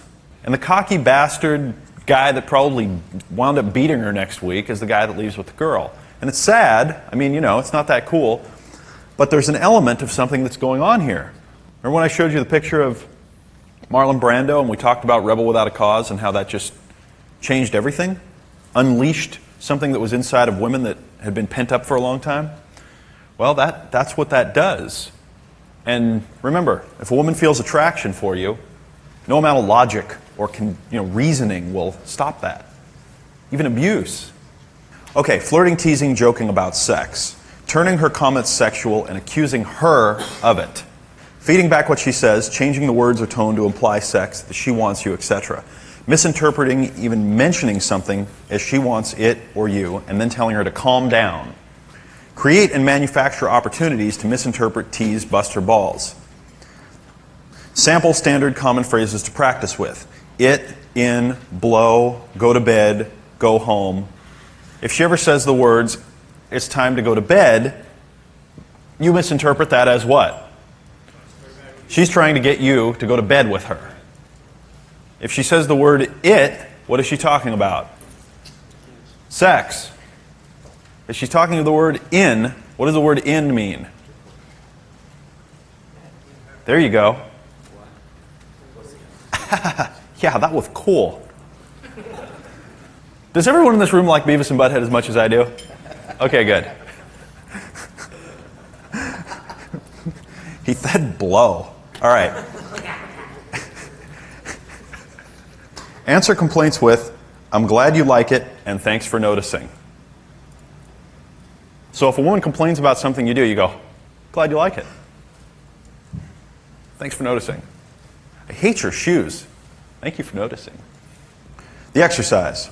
Find a partner and practice the following 5 times each. If a woman says, I don't have sex on the first date, say, why are you bringing up sex so soon? What are you, frustrated? Why didn't you call me? Because I was on the phone with your mom.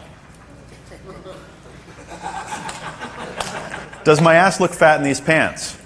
Yes, your ass looks fat in those pants. If she says to you, are you attracted to me? You say, well, you're attracted to me, that's obvious. All right? If she says, we're not going to sleep together, you say, what gave you the idea that we were? Next, come up with a couple of your own and practice. Do you see what's going on here? This is cocky and funny, and you need to have several of these kind of wired up in your mind and how to do it. If she says, I just don't have sex on the first date. Maybe you're just it's out of context. You're talking about something. I was watching this show and blah, blah, blah, and a woman goes, yeah, I don't have sex on the first date. You go, why are you bringing up sex so soon? What, are you like frustrated or something? What if you were suspicious? What if you knew that she was trying to pick up on you and get you into bed? And you were going to give her the opportunity to play around. You were just going to have fun with it because you really had nothing better to do. How would you behave? Okay, find a partner. Do these quickly.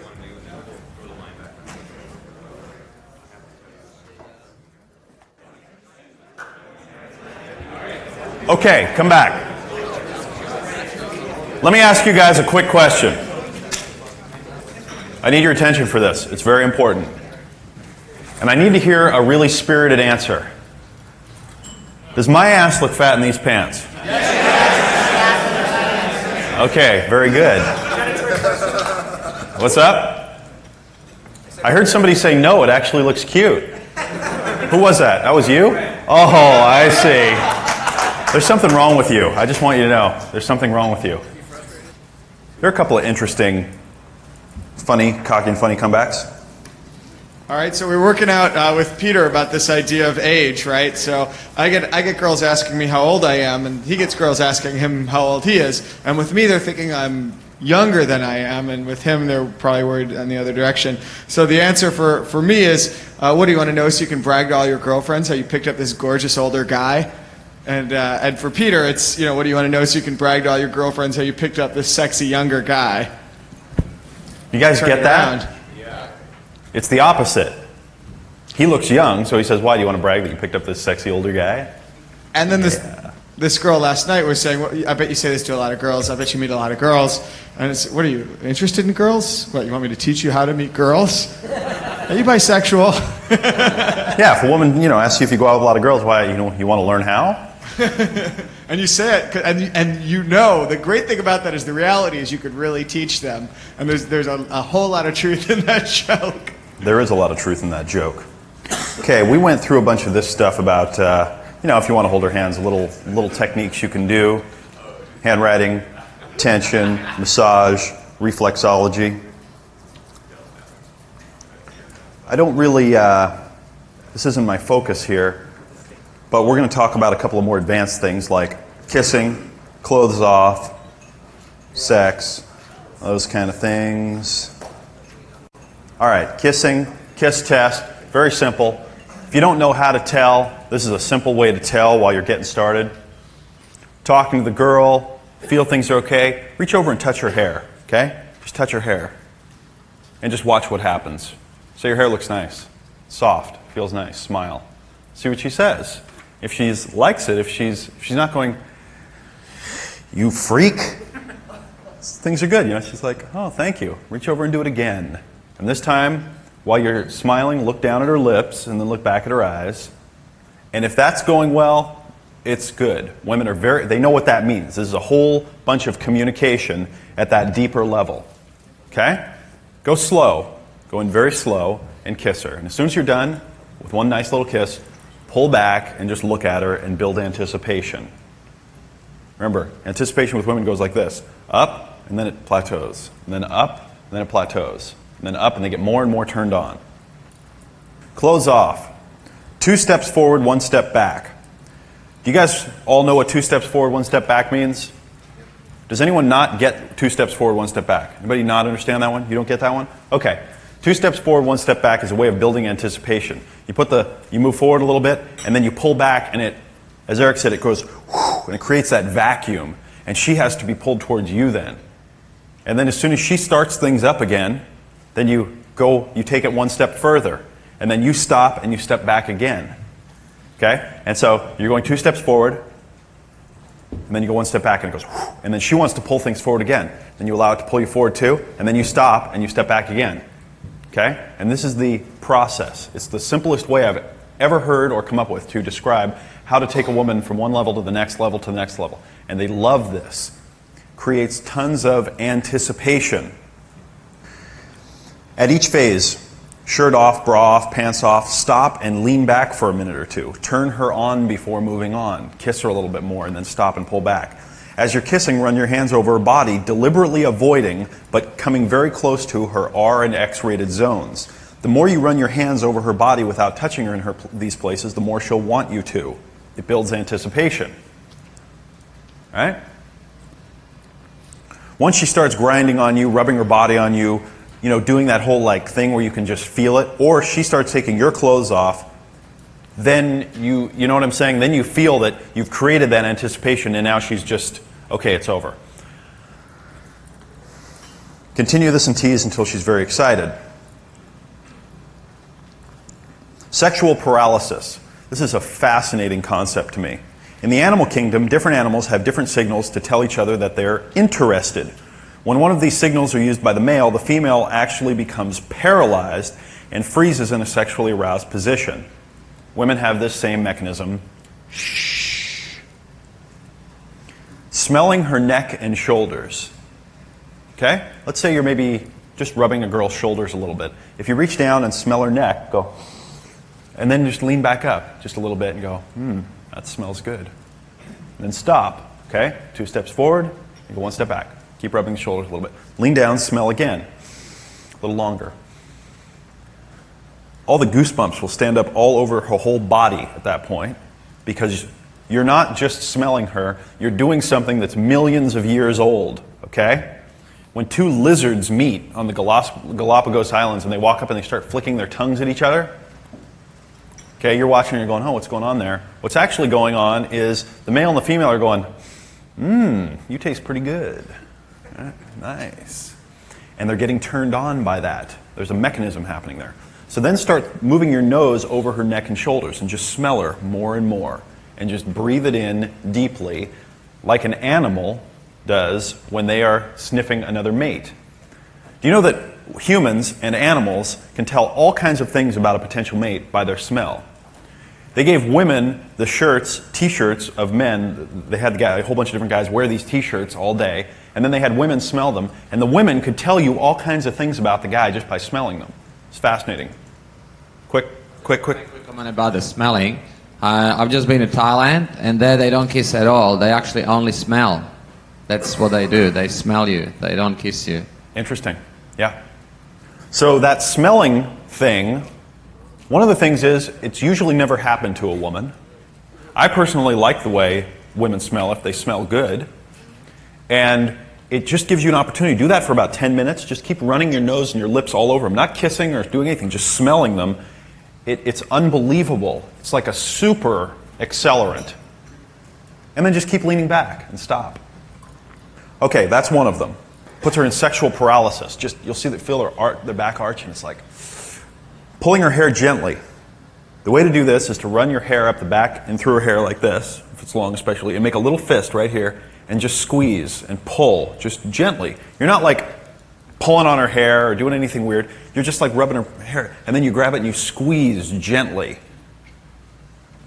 Trust me on this one. Biting her neck gently. No Dracula. Okay? Let's say you're smelling her and you guys haven't kissed. You've just rubbing her shoulders. And you've been smelling her for like 10 minutes and you can just tell she's getting all wired up. Just reach down and just bite her neck a little bit, just gently, just like about this much of the flesh right here on that fleshy part, and just go, ugh. Maybe make a little animal noise and go, ugh. Breathing in her ear and whispering. Okay? No drooling or, getting blah, blah, blah, blah. Just breathe. Just go up there and smell and go. And just stay there for a few minutes. Slowly build anticipation. Kissing her neck. Anybody ever not done that? Very light touching and stroking. If you have a woman and you've maybe given her a massage or whatever, and her arms are bare or whatever, if you just, this part of the arm is very sensitive right here. If you just sit and take your hand and run it right at hair level, not touching the skin or barely, and just run it over and just stroking the hairs, just feeling for those, and you just do that for a while, all over. That's the next step techniques in a row there. Do those. That's really all you need. Here are a couple of things real quick for you. Extremes are attractive. Passionately take things to extreme. Kissing, sex, food, but in a surprising, unpredictable way. All kinds of things. If you're having sex with her, don't do it on the bed. Make the bed off limits. Do crazy things. If you're already there, go for it. Do something wild. Have fun. Say, I think I'm going to kiss you everywhere. And then kiss her whole body. Take like a half hour and do it. I see Steve back there nodding his head. Do it with a mango. Do it with a mango. Extreme teasing, arousal, relaxation, pleasure, adventure. Go to extremes. Do something extreme. If you're going to relax extremely, okay? Get in a really hot bath and relax, and then rub oil all over yourself, and then get some incense, and then get some flowers and some wine, and pretend you're chef, okay? Some flowers and some wine. All right. Focus thoughtfulness on one evening, one letter, one song, one poem, one meal, or all at once, and make an impact. I already talked about this. Don't do it every time, but on the 9th date, maybe things are really going well and you really like her. Do like 7 things that you've heard her say that are really nice, and do them all at once, one after the other, and she'll just be totally blown away, astounded, and then stop. Make her think about and long for it again. One of the things I say is give women the gift of being able to miss you. Give them the gift of being able to miss you. Give them the gift of being able to want something. We humans, we want to want things. We want to want things. We really want to want them. People that get everything that they ever wanted, they usually become sad. They don't have it, they can't, they have everything they want. There's nothing else to go after. Most of the friends that I have that are the happiest, they always have something else that they, in the future that they're going to keep wanting to get. And maybe if they get all the physical things they want, all the material things in the world, they want a certain kind of knowledge or a certain kind of discipline. There's always something else, something to do to keep the journey going. So give women the gift of missing you. Don't always be there. Don't call them 100 times a day. All right? Don't ask them out a lot. Read the rules. Don't see a woman more than once or twice a week. Always end phone calls first. Always end interactions first. We'll talk about that in a sec. End of the date.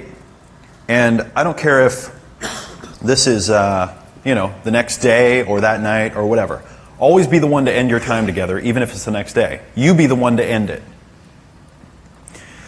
Have something to do, somewhere to go, someone to meet with, etc. Always be busy. Have something to do. A great thing to do is if you're going to get together with a woman and you have the feeling that she's going to spend the night, have somewhere to go in the morning. Have something to do. Say to her, now don't call me 3 times a day. I had fun too, but no stalking. As you're sending her out. And she's going, oh, I don't want to leave. Things are wrong. You go, come on, I got to go. I got things I got to do. No, you go, look, now don't call me like 3 times a day, okay? Don't stalk me or anything. And they go, oh. All right? It's very cute. Builds the anticipation. It's what they want. Kiss her and say, call me. This is a really good one. On the way out, you kiss them, maybe put them in the car, open their door for them, kiss them and say, call me. And then, call me and then close the door. Or as they're walking out the door, you kiss them and you say, call me, and then close the door. And they're walking away going, oh, it was great. Call me. Oh. And they will. If they had a great time, they will call you. And if they don't, wait 3 or 4 days before you call them. Because they will call you. They'll call you after 2 or 3 and go, why didn't you call me? And you go, I told you to call me. Right? I told you to call me. Why didn't you call me? I said to you, call me. I was waiting for you. Preempt. Get a mic? I'm wondering if you ever make the next plan while you're there with her, like, busy schedules, figure out what the next thing is going to be, or is it better to just wait for them to call you to let you know that they want that next date? See, as far as I'm concerned, I think it's important to just lean back completely. And when you end things, it's ended on, I'm just putting this back out into the universe, and if it comes back, great, If we meet again, wonderful. If not, can't be helped, no big deal. And that creates attraction, Now, in each individual situation, if a woman's like, well, I'm only here every second Tuesday because I'm a, stewardess or whatever, and I'm only here that night, so, let's make that plan in advance. And you really like her, there are extremes to everything, and you might have to go to work on that kind of thing. All right. Are there any questions before we break? Is there anything about that stuff that we're not getting? You got it?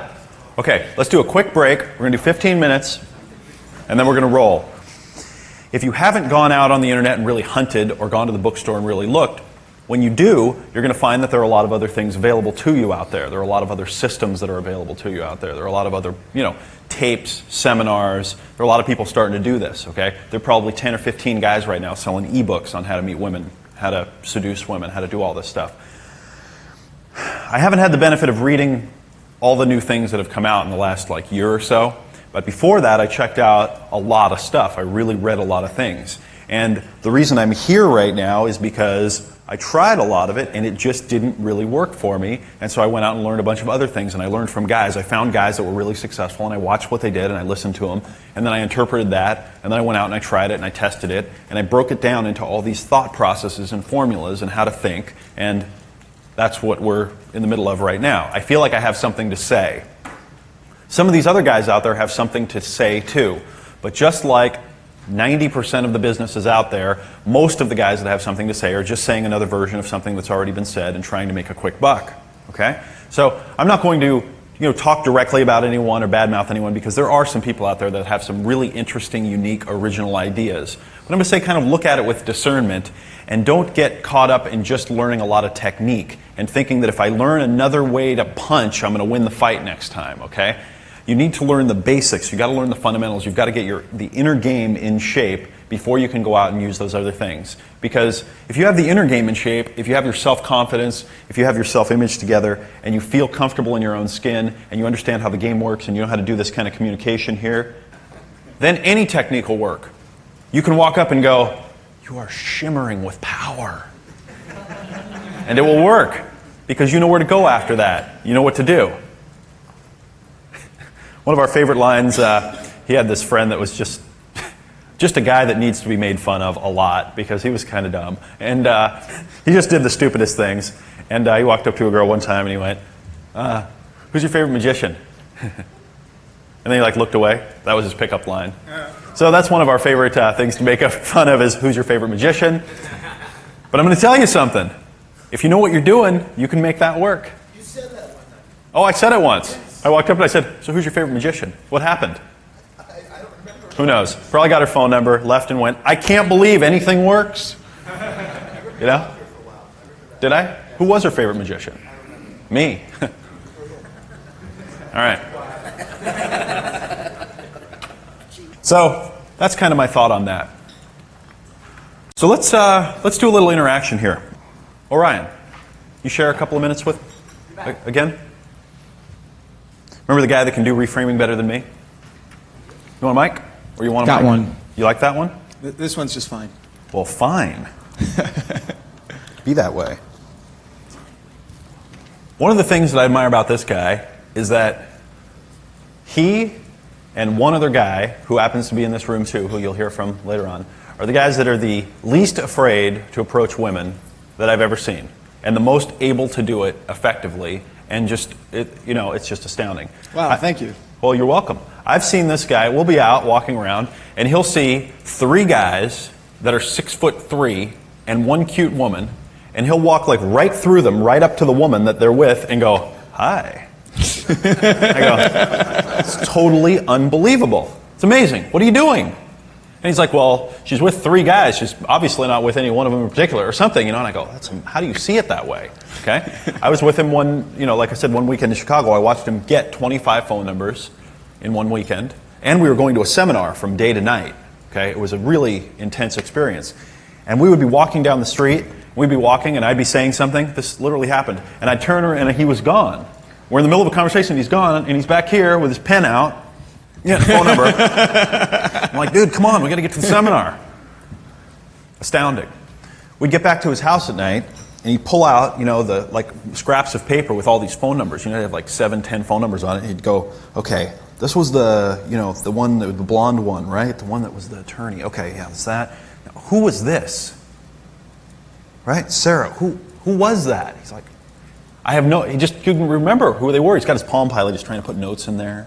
Okay? It's astounding. So I want to talk to him a little bit about how you go from I don't know what to say when I talk to a woman to I can walk up to any woman or group of women and men or whatever and just engage and walk away with the information that I'd like without getting freaked out, beat up, slapped, whatever, and how to have everyone love you by the end of the moment, because they do. Any ideas? Well, I'd say it's a numbers game, but it's not that simple. Clearly, Right. it's not simply a numbers game. If you just run up into a brick wall enough times, the odds in quantum physics are that at one point the phase state of the, quantum nature of the wall is that it's not going to be there. But that's just not reality. The reality is, though, if you keep going after this part of your life in such a way that it's going to be fun no matter what happens. And if I'm going to go up to someone and I'm going to make them smile and then walk away, she's going to smile, I'm going to feel good, and I'm going to have learned something from that interaction. At an unconscious level, I'm learning that this is a way that I can communicate with women, that women like to be communicated with this way, that it makes both of us feel good. And every once in a while, she's going to grab me and say, wait! She doesn't want me to walk off. But, that idea of building inside of yourself the sense that this is okay, this is how women want to be communicated with. The idea of if you've got something nice to say to someone, and that you get used to the idea that you can say it, they can smile, you can feel good, and they can feel good, that can either be an ending point or a beginning point, and it doesn't matter. That process is so important, as is every process. That's the beginning. The process of going from, sitting down with a woman for a cup of coffee to getting her really wanting to go home with you is a process, and you can work out the steps of it. And if you only get through some of them, it's not a failure, it's a learning. Yeah, one of the things, listening deep into what he's saying here, did you hear that he didn't say anywhere, like what my objective is to go get her phone number. My objective is to seduce her. My objective is to this. What did you hear his objective is? What is he trying to do? Make women smile. It's a great objective. It's a very powerful frame. His objective is to make women smile. That's what he's doing. He's trying to go make a woman smile. That's his game he's playing here. I want to go make her smile. Okay? He just happens to have techniques. We'll go question and answer later, okay, at the end. Write it down. If you have questions and answers, write them down for these guys. His objective when he's walking up is, how can I make this particular woman smile? Now, as soon as that happens, he also happens to be like an Aikido expert, master, like 10th Dan, at taking that and turning that into, let me get her phone number, get a date with her, and go somewhere with that, okay? But it's, how can I make a woman smile? How many people in here don't currently have that when they're thinking about going up and approaching a woman? Okay. So when you walk up, what would typically happen? Of course, I've seen you approach like 3 women in the hallway between walking to the front and back here. Right. What will you say? Like, let's say, remember the 2 gals that walked out? The one had the pink hair. Remember that? The woman that had the pink hair? Yeah, right. Do you remember what you said? With the girl, there was a girl with pink hair who I didn't talk to. Oh, and then there was the one with the pink hair that I did talk to. How many of them with pink hair did you talk to? I don't know. You mean the one with the really bright pink hair? I looked at her and I said, I don't want to go somewhere where I can't leave for a few years if we're talking about the same person. Oh. There was another girl though that I talked to. There was that blonde-haired girl with the tan jacket on who I did talk to. Okay, yeah. And to her I just said, I think I picked up on this idea of just saying, wow, what did you get this like jacket to match this luggage? Because you had like this kind of ratty, kind of cool like jacket on, and then this just old clunky suitcase. Mm-hmm. And I just started talking to her, and I just closed right in on her. If there's people around, it's very important to close right in on them so that you have like this private little bubble. It's such an important skill to have, because if you're communicating to everybody, you've got to tailor your message to her friends, to you guys, who are trying to hear what the hell I'm saying, and to her sort of performance anxiety. Yeah. But if you say something, either nice or interesting or, bust her balls, you begin the conversation and then you close in. I like to analyze their handshake. I like to say, oh, wow, that's really interesting. What? You've got an interesting handshake. Really? Yeah, I used to read palms. Oh, really? Yeah. And there's a trick. You can tell something about someone from how they shake hands. Have you ever been to see a reader before? A reader? Have you ever been to see a reader? Yes, no, but I've whatever. always liked to. Are you curious about this? Yeah. I can tell 2 things about you. What Do you want to know? Yeah, I'd love to know. Okay. Well, when you shake hands, you have kind of a warm, gentle handshake. So when you first meet people, you tend to react to them in such a way that you're open to them. You're warm and engaging, but you kick back so you can hear what they have to say. And all you're doing is you're telling them how they just shook your hand. How are they reacting to you? You're pacing what they're saying. And then you can go into the palm reading if you like. Do you guys remember what I said about how women love to have any kind of analysis done, any kind of like spiritual woo-woo stuff, anything? What I figured out last night is that you can then use that same kind of cold reading, like picking up on them, or if you believe in it, it really doesn't matter. Those same characteristics to bust on them about. Exactly. He's like, you could just say, but it's not going to work on me, Exactly. Yeah, oh, I see what your intentions are. Yeah, exactly. Oh, strong line of life. Oh, you're very sexual. But you just have to keep your hormones in check, young lady, Exactly, I'm taken. Right. Right. So isn't that an interesting idea? Figuring out how to do it right at the beginning. Wham, shake hands. Wow, you have a very interesting handshake. You can tell a lot about a person from their handshake. Okay. Another thing that Orion does is he wants to talk to anybody. I've been out with him. He'll talk to anybody from a little kid to an old lady. And he just wants to have fun. He loves making people smile. He loves noticing interesting things. If something's unusual, he wants to know why it's unusual. Where'd you get that? Wow, I really like that. That's cool. Wow, interesting tattoo. What does that mean? Right. Okay? Very inquiring, like the part of the frame here is you've got something unusual about you and you're trying to communicate something with it, and I want to know what that something is. People do unique things because they're trying to communicate something unique about themselves. And I'm picking up on this and talking to Peter in that you can start to use those same things to say, wow, you made that jewelry yourself. You really are trying to express something inside of you, and you can kind of bust on them about that. You can give them a hard time about it. It's like, but you just feel you need to feel safe around someone, and you're trying to win over somebody who's going to give you that to you, but it's not going to work this time. Exactly. It's like I know you've been looking for someone like me who could give you the freedom to let your artistic juices out, but you gotta just calm down a little bit. Exactly. I mean, you can get deep with this stuff. See, the interesting thing is that I started out using all these tricks like palmistry and handwriting analysis because women love them.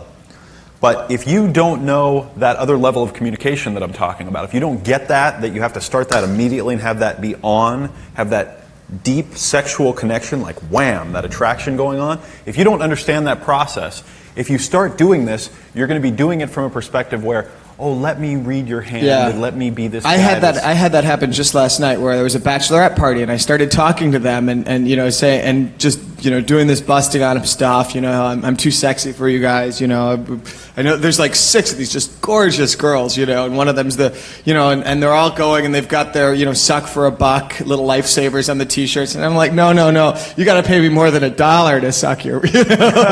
And then I went into this thing about okay, I'm doing free palm readings for bachelorette parties, and it just shut down. It was amazing. The frame changed. It was, I am now entertaining them. Until then, of course I was entertaining them, but I was just entertaining them by playing that character, by playing that role. It's very important that when you use these tools, you keep the frame in mind. They're great, like I said, they're great training wheels and great techniques to just be able to get conversations started. Great with waitresses, walking down the street, meeting people, shaking hands. If you can make a woman smile and go, wow, thank you, and then like shake her hand and then go into the hand, it'll get a conversation started, and then you can take it from there. These are great things to kind of get things going. Then later, if you know how to do them, you can insert them in different places and make things very powerful. Any questions for this guy on that topic? Let me just construct the more difficult quote or challenging scenario. There are 5 women in a bar. Doesn't sound like a question. Yeah, why would you want to construct a challenging situation? Are you asking a question? Go ahead and ask a question. 5 women at a bar. They got their strong reality. Which one do you approach? They're in the little group, the 5-girl group. You know the whole story. Which one do you choose to approach? How do you get her attention? I don't know the whole story, unfortunately. It's your construction. But what I look for is we're having a private conversation here. Okay, stop for a second here. Are you good with this stuff already? I don't do bars because I don't like smoke and stuff like that, so I don't think I'll ever get good at it, at that particular thing. But I'm very good in the gym in certain situations. Then if you're never going to get good at okay, whatever. I'll answer it, but not for you. Yeah, it's like, because if you're not interested in getting good at it, then I mean, this is not a situation that's going to be your reality. So I'm answering an intellectual question instead of an actual real life situation. But I'll answer it anyway. Okay, yeah, go ahead. I look for one or two to peel off. And I don't mean that I go in and I peel them off. If one or two of them peels off, then I will talk to them and I will approach them. And even if it's just for a moment, it's like waiting for that 1 minute in 10. But the other thing that I've absolutely done is if they're at a table and there's another chair open, I'll say, is this, I'll have my jacket, like, or to lay it down, or I'll be like, oh, is this chair taken? Like I'm going to take it? No? Great. I just step right into it. Or I'll say, I'm going to be your entertainment for the next few minutes. And introduce myself to every one of them, and then, find the ones who are interesting, and then, peel them off. So it's basically the idea is I say I'm their entertainment, but if I'm the entertainment for all 5 of them for more than about 2 minutes, I'm not doing what it is I want to be doing. But if I can find 1 or 2 who are interested, women use groups for a variety of different reasons, and they will use their group to take them out of a situation, and the group will oftentimes try to pull them out. So it's important to know that when you do that, if you become the person who's saying, no, I'm talking to her, you need to give her the ability to say to them, leave me alone. So if you say something along the lines of you're reading her palm and you say, you've got a strong personality, you're able to stand up for what you really want. In fact, sometimes you have friends who act like they're being protective, but really they're being a little jealous. And you're able to stand up and just say, wait, I'm enjoying this experience. Those are the kinds of things you can do to do it. But then you can also use groups yourself. If you go out with a friend, who can kind of like pump you up and you pump them up, like I was out with Peter and saying, I'm his bodyguard. I have to protect him from the women. I have to keep him off of him. They're too much on him. You just got to stand back a little further. You can do this stuff, and then he can do the same stuff with her friend. So the group dynamics are important to become aware of, especially with the jealous friend. That's a really important thing to be aware of and preemptively set up what's going to happen when that happens, because she's probably going to walk away. That's part of the reason you get the number quickly and get out, because if you're there talking for 5 minutes and she's got 4 other girls, they're looking real hard at how do they get her out of that situation. And it's not being protective. It is being, they want to have the group vibe, and something about their vibe is missing, and it's that probably that the rest of them want to be over there talking to me, That's the frame to come from. Somebody have a question over here? Go ahead, Rick. Yeah, one thing that I'd like both of you to comment is whether it's Steve or Eric or anybody else that's really good in one of these things, Riker here. Don't you find it's the case that the principal reason why you're successful is it's who you are, it's not what you do? I mean, it isn't it an internal frame, like for instance, Ben, when you're booking those girls, and you go into 5 of them, you probably don't even know what you're going to say when you're walking up. But the reason why you walk in there is you know that they're going to like you. Right. That's right. Absolutely. It is who I am, and it's evident that it's who I am. But it's also important to keep in mind that it's who I have become. It's not who I started off with. I mean, so some of these things that the sort of mating ritual of fish and this behavior that women want to see is inbred in us. It's part of our deep genetic core. But part of what you need to do to become successful in this area, which really is a lot about your whole life. When you can get this part of your life sorted, everything else comes into play in a much, much better way. Other people see you differently when you're able to handle yourself around beautiful women. But it is a skill, it's a muscle that you build. And so I didn't start off life being able to do this, but by the other thing that I've found that's very common with all of these people who are very successful is that they just are learning machines. They don't want to learn about whatever esoteric trivia. They want to learn about how to communicate with real human beings, how to get responses, how to interact with people in a way that the other person really enjoys and find engaging. And you'll see, that during the breaks here, there's, like court being held and people are just spilling out the knowledge. It's phenomenal because not only do they love to learn, they love to teach. And I think the two are very much combined. And it's one of the great things about Dave is that I mean, I remember when I first met him, he's got his journal going. I mean, we're sitting around having dinner and this guy's got his journal going, and he's writing down what we're saying. And I've met a lot of people in this area of knowledge who love to learn, but very few people who have been as diligent about putting together the pieces and keeping a record, a trail of breadcrumbs back to the big discoveries. Thank you. Okay, one more.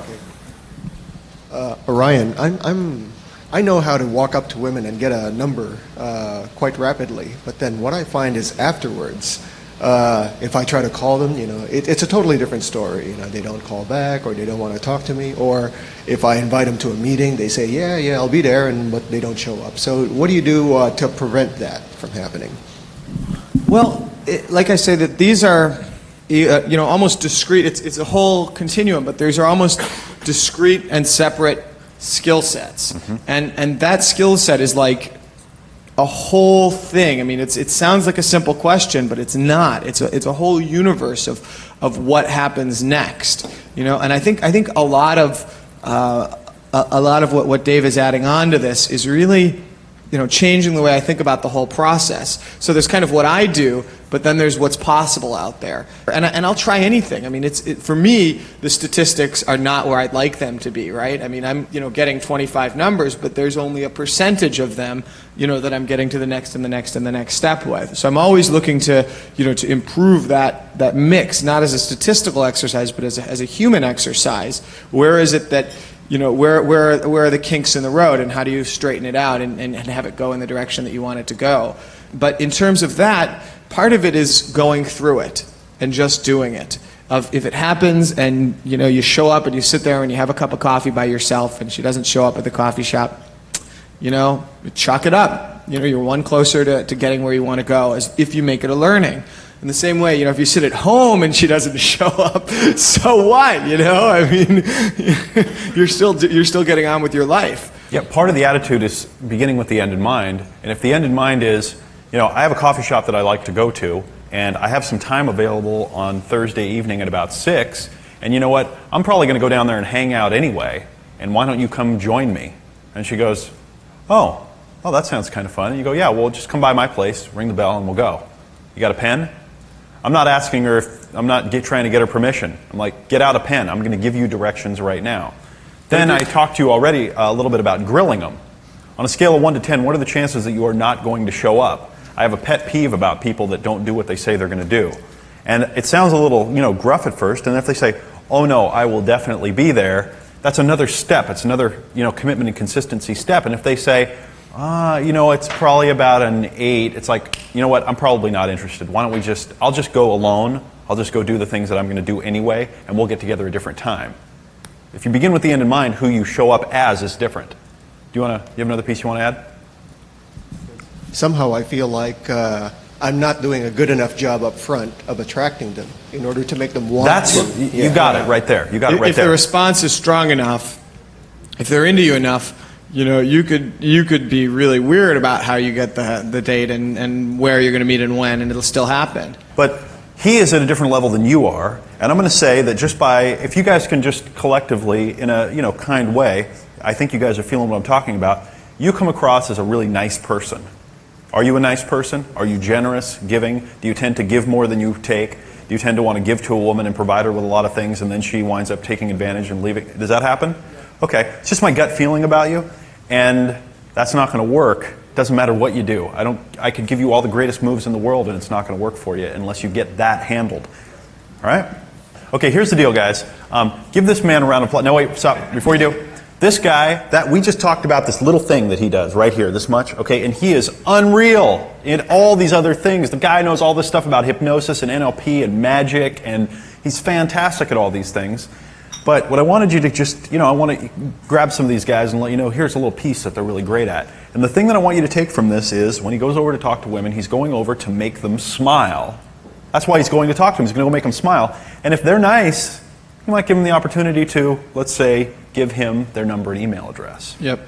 Now, there was something that was just really interesting about you that you had told me that you saw some project I had done before, and that there was something about being able to use the handwriting analysis and the palmistry as a tool to get over not being able to talk to them. I think that's fantastic. I think if you look for those kinds of tools, you'll find them. And then Kamal and I have some projects that we're working on that we'll get into later. But basically, the idea of being able to find pieces that fit into who you are and how you're able to do them and kind of build up who you are. Do you understand what I'm saying? So you're taking quantum leaps, but you're also building up the base to the point where you have the skill set and you have the confidence and the ability to go out and put all the pieces together.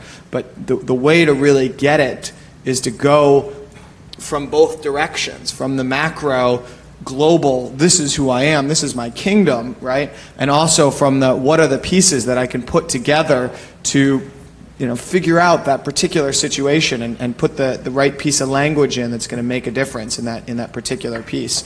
And I've gotten some really good feedback from a few of you this weekend, and I want to thank all of you for letting me know what you think of having seen me do some of this stuff. And thanks so much. I'll take that.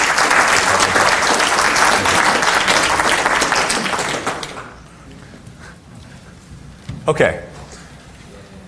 What I thought would be interesting to have Eric share a couple of ideas about is Eric knows, and Steve does too, and I don't ever want to make it seem like one knows more or less, but I'm just kind of grabbing things that come to me, little things that these guys could share for a few minutes. Eric knows a lot about how women's bodies work. Now what's interesting is most women don't know as much as he knows.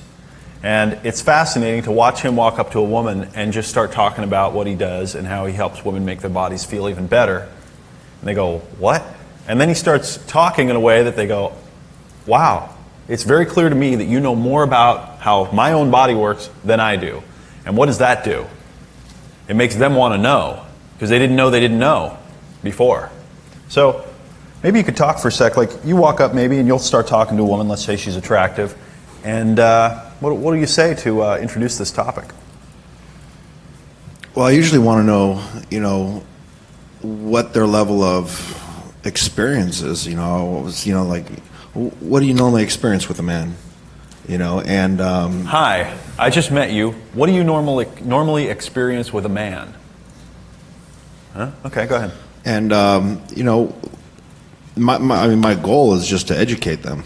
I mean, that's something that I've studied since I've been 14 years old is find out what it is that makes the woman's body tick, and how far and how much pleasure can she incorporate before blowing her load, and then finding out, okay, well, where is that level? If it's a 9 where she starts to squirt, what if we can make the 9 where the 0 started and start a new scale and increase the neurology so that she can feel even better, and not allow her just to spooge all over the place, but say, hold on, immerse yourself in that, because there's more. It's about expanding the whole.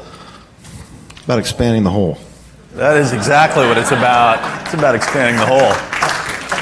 No half clapping. That was funny. Billy.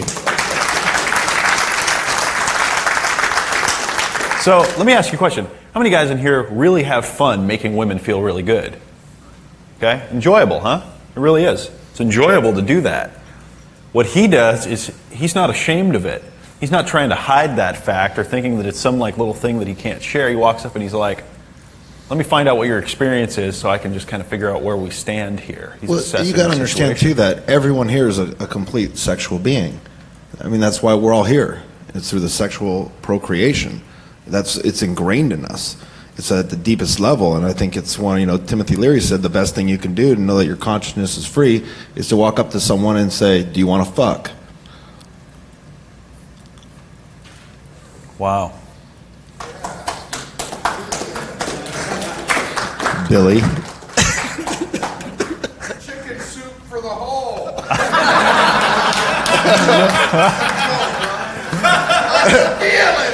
I can see that book coming out too. I could just see someone here is going to go, Chicken soup for the hole. Jap Cramfield, cram it in. Wow. That's interesting, huh? Yeah, there's a lot of power in what he's talking about right here. When you start talking to a woman, that part inside of her, okay, that archetype that lives in there, that came with a mirror image that it's searching for, the best fit mirror image that's in there, that's down below the language and the social conditioning and everything, the part that she was born with. If that part connects with a part inside of you, with a very sexually aware man, and it sparks that, it's very powerful. You can do anything, okay?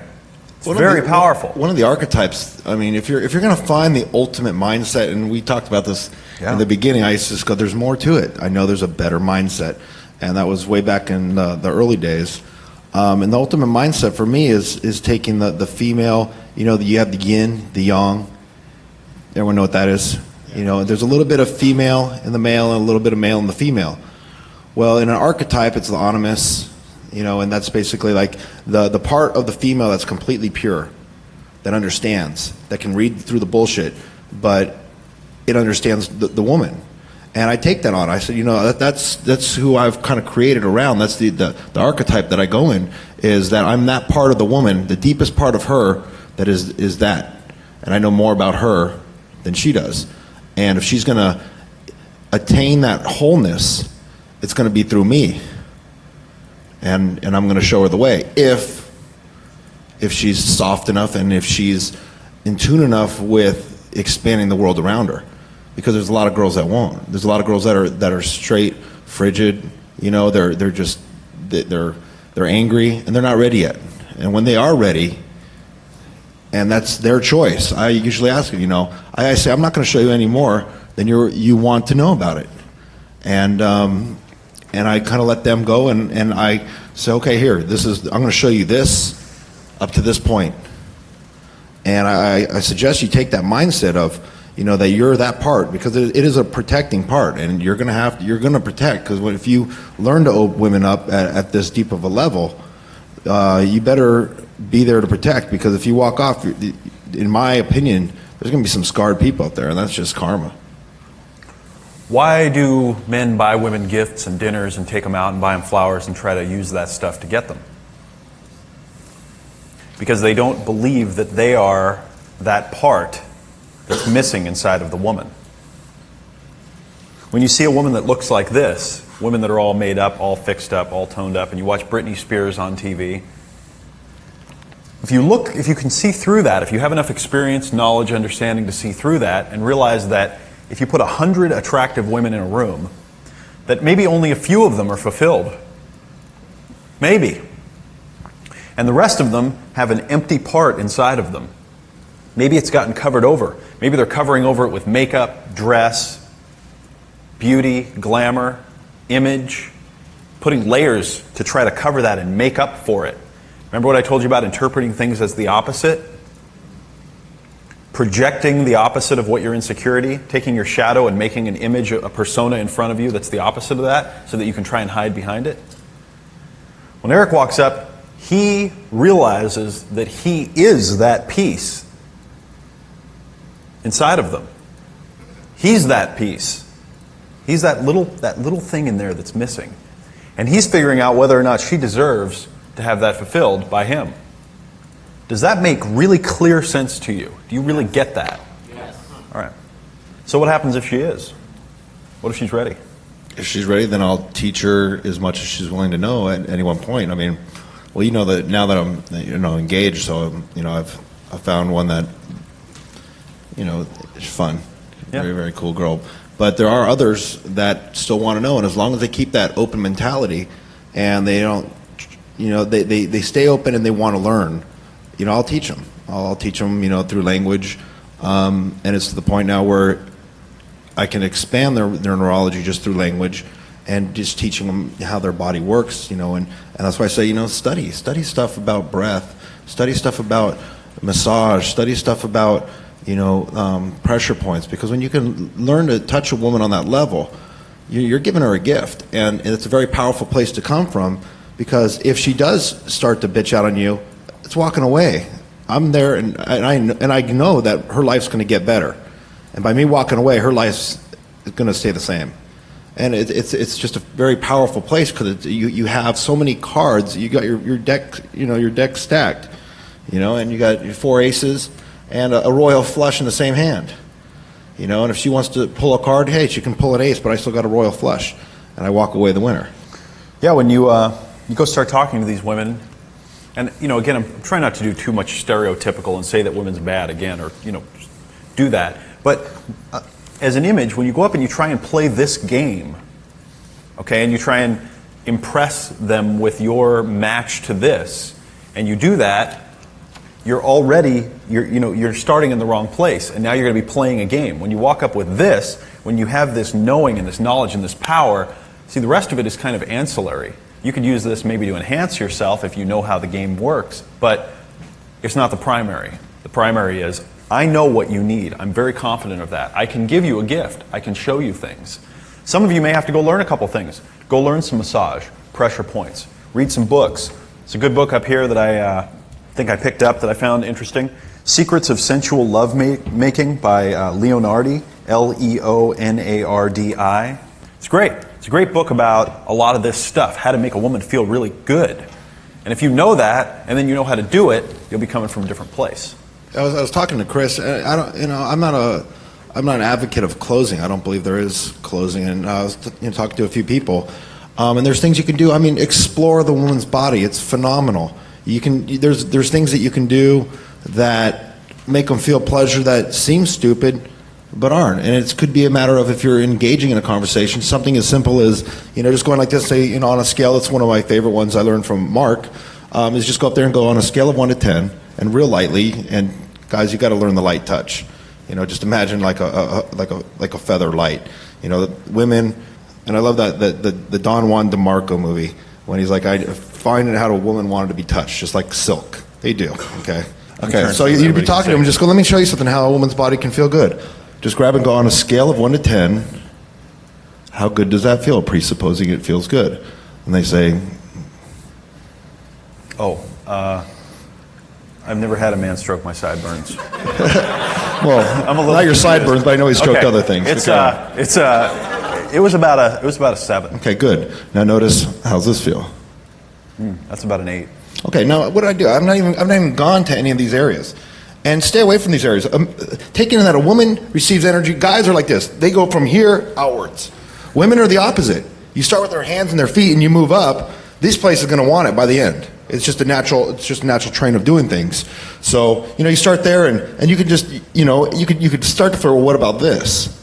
And they know where their center feeling is. So you can tease all the way around this. And you get to the point, you can whisper in their ear, well, you can move closer and say, well, what about this? And then you're intensifying it. And they get to the point where they want to start closing.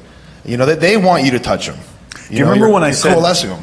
Touch women everywhere but the R and X rated places, and do it really lightly and slowly and move around them, okay? And keep that. That is what builds anticipation. It takes it to the next level. And you stop, you pull it back, and they're like, well, why'd you stop, Oh, you just don't seem like you want it that bad yet. Well, yeah, I'm really enjoying it. You sure? Yeah, come on, please, a little bit more. Okay, and you keep going. Okay, you keep taking They're it the up. ones that are selling you. They're like, okay, well, what about this? I go, no, you're on a scale of 1 to 10, you think it's a 7, but that's probably just a 2, in my experience. And when you're ready to experience it more, let me know. Walk up to a woman tonight, tomorrow, whatever, and when you're talking to her, say, let me try something on you. I was just learning about how to, how women's, bodies work and so forth. And I want to just see something here, see how sensitive you are. On a scale of 1 to 10, how good, presupposing it's good, how good does this feel? And then just do a light little stroke right here, just the tip of one finger right here. Just go, how good does that feel? And then they'll say whatever, and then go, how about this? Give them a little stroke right here on the back of the neck. Okay, and then a little one on the arm. Don't touch them anywhere, just how good does this feel? Really lightly. And just watch what happens. Yeah, stay very far away from their sexual parts, Oh yeah, that's not what you're doing. By the way, you got a microphone real quick? I happen to like this little part behind a woman's neck right here. Right. And there are little stories that you can tell about different things. And this is just one to stick in your little bag of tricks. I think I talk about how in Japan it's the most or I actually say to them, I'll say it's the most erotic part of a woman's body, both because it looks so attractive, and when a man sees it, sometimes it's very, very irresistible, but also it's so sensual that every nerve, every piece of energy, every single photon of light has an effect right there. They think it's as if that's where your energy comes into your whole body, and when you feel that part of your body, it maps out the entire rest of your body. So when you feel a certain sensation there, it's like another part of your body is feeling that same energy, only it amplifies more and more through every part of you until it's just humming. Yeah, and what? It is the nape. And if you say that, and then say, now watch this. As soon as you said that, you go, now tell me on a scale of 1 to 10, how good does this feel? And take a little finger and just go, and watch what happens. What is that, the whole thing with the kimono, story behind it? Oh, right. The way that a kimono is cut low, or they'll have their hair done up, like the geishas, so that you can see it more. They're showing off their most, erotic part of their body. And a lot of people aren't even aware of just how good it can feel to just focus on that part of your body and all the sensations that flow from there. You say, most men aren't even aware that women are very sensitive there. You can say that, just throw that out there in the beginning of a conversation, and you will see goosebumps start coming up. Like sometimes you'll even see big goosebumps. Like that is a good way to do it. A survey is just say, hey, I'm conducting this, and tell them up front, pace their reality. Because guys coming up to a woman is a little weird sometimes, But women just say, hey, pace their reality. This may seem a little strange. I'm sure there's a lot of weird dudes out there. I'm doing a study. I want just to find out this. Can I do this with you? Boom, boom, boom. Exactly. Go out for a day and just take a couple of friends and say, let's just go figure out how this works. We want to do it. Okay? We're out learning today. And these are all just transitions. Something I wanted to say earlier with an analogy about being, quote, rejected or whatever that is. Imagine that, most guys are like a matzo ball, and it's in the girl's hand, and they throw it down, which would be considered, quote, rejection, and it splatters. Be like one of those fucking super rubber balls. When she throws you, you bounce fucking back and go behind her, around her, all over the place. Be that fast, because that's what it is. When you have that kind of resilience within you, and you learn that because it just doesn't fucking matter. She's like, slam, bam, you're right fucking behind her going, hey, here I am. And I'm over here, and I'm over here, and I'm over here. And when you learn to develop that type of confidence inside yourself, and that's through trial and error. It's through trial and error and not giving a fuck. I know guys that look really, really bad, quote, bullet. And this guy's probably fucked 1,000 girls. He's bullet, okay? He looks like something from Star Wars. But his attitude is, and this is something that was very, very cool. I was listening to this is his attitude, and this is where it came from. He walked in the club and he goes, hey, Eric. He does talk like this, so I'm not. He goes, hey, Eric, this chick was on stage named Barbie. Really hot fucking, she looks like a Barbie. He's like, God damn, he's like, that's nice. It's like I'm going to be looking, right now I'm looking at my future ex-girlfriend. Think about that frame. And then the guy's like, well, what do you mean, like she's going to like you? He goes, she has to like me. She's only human. Think about those mindsets, though. How tall is he? He's about, he's this tall. He's pretty much stringy. He's got a big belly. He sweats a lot. But I'll tell you what. Yeah. And he goes like this, yeah, fucking Eric, man. Last time I took a shower was 5 chicks ago. And that's how bullet is, and it's amazing. But it's the mindset, It amazes me. It amazes me. I'm just like, Jesus, this fucking guy's got it down. But take that. Now we're talking about a guy here. Does just the way he looks and the way he comes across and so forth, does this strike you as the kind of guy that could probably have some power and choice with women? Yes. Yeah? Does anybody doubt that? Okay. And he's engaged. Found somebody that he really likes. And that's nice when you find that point where pretty much the rules that you set down on what you have established is nice, and they treat you the way like I said yesterday. I come home, I got dinner. She massages my back, my feet when I get home from work. She does amazing things. She doesn't say I love you less than 100 times a day. Okay, and that's what you deserve that and expect that, and not only from fiance, but as many girls as you want.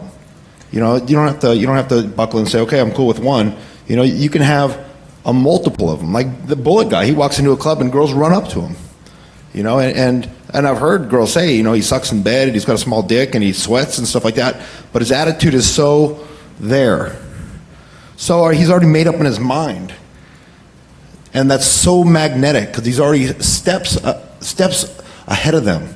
I'm looking at my future ex-girlfriend. I went, fucking that was pretty cool. And that when you're that far up, he's already made up his mind, he's got rid of it, and he's there, the vacuum's there, and it just naturally pulls him in. And he can get away with, you're fucking hot. I'm following your shadow, I'm going to finger bang your shadow. And this is how he talks. But he's so congruent with it, and that's all it takes is become congruent with it. Become completely aligned with who you are. Feel fucking completely good about sex. Be the sex god. Because in your mind, that'll filter through. And if you're that, women are going to read it. And they're going to pull up and they're going to want it. All right, guys, give him a hand. Thanks, buddy. Appreciate it, man. Hey, Rick, you want to come talk to me for a minute? Do you want your reputation precedes you. You want this one or the handheld? Fine. This one? This one, yeah. All right. Now, Rick and I have been friends for quite a while, several years now. And you want to talk about a guy that knows more about a lot of different things than just about anybody. He really does. And so he could probably come in here and talk for about 6 or 7 weeks. And you'd just get how to meet women out of him, and you'd be learn so many techniques, it would be astounding. You'd just be astounded at the different things that this guy knows. I've seen him on numerous occasions. He'll see 12 or 15 women walking, and he'll charge right into the middle of them and just start going. And the next thing you know, they're inviting him to a party or whatever, and then of course all his friends are coming over and going, hi. And now they want a piece of the action. I mean, he's just that kind of guy. Remember I was telling you about the person that was saying, I'm the kissing bandit? You must kiss me before you can pass? And all these women shut him down, and I'm going, oh, you're not getting it. And then the 2 blonde girls on the roller skates came up and started kissing on him. They were twins, and I'm like, okay, I guess that works. That's amazing. Rick used to say a lot of things to me about women when I first started hanging out with him that were, I kind of went, no, that seems a little pessimistic, or that just doesn't make sense to me, or yeah, it can't really be that way. And then after a year or 2 or 3, I'd go, wow, that thing you've been saying all this time that I've been arguing with, that's actually right. How interesting. And he'd go, yes. And I'm glad it only took you 2 years to learn that. That's cool. But anyway, there are a couple of things that I want to have him share that are really interesting. One of them is, maybe you could share a couple of your rules for dealing with women that are kind of interesting. He's got some rules of thumb. Yeah, I mean, first rule is if you do anything with enough authority, you're going to get away with it. One of the things that I think is really important, and is probably anybody who's good with women, anywhere, I mean, here or anywhere else that I've ever met, has this one thing, and that one thing is that they're completely congruent with whatever they're doing, and it's something you are. It's not something you do. It's not so much a technique. We all have techniques, but techniques are not really what you're doing. The techniques are the way you express who you are, and so fundamentally, if you're going to be exceptional with women, you have to first know exactly who you are, what you want, and what you're about, and you can convey that in a clear and concise way to them. Just by walking up, they get it. I mean, they can feel that you're powerful, or they can feel that you're weak just by walking up.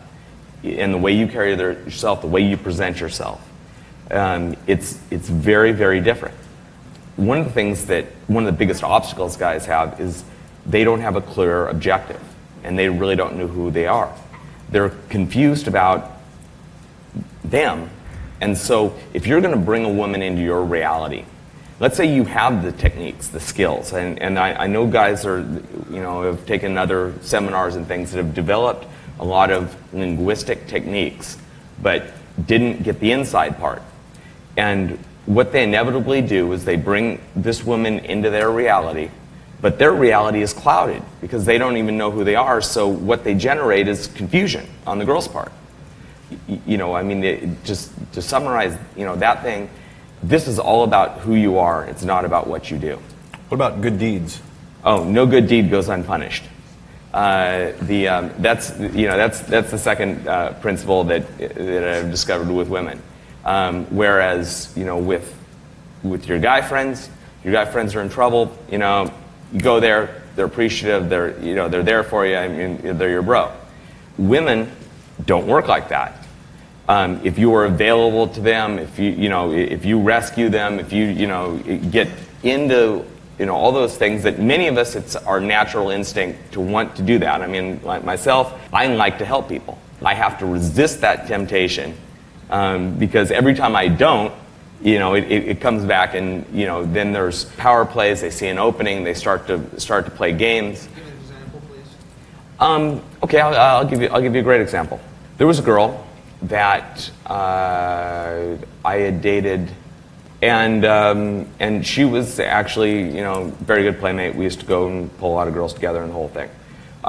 There was a hurricane in Oklahoma a few years ago. I guess you guys remember, it wiped out a whole bunch of thing, and that's where she was originally from. Her family's house got damaged. She had to go back, and I lent her some money to get back there and help her family out and do some things like that.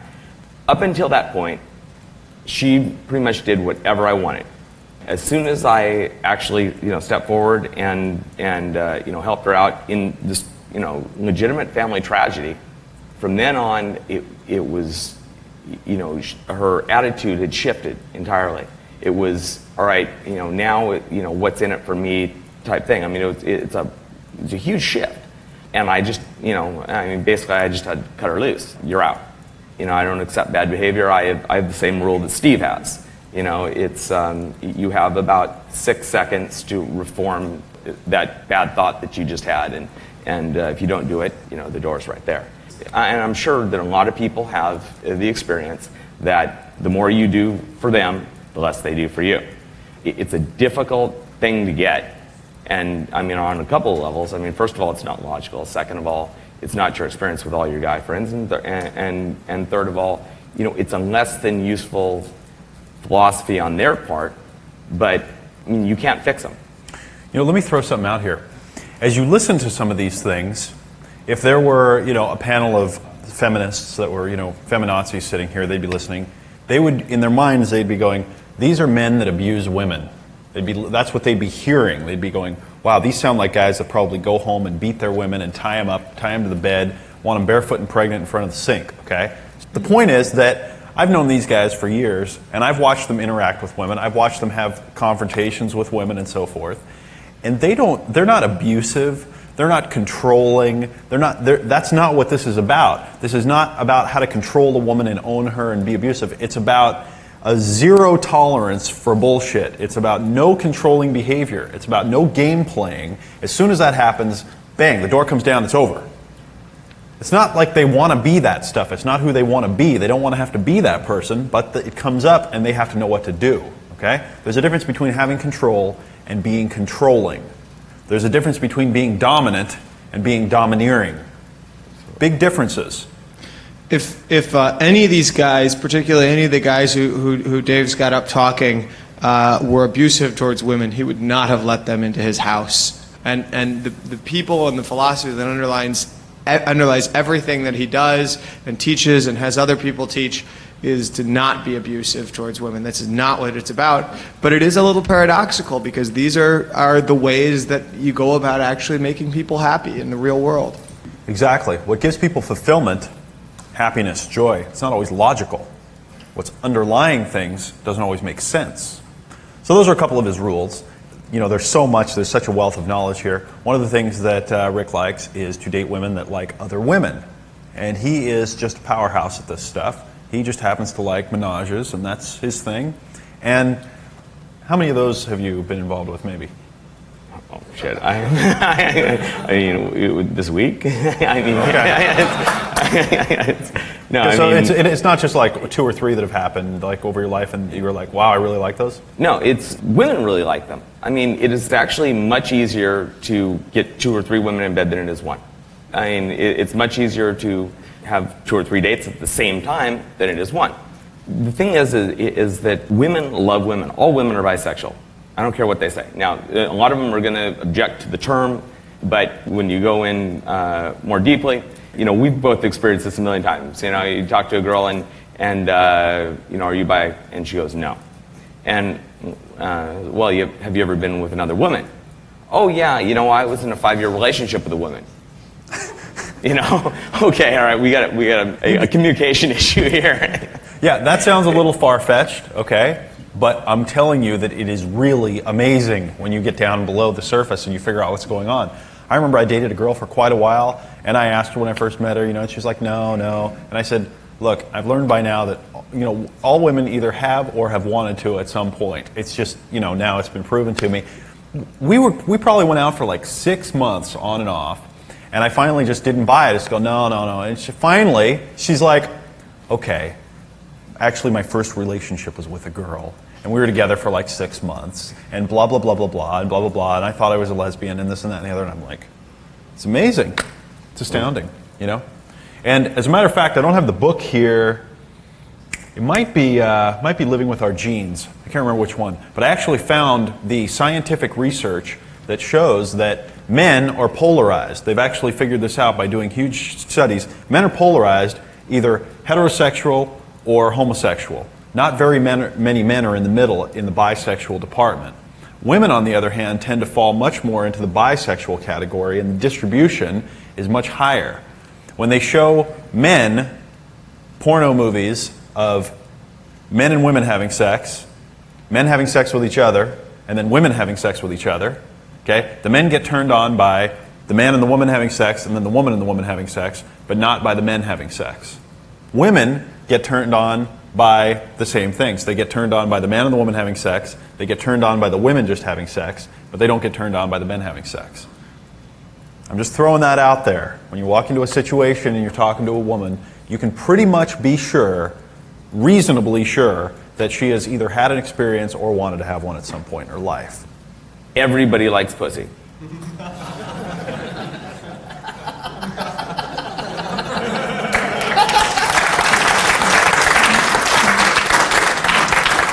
See, so instantly you're automatically in rapport with every woman because, they all like the same thing. So let's see. Just get a couple of comments here. You were down in Miami recently. Yeah. How long were you down in South Beach? About a week. Okay, about a week. I live with this guy, by the way. Okay, we've lived together for quite a while. It's interesting to hear the stories. Okay, and yes, they keep coming. So they were down. Him and another guy you're going to hear from were down in South Beach. How long again? About 6 days. About 6 days. Okay, and you would go out and you'd meet women like during the day or out at night, and then you'd set up meetings or dates with them, right? Right. So what would you do? Like, let's say, what if one day, like on Monday, you were out and you met like 3 different girls? Well, I'd invite them all to the same meeting place. There was a bar at my hotel bar. I'd invite them, all the girls that I met up to that point, during my week there, at the same time to the same bar, and they were all my dates. Did you tell any of them that you were going to invite a whole bunch of people, or did you just say come? Yeah, I just said come. Okay. And what happens? Well, I mean, the great thing is that, what you do is you invite them. You invite all the girls you're currently dating, wherever they are, to the same event. And then as they come in, you immediately introduce them to each other.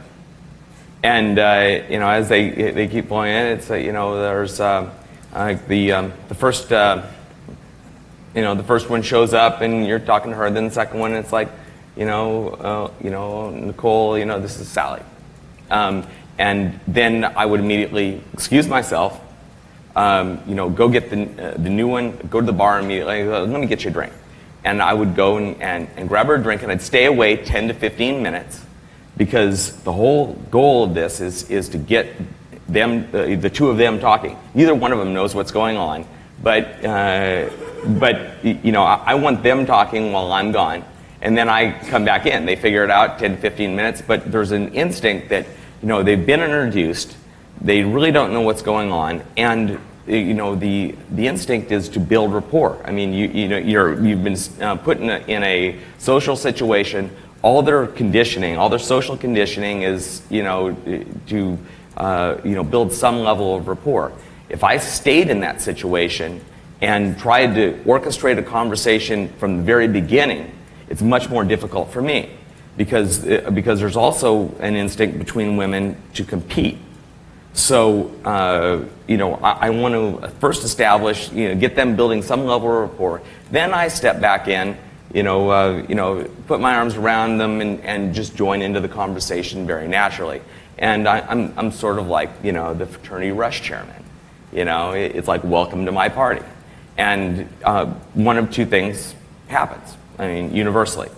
Either the girls connect and they wind up liking each other, in which case then you just take them all back and have a whole lot of fun. The worst thing that happens is that they compete over you. And either way, it's not a bad thing. But Rick, what if one of them leaves? So it doesn't matter. Sometimes, actually, this happened. There was this 5'11" blonde former swimsuit model, and now sells jet airplanes. I was walking back from the beach, and I immediately pulled her. She was walking down the beach, and she was off in daydream world, deep trance, and I go, hey. She looks up, kind of startled, and I go, you look lost. And she's like, oh, well, I'm just kind of wandering around, and I go, all right, well, I'm going in here. And she's like, oh, well, I guess we could do that. And she goes, and it just follows me in. And so we're sitting there talking, and there's music going 2 hotels over, and my buddy Brent has, calls me on my phone and says, hey, there's a party a couple doors over. So, like, hey, there's a party at the hotel a couple hotels over. I'm going to go check it out. Now, the whole time, this girl's stunning, right? I'm leaning back from her. I'm not, I'm sort of looking around, not really acknowledging anything about her, strategically, because the thing is everybody else is staring at this girl. The last thing I want to do is do that. And I'm also, when I tell her about this, it's like, oh, I'm going over here, and I don't invite her. I'm just telling her what I'm going to do, and if she wants to come along, she's going to come along. And of course, she invites herself. It's like, it's okay if I come? Sure. Well, it turns out that we walk in there, it's a 500-woman lesbian party. The university loves Where else would he show up, right? It's like a vortex for him. So we walk in there, and I'm like, thank you, God. It's like, this is, this is what I'm talking about. So instantly, we're center of attention. We've got these girls inviting us to the lesbian after party. It's the free spot in the bingo game. Now, you're driving your Ferrari and wearing your tuxedo, right, and throwing money around when you meet this girl, right? Shorts, sleeveless T-shirt, just sandals. Huh. Yeah. And now, of course, she was like really poor and destitute, and she doesn't do anything cool, right? Like sell jet airplanes. Brilliant girl. She's got it together. Perfect body. Got it together, whole thing. But but the same girl wants to hang out after the lesbian party and keep on partying, and I'm saying, no, I got to go work out. I got some other things to do. Call me later. And she's like, but it's like, why don't we just go to the bar? No, I got stuff to do. Look, I got to go. So this is the third time now since we met that I'm trying to get away from her, which is just tweaking her in the biggest way, because that never happens. Did you sleep with her any of these times you were hanging out with her? No, this is like the first couple hours. I mean, Oh, you were trying to get away from her 3 times in the first couple hours. Yeah. Oh, I see. And then so I go work out. I go do something. I tell her I'm going to be down in my lobby at about 8, I think I told her 8 o'clock. So I go do my thing, and of course she shows up. Now of course she shows up to meet my other dates, which she doesn't know about, and then we go through that program. And of course that works out very nicely.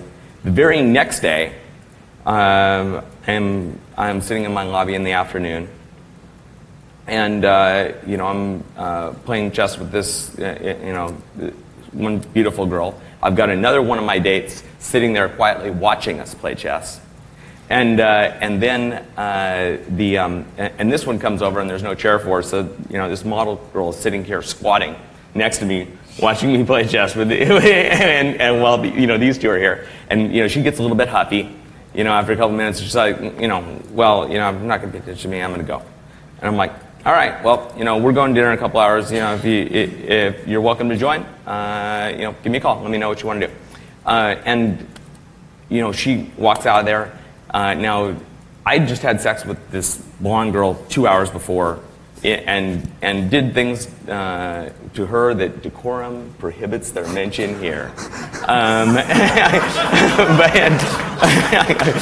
But things she liked. Oh, of course. Yeah, Okay. she is quite adventurous. Okay. And so basically she calls me up like as soon as she's walking out of the hotel, and she's like, "Look, I just got off your dick 2 hours ago, and you're already with 2 other women." Or no, you're already with another woman. I go, well, no, there was 2 here. Didn't you notice?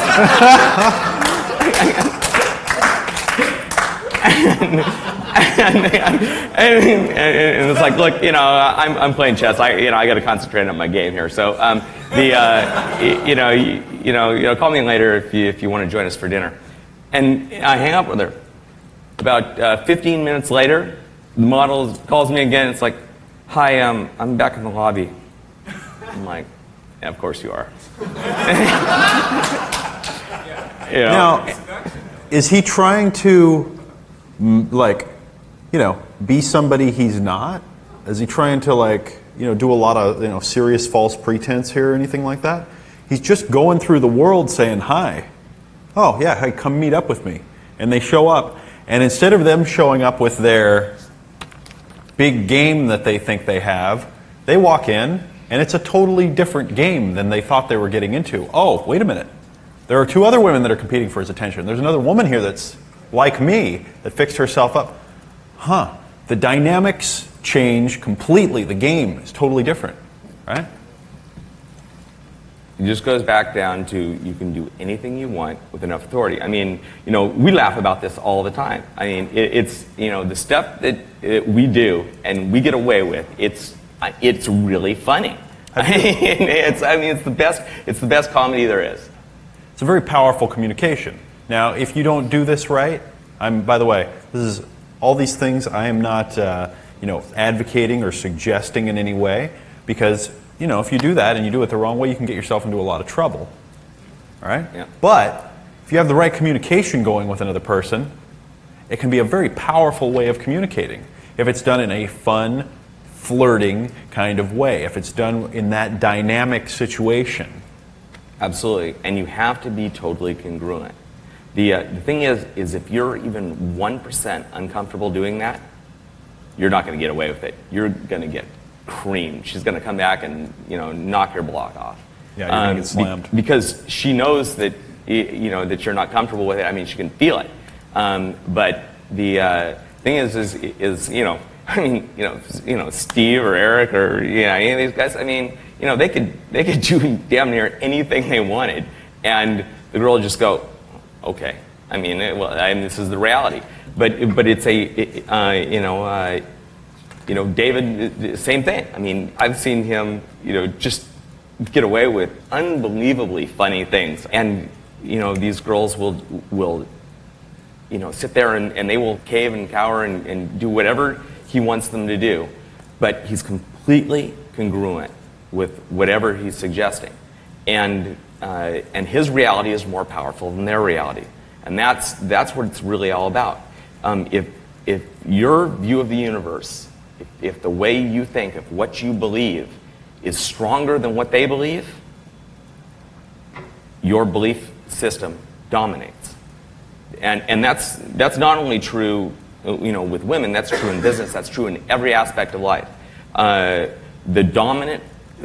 more powerful belief system is always going to be the one that dominates. Whoever believes in their system more is going to be the frame in which all the communication is framed.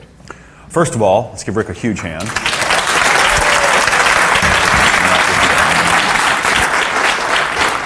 Thanks, buddy. Thanks. Yeah. We don't have time for question and answer. Maybe we'll do some after the lunch. We got a lot more stuff to cover. We got more guests to have talk. We're going to learn about how to meet women online. We're going to do a lot of really funny and fun things. I'm going to break this up a little bit. I want to talk about two things. Then we'll get into some more guests. Relationship expectations. Too many times guys bring an expectation of, quote, relationship, marriage, etc. to the table with them. This causes all kinds of problems, from idealizing positives and exaggerating or not noticing negatives to feeling various pressures, emotions, or attachment. Much better to walk into any new situation open to any possibility, but with the mindset of, I'm here to enjoy the moment, I don't have an agenda.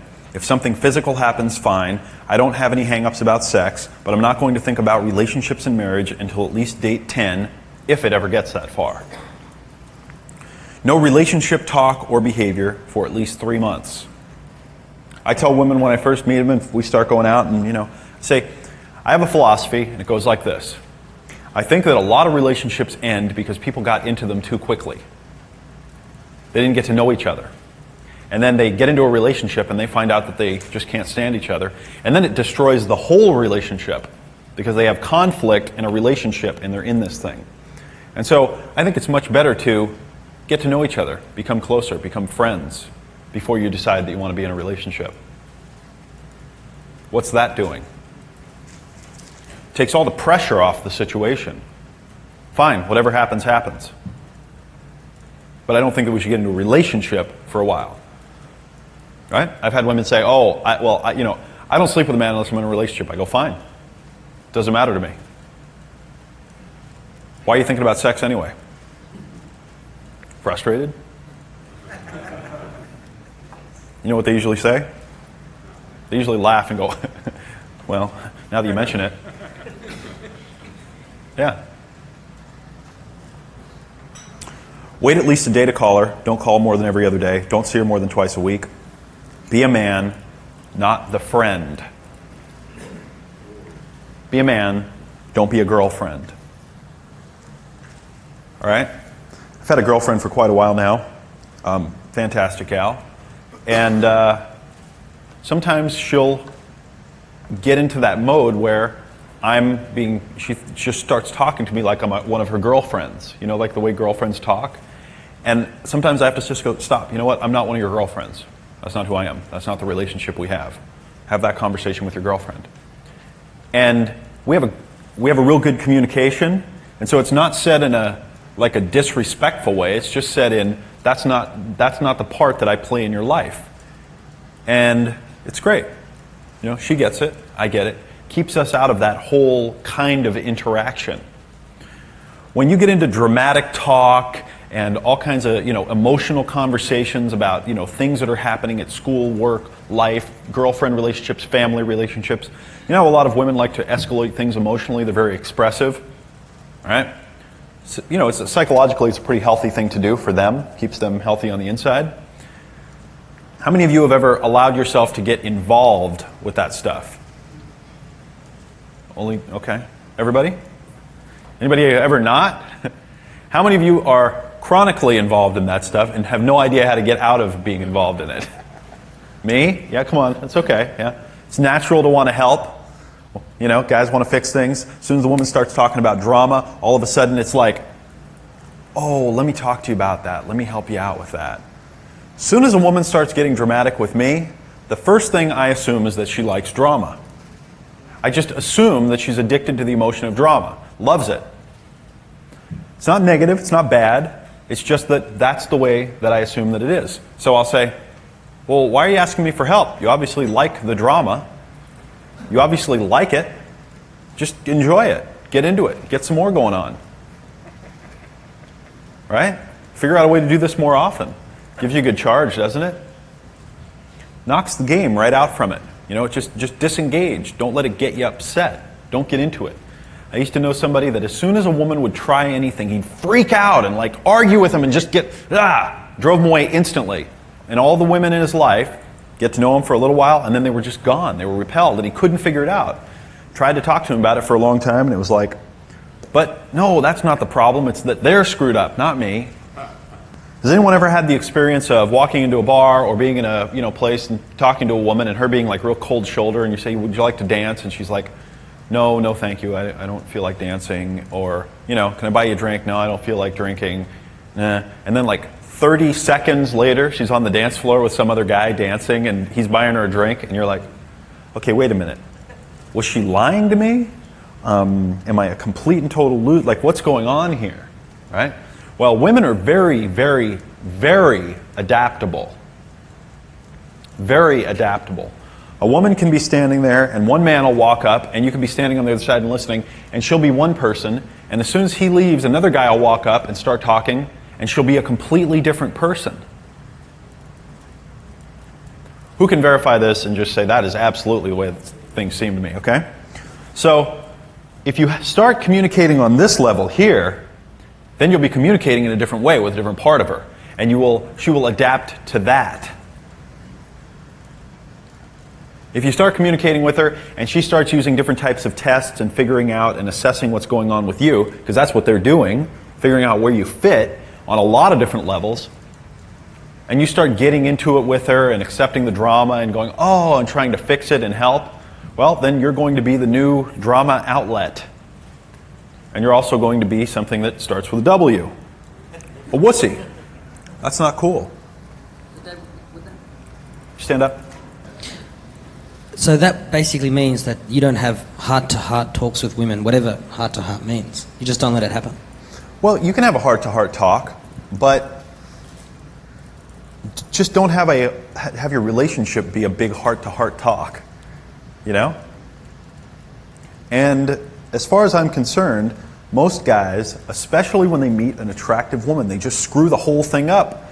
They let that whole whoa, this is a special one. On the second date, they're like, I have a lot of feelings for you, and I really like you a lot.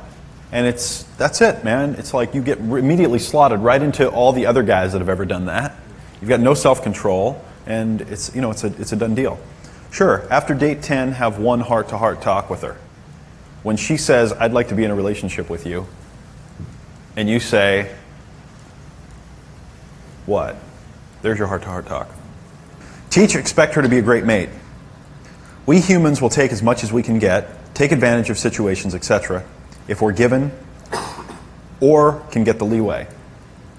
Others will respect our time in reaction to how we train them to, which can be done and should be up front.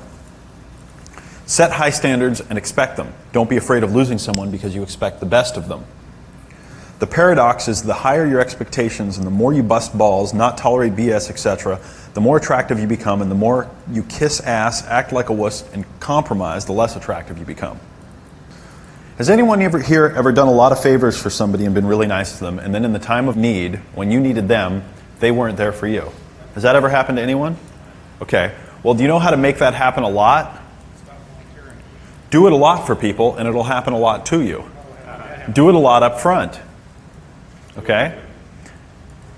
I think it's a really good idea to be giving and be really nice to people, okay? If there's an old lady crossing the street and she's got her groceries and you want to go there and walk her across the street and carry the groceries, I think that that's great. I think that most of the people in this room get that you need to be good in the world. You need to do the right thing, okay? And if you screw up and you do something selfish or you do something just to get somebody back or revenge, you go, oh, damn it, I got to stop doing that stuff and I need to get back on the right track. Everybody got a moral compass and they know that they need to be the right thing, do the right thing, be good guys. Okay? Yes. But there comes a point when you start leaning psychologically Remember, psychic leaning in, silent power. When you start doing too much, and the other person, they start disrespecting you, even though you're doing a lot for them. You think you keep giving and giving and giving, and they know that you want something from them for it. And the fact that you want something from them, the price is that you're just going to keep paying more and more, and they're not going to give it to you. It's like interest. It's the wanting it tax. Price goes up. Don't fault women for taking advantage. Don't call them names. Don't think of them as horrible, you know. If you take them out to dinner a whole bunch of times and buy them a bunch of flowers and then you try and get close to them, it's like, and they're like, no, I just want to be friends with you. Don't get upset. You're the one that was responsible for all of that. You made every one of those choices. Every thought, action, behavior is a symbol for every other one.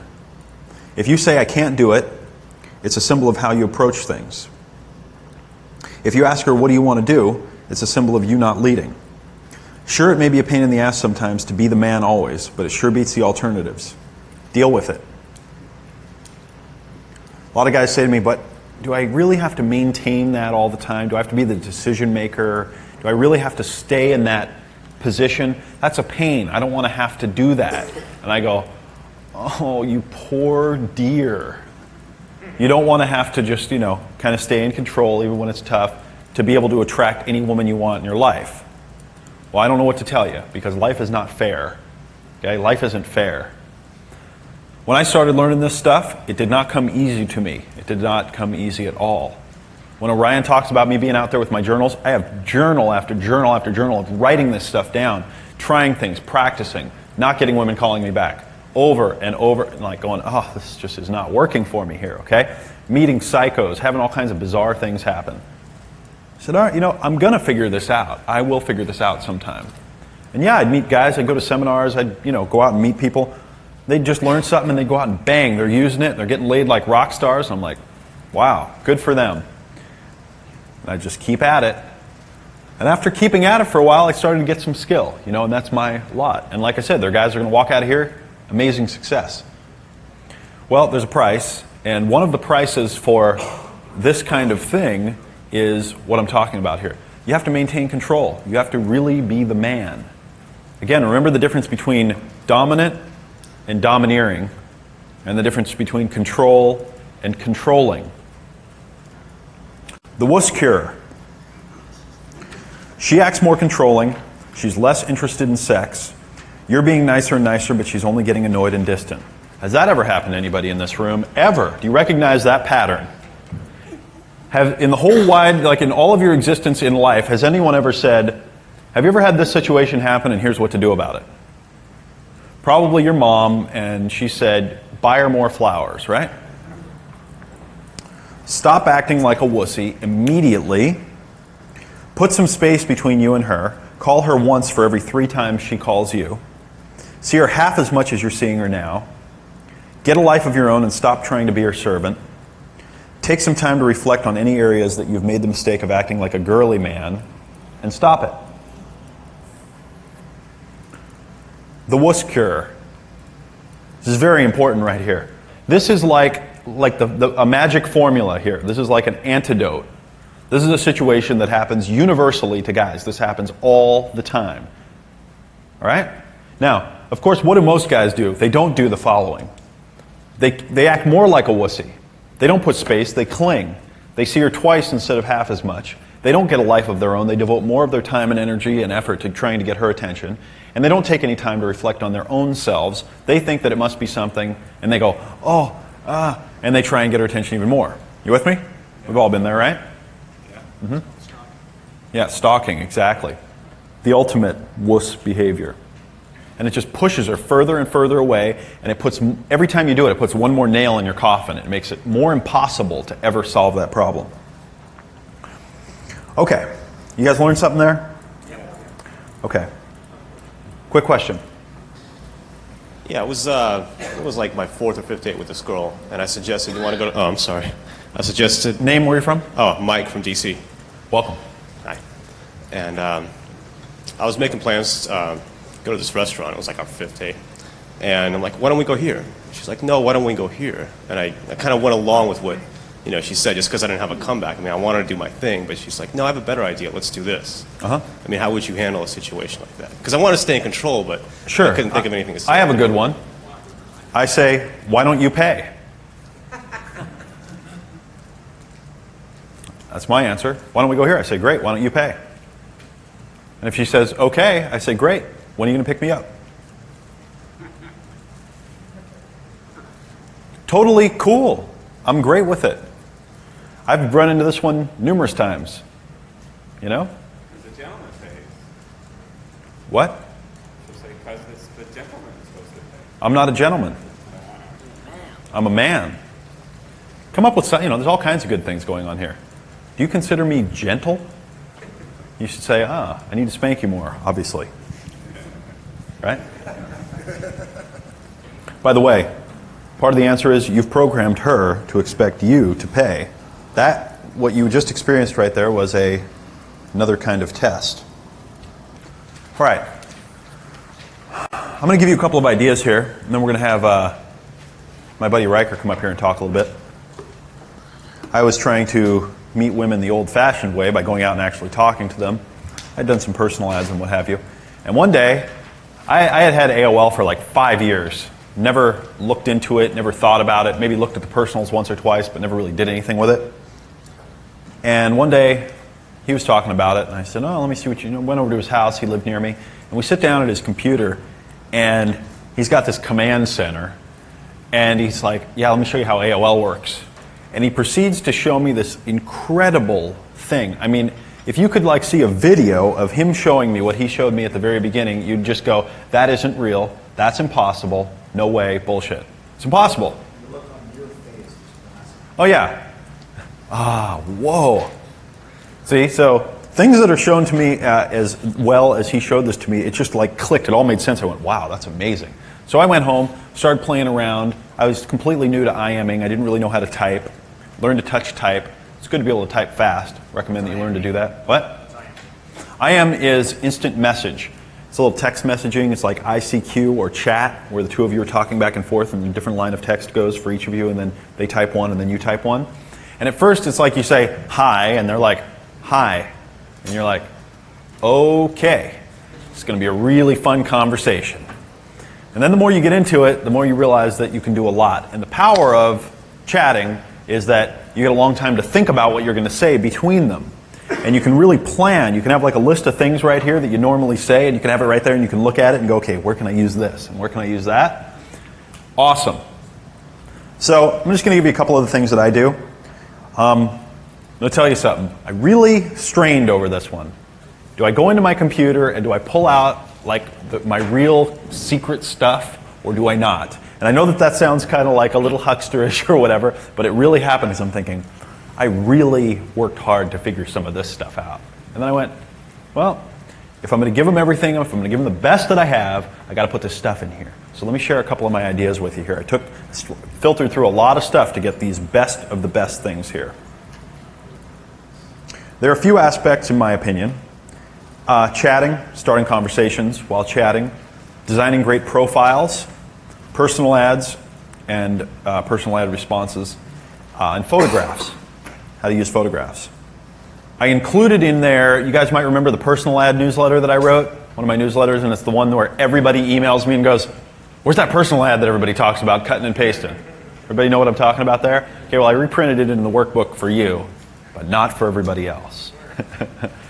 Yeah, it's all in there. I might put it in a future book that I'm working on, but you guys are the first ones to get it all written down. And there, in the bold part in the middle, I started off where the beginning of that personal ad is, and you can see it. Profiles. AOL allows you to create a profile. And when you're online with it, it shows up, and people go searching through the areas, and they search for profiles. I have included 2 profiles that I created, Profile 1 and Profile 2. And here they are, exactly as I've used them in the past. Cut and paste it, exactly. What I'd like you to do is I'd like you to read these. These are created cut and pastes of some things, reinterpretation for the most part. There's a lot of psychology behind it, okay? And you can see late 20s. This one was written a couple of years ago. Number 1. And I want you to read this and say, why would a woman read this and then go, I got to talk to that guy? All right? And then go to the next one, number 2. This was a good one here. Member name. If you have major baggage, are sexually repressed, or have issues with men, please don't contact me. That's the opener. What does that do? It sets up a massive challenge. Like, what they're doing when they talk to me, they're going, hi, I'm not sexually repressed. Like, that's what they have to get through. It's a big challenge. Then, of course, I put all these locations. I put all the hot areas where people might search, you know. Put a couple of things in there. By the way, at the end here, this is something that it's kind of an interpretation of what Rick had told me to watch Don Juan DeMarco. And it says, this is something that he says in there, I can recall when I first noticed how a woman's underclothing barely touches her skin, how it floats on a cushion of air as she moves, how it floats about her body, brushing her body like angels' wings. Was then that I understand how a woman must be touched. Goosebumps at a distance. All right? Do all of yourselves a favor. Don't copy these things word for word. They'll lose impact. They'll lose impact for everybody if you do. Reinterpret them. Take what you've learned here and make one of your own.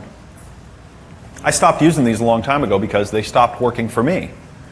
Put it out there for a while, works for a while, you know, you kind of meet some different people. Then you burn the screen name, just get a new one. Put a new one up there, try it, test it out for a while, meet those people that are interested in that particular thing, all right? Okay, chat openers. If you're going to start a chat, these are some interesting openers that I've learned that are generic, that are ways to get women to start talking to you. Can I ask you a quick question, or can I ask you a question? Would you help me, please? Can I ask you for a little help? Are you from this area? Can I ask you for directions? And when they say, oh yeah, you know, what kind of directions? You say, well, I'm kind of interested in figuring out how to start talking to women online. What gets your attention? You don't need directions necessarily where you're going. You can just ask for directions about how to start talking to her. The point is, a woman that's online, if she's got a profile that you've found, she's probably getting an instant message about every 60 seconds from a new guy. Bang. Bang. And they're coming up and they're saying things like, hi, I want a cyber. Hi, I want a cyber. Hi, you sound sexy. Hi, do you like S&M? And they're just stupid. Hey babe, what's up? Hey, good looking. Hey, SWM, single white male, you know, looking for fun. And they just pop up. When you start with something that's a little less, you know, horn dog, you'll come across a little better. Quick little chat tips here. Call her a brat and bratty. Immediately start calling women brats. I learned this because a woman online started calling me a brat, and I was like, what? And she kept calling me brat. And the next thing I know, I thought, well, let me try this. So I started calling women brats online. It was astounding what happened, okay? Nickname them bratty. Use funny nicknames like I talked about before. Accuse her of probably being old, ugly, or grossly overweight, or being a man. Tell her she has no life because if she did, she wouldn't be talking to guys online. Accuse her of secretly being a man. Okay, there it is. Tell her she's too old or too young for you. Make fun of her typing, grammar, or spelling as fast as you can. Tease her about her profile. Make fun of it. Tell her to type faster. This is one of my favorite things to do. Learned this very early on. As soon as you start talking to a woman, as soon as she IMs you back, as soon as it pauses for just a minute, all caps, type faster. Say things like giddy up and come on speedy.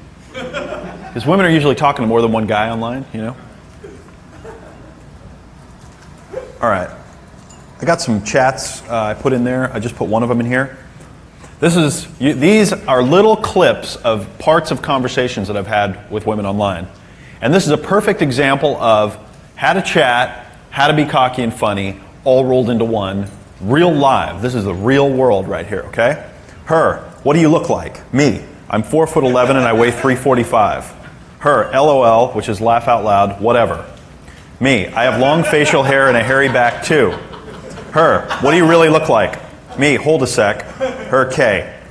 Me, read your mail. Her, not bad. Me, I don't recall asking your opinion. Brat. You with me there? She's like, not bad. And I go, I don't recall asking your opinion. Brat. Brat? You mean bitch. And I say, no, I mean brat. Bitches need to be slapped. Brats need to be spanked. You're the latter. Her, laugh out loud. So you're going to send me a picture? That's me. Her. Are you one of those guys that think they're the hottest thing alive? Me. Or do I have to drive down there and take one myself? Now, you hear what she's saying here? Are you one of those guys that think they're the hottest thing alive? It's from the communication. Okay? She's picking up where I'm coming from. I'm about to show you my favorite thing that I have ever done in my entire life right here, okay? I went to uglypeople.com, and when women say send me a picture, I send them one of these 5.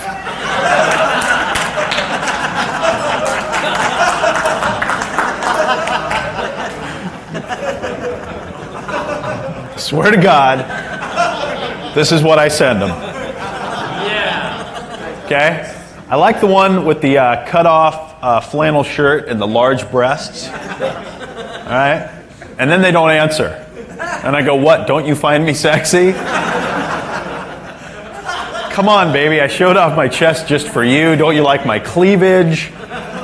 And then I'll say, come on, that's not really me, you dork. Come on, brat, do you want to see a real one?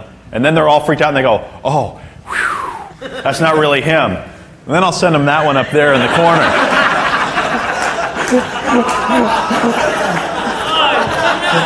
Oh yeah, absolutely. Oh yeah. And you know what? In my opinion, I don't know if this is just my impression, but that guy up there looks like he just molested a whole school full of children. These are great. You can have a lot of fun with this stuff. Try something like that. Pretty awesome, huh? You want to come up and share a couple ideas? By the way, what's going on when I send out a picture like that? That's totally different than the pictures that guys are sending out where they're all trying to pose and show off and okay? This does not happen to them very often.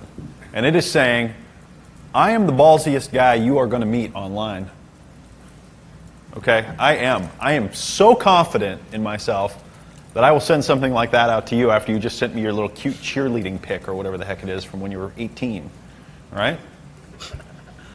See it all conveying a sense that he's afraid they're not going to talk to him anymore, that they're going to run away, that they're going to judge him in a negative light. Is any of that, is there even the slightest amount of that coming across when he has the balls to send him something like that? No. And that's the key. You see how this attitude works through everything? You see what he's getting at? These are not disjointed little pieces. He really believes that. It's all about fun. If he sends somebody something like that and she leaves or doesn't IM him back or just goes whatever, she missed out. He's having a great time. I mean, come on. It's a little window on a screen. If she never types another sentence back, who cares? You might meet a fantastic woman out of the deal, but if you don't get a response back, guess what? Open another window. I mean, it's not that big of a deal, okay? One thing I want to address, too, is sort of the bias about online stuff. I mean, let's look at some of the guys we're talking about. We're talking about Dave, okay? We're talking about, Rick, who you heard of earlier. Some of the best that I know have gone online and met women. There's a bias that a lot of the guys have it well, yeah, there's this and then there's the real world. Well, I'm sorry, when the woman came over to my apartment after meeting her online, my apartment's part of the real world. She's a real girl. This wasn't some cyber chick where I have some spacesuit on and I'm feeling up in the air or something like that, okay? She's a real breathing human, okay? It has its advantages, it has its disadvantages over other approaches. But the thing is, look, you gotta understand, guys will say, well, I want to find really, really attractive women. I can't find them online. Well, wait a minute. When you go to a mall, okay, a lot of you guys are looking for real attractive women. That's fine. That's great. Go for that if that's what you go for. But if you go for what guys call 9 or 10s, and I personally think this rating scale of 1 to 10 is the biggest sense of BS that's ever been laid on guys ever. There's only one rating scale that matters, a 1 or a 0. A 1 is she's good enough for you. A 0 is she isn't. That's all that matters. Okay? But you go to a mall, how many women in that mall, let's use the 10 scale, how many women in that mall are going to be 9s and 10s? Not very many.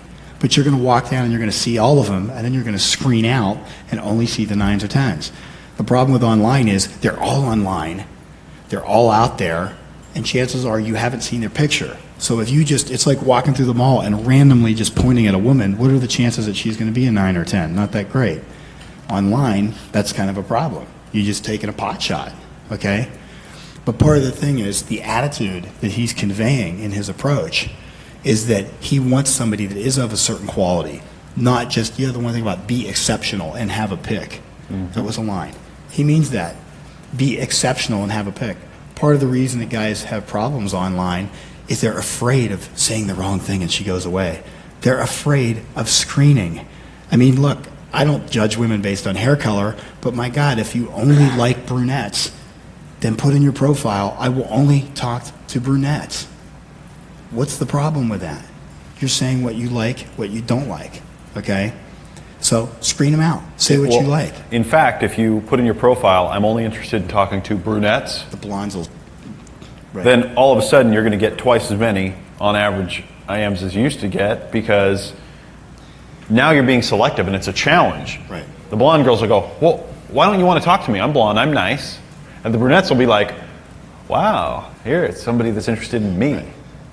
Within reason, what happened with me, I had a profile on it for a while. I was writing it to get the most responses possible. And look, I go out, I'll meet women in supermarkets and coffee shops and all these different places, but a lot of my time was spent online or in front of a computer. I'd be managing some big thing at work. Meanwhile, I've got an IM window open. I'm sitting there with 2 or 3 people in my office telling me about their problems. I got a little IM window there, and I'm sitting there talking to some girl in the middle of the day. It was pretty bad.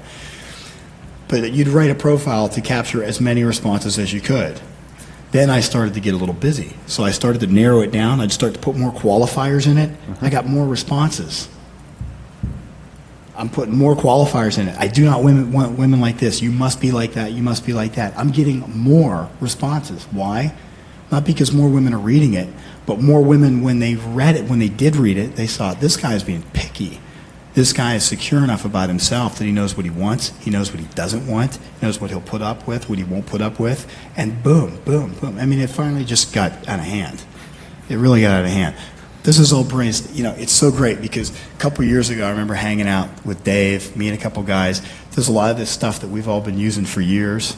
Guys know that I'm involved in online stuff, so they've heard me talk about this too. I'm writing it up in a book too, so this is great. All this stuff is gold. And look at the common thread. Use funny nicknames. It's not like, oh, well, hi, how are you, and aren't you nice, and where do you work, and all that sort of stuff. He's having a great time. Okay? Now, if you are the sort of guy that maybe going out, and chatting up women at a club or chatting up women at a coffee shop is like a little bit much for you, okay? Maybe you want to get there at some point, okay? Sit at home, for God's sakes. Open up 12 chat windows and see what it's like to say hi, hi, hi, hi, hi to 12 different women, and then to watch as you get no responses. Now, if you can't emotionally handle that, I mean, come on. It's nothing. Just try it as an experiment. Then say, try hi, Bratty. Hi, Bratty. Send 12 different women the message, hi, Bratty, or hi, Bratty Pants, and watch the responses that you get back. It's like a great experiment. He'd try different approaches and everything else and just see what happened. How many people in this room, kind of doubt that there are very many, exceptionally attractive women online? It just doesn't really make sense. Come on. Raise your hands high, really. Okay. How many people, that's more than half the room, right? Okay. All right. How many of you have met more than one woman that are just unbelievably beautiful from online? Yes. Okay, a couple of us? Yeah, interesting. Stunning. And one of the things that's weird about it is you get all types of women in all scenarios, but a lot of them do get so sick of being hit on, like they walk through a mall. They're so used to that. If the normal way of doing anything works for you, if you look like Brad Pitt, do the normal thing. But if the normal, if it's not going to work in your favor, do something different. And a lot of these women, when they go to a mall, they're just bombarded.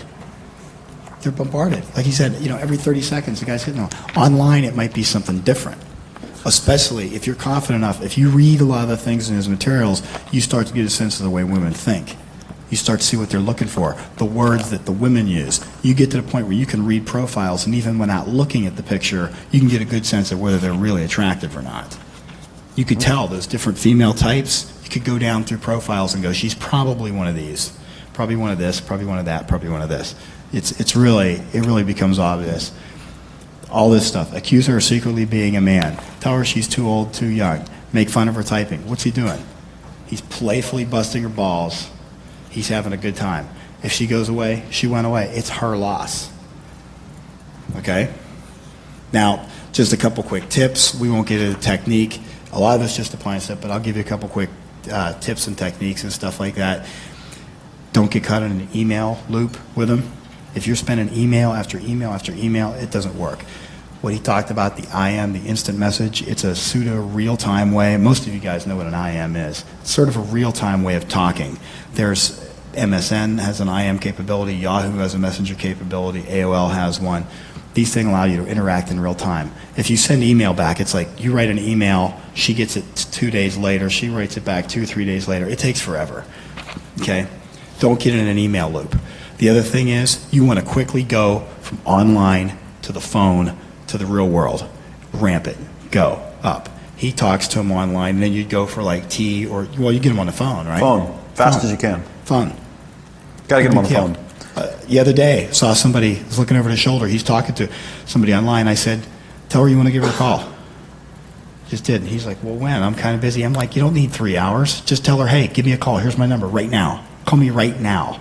Phone rings, just starts mid-sentence. Like she just typed the sentence. He picks up the phone. He goes, yeah, I know what you're talking about because me and my friend were talking about that the other day. Boom. Now you're on the phone. Just like that. Don't be an online fantasy. A way to get on the phone there is, early on, say, would you like to have a conversation like normal people on the telephone? Right. Would you like to have a conversation like normal people, like regular people do on the telephone? Regular people? Kind of frames that correctly. Right. And then if they say, yeah, whatever, and then you say, here, give them your number. A lot of times they'll say, well, where are you at? And you say, well, I'm only going to give it if you're going to call it right now. Oh, well, I go, well, then never mind. No, okay, I'll call you. And then you type your number in, and as soon as you type it in and you hit enter, you say, I don't hear my phone ringing, and then send that. I'm a busy guy. Where are you? What are you doing? Are you chatting with somebody else right now? Yes, 2 other people. Oh, okay, I'm too busy for that. Bye. Stop. Stop right there. I love it when they do Rick and I were laughing back there because if somebody goes, how old are you? I says, why? You looking for somebody to buy beer for you?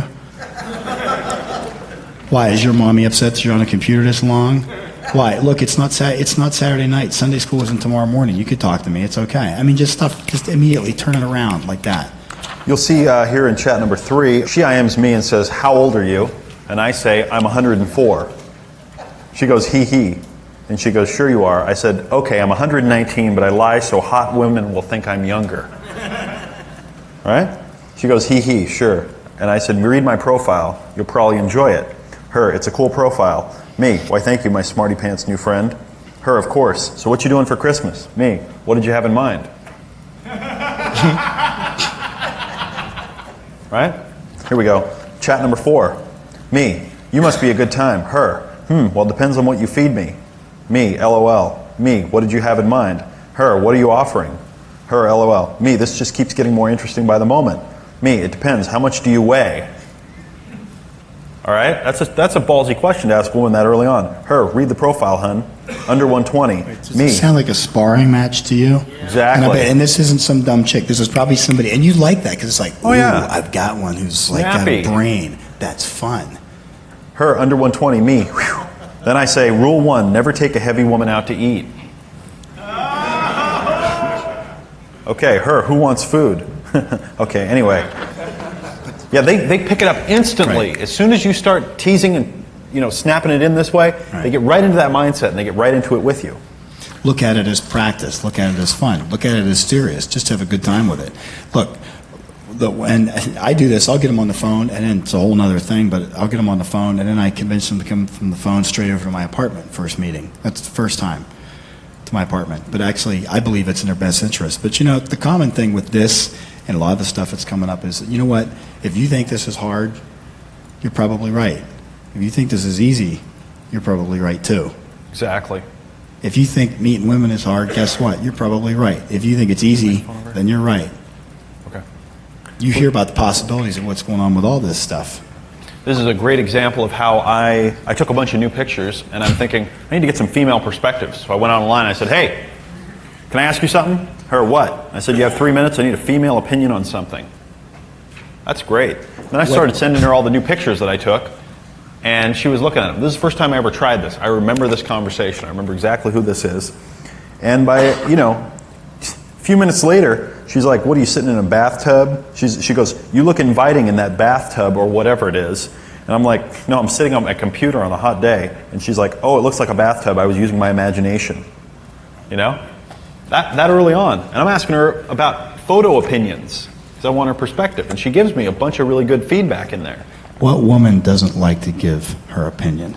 What woman? Think about it. Think of their universe. What woman, when you ask her their opinion on something, what woman shuts up and doesn't know what to say? Come on. Hi, my name is Matt. Welcome.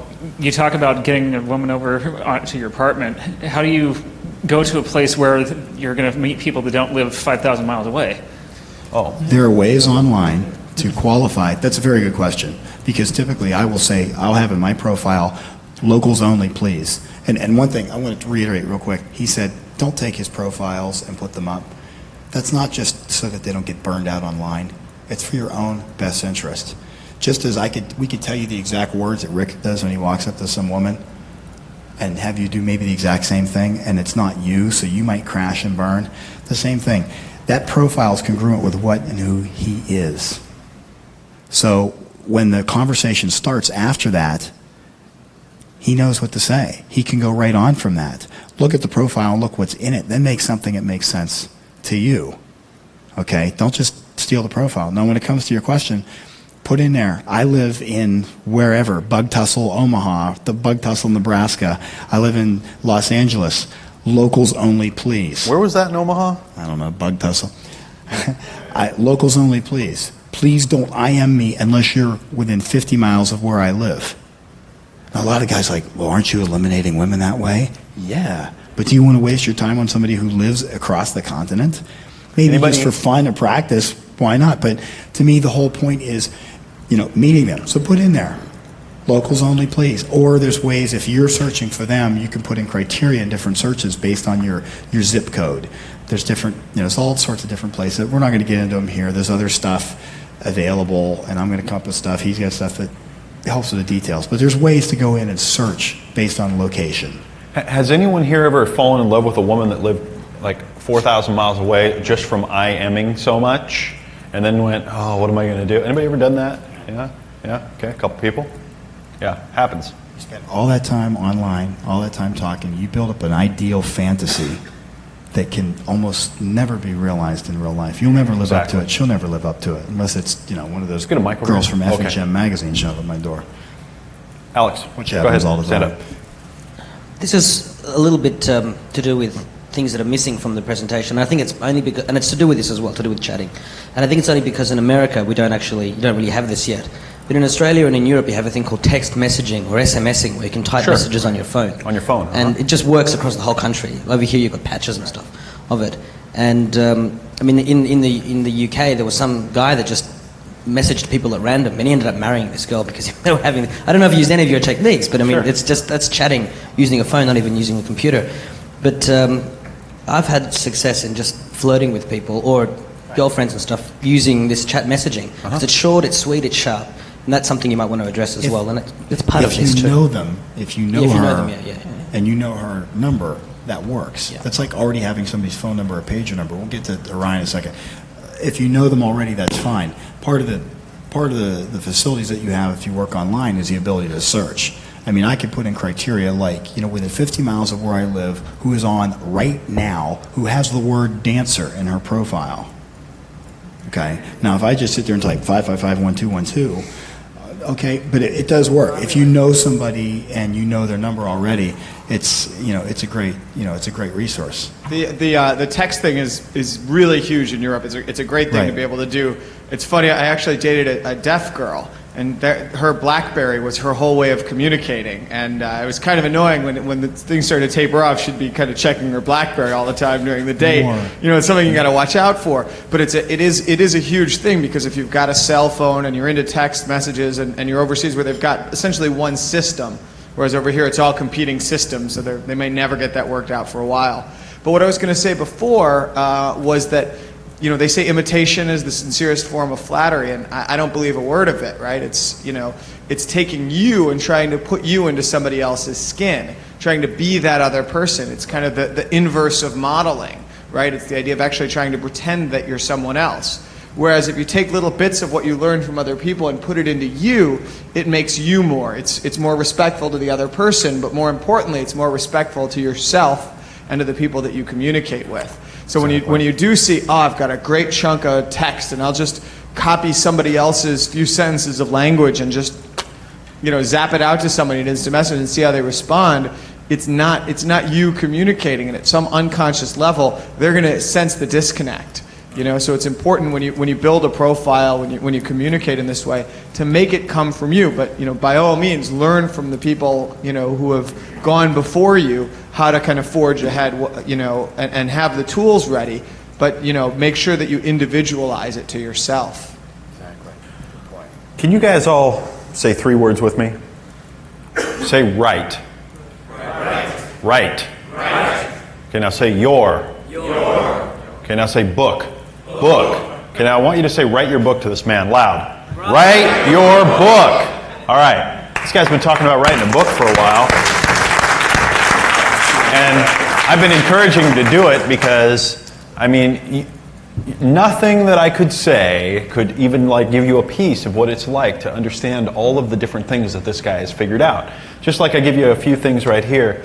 He's got systems for optimizing the whole thing, okay? Spreadsheets, keeping track of what you're doing and so forth. The greatest thing about chatting is that it's the female simulator. It's like being able to go into a flight simulator and fly, except it's the female simulator. But instead of having to pay someone $20 or $50 an hour to be the simulator, you get to do it for free. All you want. You can sit down anytime, day or night, and pull up AOL and start chatting with somebody right now. And at any moment, you might be good enough that the woman walks off the simulator and into your living room. That's the real amazing part of this, okay? It's a cool little prop. The Alchemy of Love, Secrets of Romance. Cute little book. There's a little book that's an Angel Oracle book. There are little things, a little deck of cards. I talked about the Grapho deck, Bart Baggett. Just go online and type in Bart Baggett Grapho deck, and you'll find that thing. Great little conversation starters, little pieces to have with you if you want to get something going. Okay? Little crutches to use, cost a couple bucks. Very interesting. Learned a good one from the Rickster. Coloring books. Get yourself a coloring book and some crayons. Listen to me. He and I moved in together a few years ago, whatever, into a place, and he goes, we got to get some coloring books. And I'm like, what? And he's like, yeah, we got to have coloring books, and he's getting the big box of crayons, and I'm like, you are a fruitcake, because that's dumb. Well, I got to tell you something. Those things wander around the house to wherever we've lived, and somehow, like psychic tentacles, like Jerry Spence talks about, any girl that I date comes into the house and seeks that thing out. They find it somehow. We're talking and she'll come out of a corner and she'll go, coloring book. She's got the crayons in her hand. Oh my God, I love to color. I'm going to tell you what, I feel that pain every time of going, that idea is a loser every time. It's a powerhouse, okay? Get yourself a coloring book, some crayons. Okay, I have another friend of mine come up here and just we're going to have a little chat. This is a guy that none of you have ever probably met or heard of. He's a good friend of Rick's, actually. And he has some very unique and interesting things to bring to the table. He and I have a lot of compatible views. We've had very different experiences, but we have some very compatible views. How's it going, Brent? Just fine. Give Brent a round of applause.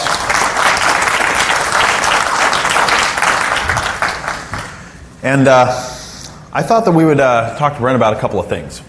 One thing that he told me once that made a huge impact on me was he said that men don't have any class. Is that true? That is true. Men have no class. And he said, I really like to be classy and do things that women really enjoy. And then he proceeded to tell me how to spend like $7.38 and give a woman a whole night of class that like she's never experienced before. And I was like, okay, what? And then he had this whole thing. So can we talk about that a little bit? Sure. Yeah. So maybe you could just kind of tell me why don't women ever get any class, and what is class, and how does that work? Well, you have to remember what most women are used to and how most men date, Okay. speak to women, and have them get together with them. Everybody does the same thing. Okay.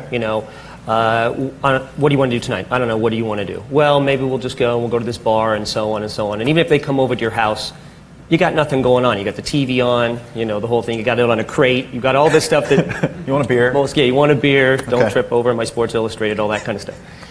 So it's all about just creating some kind of atmosphere that they have never seen before. They've only seen it in movies, actually. It's their romantic idea of a night with a guy who is completely unlike anyone they've ever met. You guys remember the picture with the guys with the masks on and the carriage? Okay. So what would be some things you might do for a woman to give her that kind of evening? Well, as soon as they, it starts when they come over to the house. I mean, that's a whole other thing to get them Sure, over to the right. house. But you get them into the house, and the first thing it starts with is you have some champagne, maybe, Okay, some champagne. inexpensive champagne. Okay. You have prepared hors d'oeuvres. Hors d'oeuvres? Hors d'oeuvres. Has anyone ever prepared hors d'oeuvres for a woman? Not like 3 people? Okay. 5? All right. And what kind of hors d'oeuvres? What kind of hors d'oeuvres is exactly? Right. Tell me. Well, if you have ever heard of Trader Joe's, Yeah? anyone ever been there or heard of it? Trader Joe's is this like gourmet place that has very inexpensive stuff, but it's super high end. And if you know how to go in there and just choose certain things, Yep. I mean, when a woman walks into your place, she is prepared herself for the normal guy thing, how every other guy has treated her. When she walks in and you've got a bottle of champagne, you've got caviar and cream cheese, and you've got all these little things going on, brie and crackers and all this kind of stuff, and you have opera on in the background and things of that nature, Yeah. it totally throws them off. Really? So typically they've never even seen this before at any time in their life? Never. Not Well, even they've seen once? it, they've dreamt about it. Huh. And what does like a night like this cost to put on?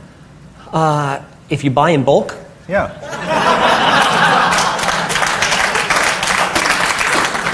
Yeah. should have a price club type thing. Well, that's what it's like, kind of. You can literally go through this place and buy $3 bottles of wine. Okay. Okay. All these things sound expensive. It's just about added value and perception. Sure. Perception becomes the reality. So people think that it's more expensive, but it's really not. Some brie cheese is a couple dollars. Yada yada yada. You can go on and $10 you have this, or 15, whatever, depending on what you buy. You can buy caviar for $3. Brie, wine. Some Yeah, you can crackers buy are 99 cents. Chilean wine. Chilean wine, stuff she's never heard of $2.95. or can't pronounce. It's perfect. Okay. Yeah, we're talking $10 here for what he's talking about. Mm-hmm. Presentation. It's all about that presentation. And then what you also do is you can go out and get unusual magazines. Okay. This is something that's really a good trick.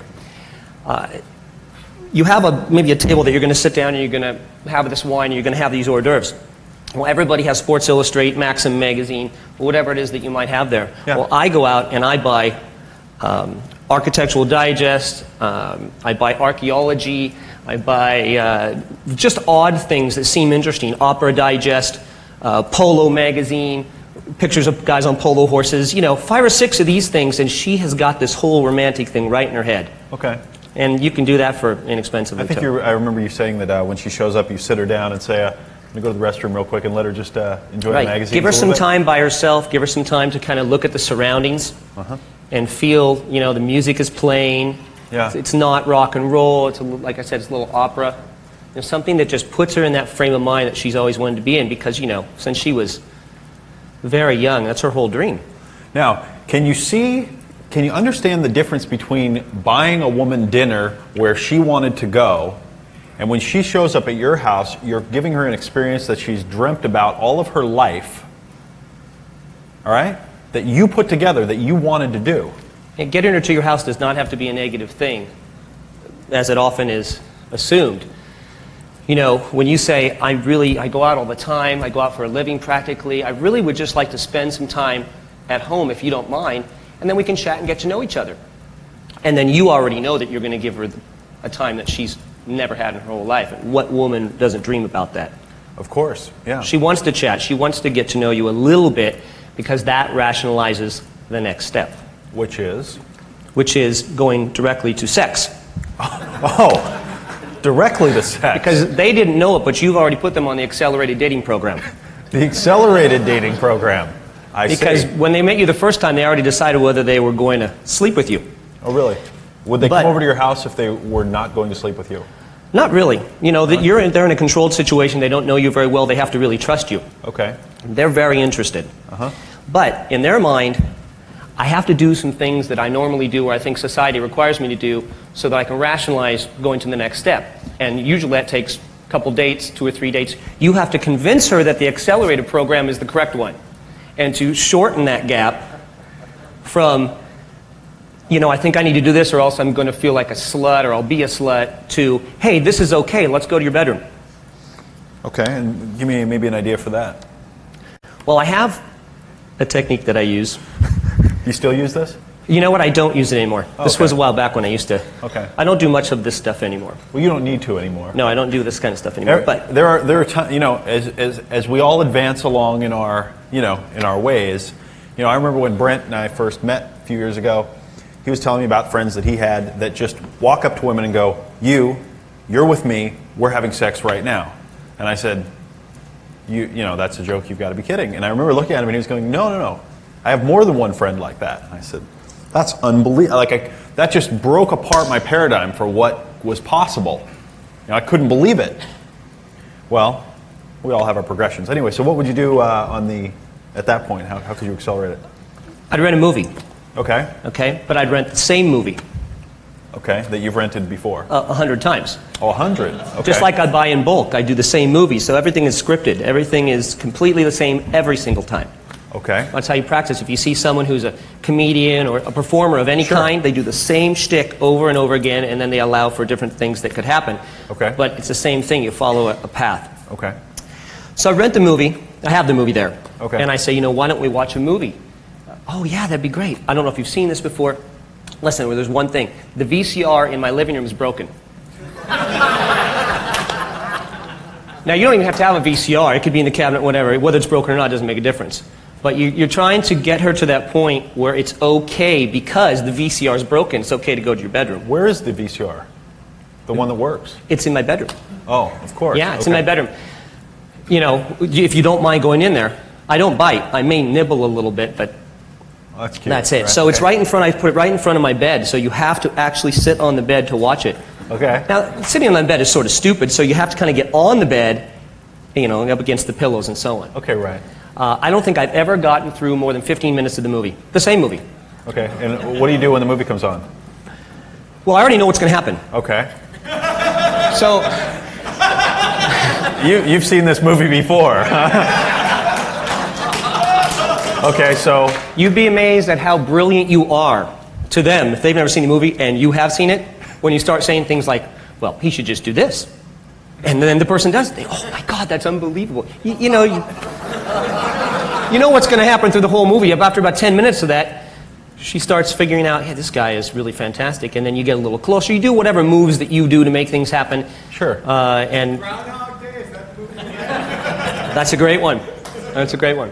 Now, what I'm hearing here that's fascinating is that he knows what's going to, he has an experience prepared, okay? And whether or not you want to buy in bulk and rent the same movie and have the VCR broken, he has the whole experience prepared on his terms. He knows what's going to happen, okay? He's going to give her a great experience. They're going to have a great time from it. Most of the guys that I know, they have no idea what's going to happen. They don't know what step 2 is. They're going to get a phone number, they're going to get an email, they're going to call up, and they're going to call up with no idea what's going to happen by the end of that call. They're just calling like, hey, how's it going? Great, well, maybe we could get together sometime. And she's like, well, get together where? What do you want to do? Well, what did you have in mind? They And don't it's like men that can't make decisions. It's over. It's over before you even begin, right? That's why I suggest if you're going to go for a little coffee or a little tea, know exactly where it is, have it be by your house, have the whole thing worked out, exactly what you're going to do, even if this is your first time.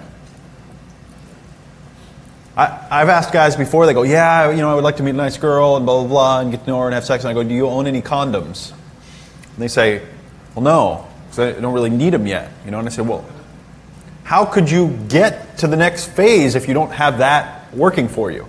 You have to have all the steps in a row. What are you going to do if you get home and things start getting hot and heavy? Say, oh, sorry, I haven't ever had sex, and so I don't have any condoms. You're unprepared. Exactly. Well, let me ask you a couple more questions here. What about the idea that, well, okay, one of the things that you've said that makes a lot of sense to me is you have to run it like a business. If you're out, if you're going to go meet women and you want to like date several women and you're single, maybe you're even looking for one that's nice, but you realize you're going to have to date several. Like if you go out on the weekend, what's your objective on the weekend when you're partying? Well, the objective used to be just, it's getting laid. Okay. Number what is one. it now? That's it. I'm completely indifferent now. Totally indifferent? Totally indifferent. I don't pay attention to women. I ignore them completely. That's how you take all the power back. In fact, if every man in the world was indifferent towards women, the seminar would be called How to Cut Your Banging in Half, because you need time to sleep too.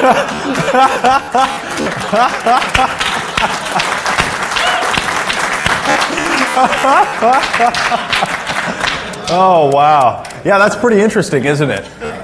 If every man in the world would just stop this stuff, it would change everything. It would really level the playing field, right? Do you know what's here? He wasn't here on day one. Did you hear when he just said, you got to take your power back? It's all about the power. You actually have the power. All right. You just need to realize that you have it. So when you were doing a lot more dating, I remember you told me you'd go out and you'd get 20 phone numbers, and then during the week you'd call and you'd get 4 calls back, 5. And Right. So tell me about that strategy. When I used to do that type of thing, I would go out and just I was a phone number collector, lots of phone numbers. We didn't really do email back then. I didn't really do that. So it was all about phone numbers. And then I have this little book that I write all the phone numbers in and where I met the girls and so on. Sometimes I wouldn't remember. Sometimes the phone numbers don't have names. Okay. Whatever. I just make calls and ask for anybody who might want to talk to me. Okay. Is there anyone else there? I see. And so I just make calls, just like a business. It's cold calling. Well, actually, they're warm calls, but you've met somebody. You just go through the list. You say the exact same thing to every single girl. Okay. And it's just a numbers game. You get what you want. So out of maybe 30 phone numbers, you connect, because some people are going to fall off. You'll never hear from them. You make one call to them. If you don't get a call back, you obviously don't call them again. You'll connect with maybe 6 or 7 of those, maybe. And you end up going out with 2 or 3 of them. Okay. But you do that and you go schedule those dates for during the week, because weekends are to get more phone numbers. Right. So you have to continually rotate the phone number thing, and you just keep getting more phone numbers. So if you get 20 or 30 a week, it's just law of averages. But you have to keep detailed notes. How many a week? You make phone calls. 20 or 30 a week? That's just, for him, it's just the way it is. And he's doing that on the weekend, right? How many people here walked in the door with just couldn't even conceive. It wasn't in their model of reality that 20 or 30 phone numbers in a week was even possible. Just wasn't, not even reasonable. All right? So here we're talking about that's the baseline. That's the baseline. Okay, so how about this question? I've got a question for you. Who's better picking up women, men or women? I think women. Really? Yes. Interesting. You guys remember hearing this last night? Have you ever been in a situation with more than one woman involved? I've only dreamt about it, David. No, I have been. Why are you guys laughing? It's okay to not have done this. No, I have, yes. Oh, yeah, okay. Many times. Okay. Now, I guess where I'm going with this is you're very good at structuring those kind of situations and figuring that whole thing out. Do you have any tips for, we've had a couple of guys here ask, well, we're interested in bisexual women, and how do you structure that whole thing, and what's their, and you've described this very well, what is a woman who hasn't experienced that yet, but we know that she's probably thought of it at some point, is she thinking that she'd like to just have a couple walk up to her and go, hi, I want to have sex, or is there more of a story to it, or how is she thinking she wants it to happen? Sometimes it is a story. Sometimes it's just as romantic as her meeting a man. Okay. It's a chemistry between people. I've been in so many different situations where that has been the end result, that it actually happened, and it started out many different ways. A lot of it was the chemistry between the women. I mean, they can sleep with women can sleep with men anytime they want, so it's not that unique. Tell a story. Let's sleep. Did you guys hear that? Women can sleep with men anytime they want, so it's not that unique. There's nothing that unusual or interesting about it, typically. In their mind, that's not unique. Go ahead. Right. So when I was out with my girlfriend at the time, meeting me was nothing special to them. I knew it was all about the chemistry between the two women. And the fact that that was very exciting. I mean, if there was some kind of spark there, there's nothing I could do to compete with that. I mean, that is something that has never happened to them. Maybe it'll happen once, or maybe they've always thought about it. But it's something that is just spectacular in their mind. Yeah. And it's just like everything else. If you structure your belief system in that that's the way things should be, and they will just start happening to you like that. And the way that I put myself in that situation was I tried to figure out when I was on my own, by myself, thinking, wow, how great would it be to take it to the next level? I've done just about everything else. Now I need a woman who likes women. I need to have threesomes every night. Every night? Well, not every night, but, that's what you plan 70 on. or 80% of them? Yeah, okay. Make a goal and then achieve some of it. Right, exactly. And how do I do that? So I just started putting myself in situations where that would happen. I focused on it. I became obsessed with it and ran it like e-business. I found out where they went, plotted it out, went to that club every other Saturday night until I met one that would do that. And I asked the same question of each woman that I met, because they were already pre-qualified, because where I was going was a lesbian bar. Every so you Saturday went to night. a lesbian bar every other Saturday. Every other Saturday night. And you did that to meet this girl. I did. I did that with the specific intent of meeting someone like that. Didn't know it was going to be this specific girl. Sure. But and I brought some of my friends along with me, so it was 4 or 5 guys walking into a bar where you're not really supposed to be allowed, but with enough authority, and if you're cool enough, they'll let you in. And then you're amazed at what it's like in there. Yeah. So what would you say step one is if you ever want to be in a threesome? What's step one? If you never have, but you want to be one. I think just bringing it up is step one. Well, where I'm going with this where are you going with this? Yeah, where I'm going is, it's not go out and try and pick up 2 women to begin with. It's go out and find one woman that's what her fantasy is, and then have her lead to the other. That's true. That's the easiest way to do it, but you have to be brave enough to ask the questions. I can't tell you how many times I've been with women and another woman who say, boy, I hope my boyfriend doesn't find out about this. Okay. And they've been together for 3 years and he knows nothing about this whole thing because he never asked the question.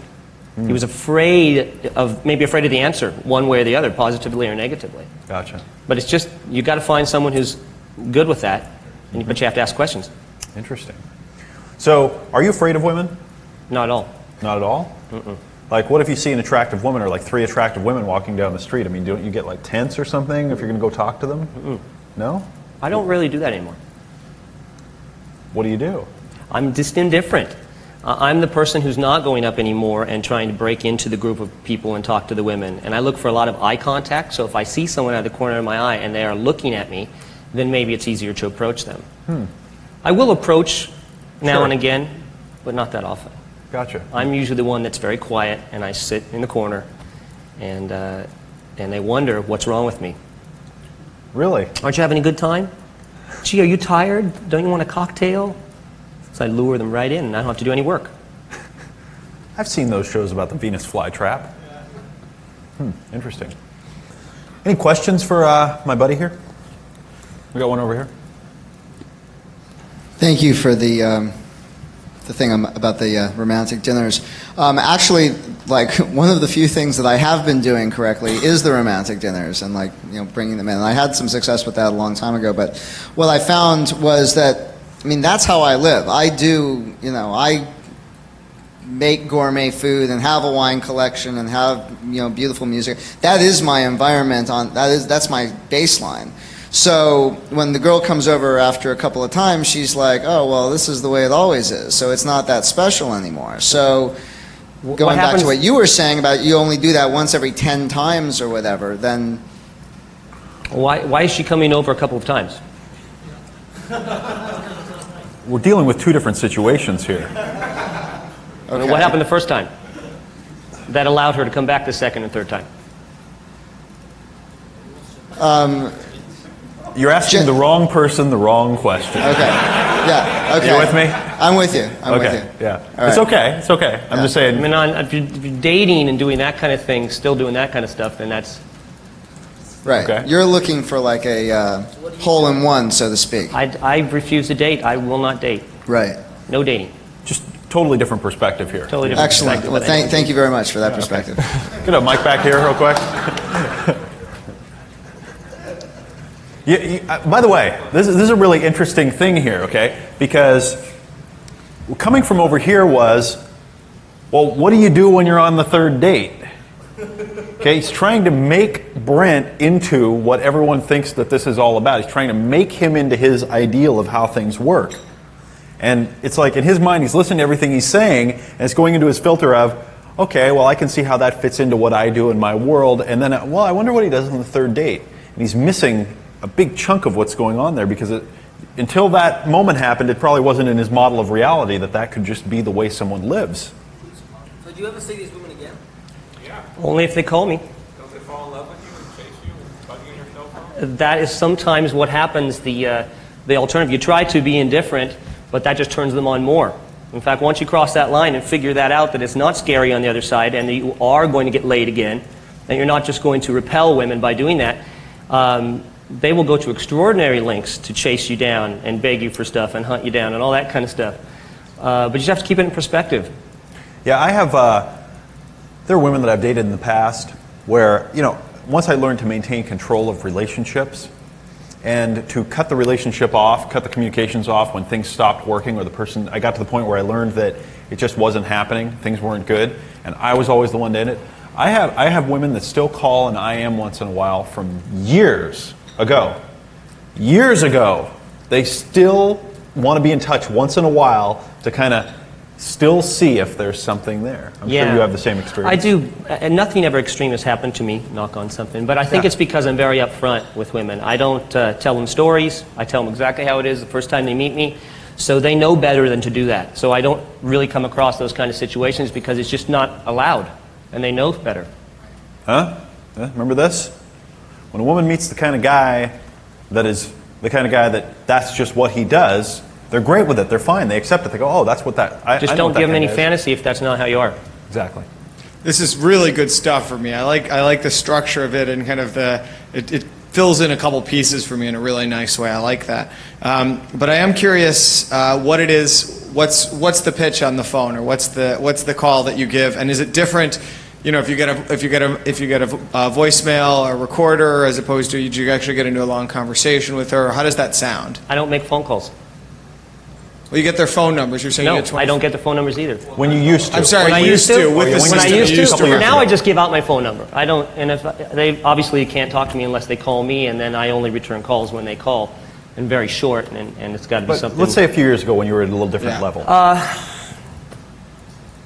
Well, I usually try to pick up, if I'm going to leave, I get a voicemail. I try to think of some situation that we were in when we met that was sort of funny, or I can make it funny, and I leave something interesting on their voicemail, rather than, hey, this is Brent, give me a call back. I met you the other night at so-and-so. I usually try to come up with some little anecdote or something that was funny, not dorky, but funny, to differentiate it in case she gave her phone number out to a lot of guys. Yeah, right. So she's got John and Tom and Nick, and she had a little bit to drink, so she doesn't quite remember who it is. You now have to differentiate yourself by leaving that voicemail. Well, don't you get jealous if a woman gives her phone number out to more than one guy? No, that's what she's supposed to do.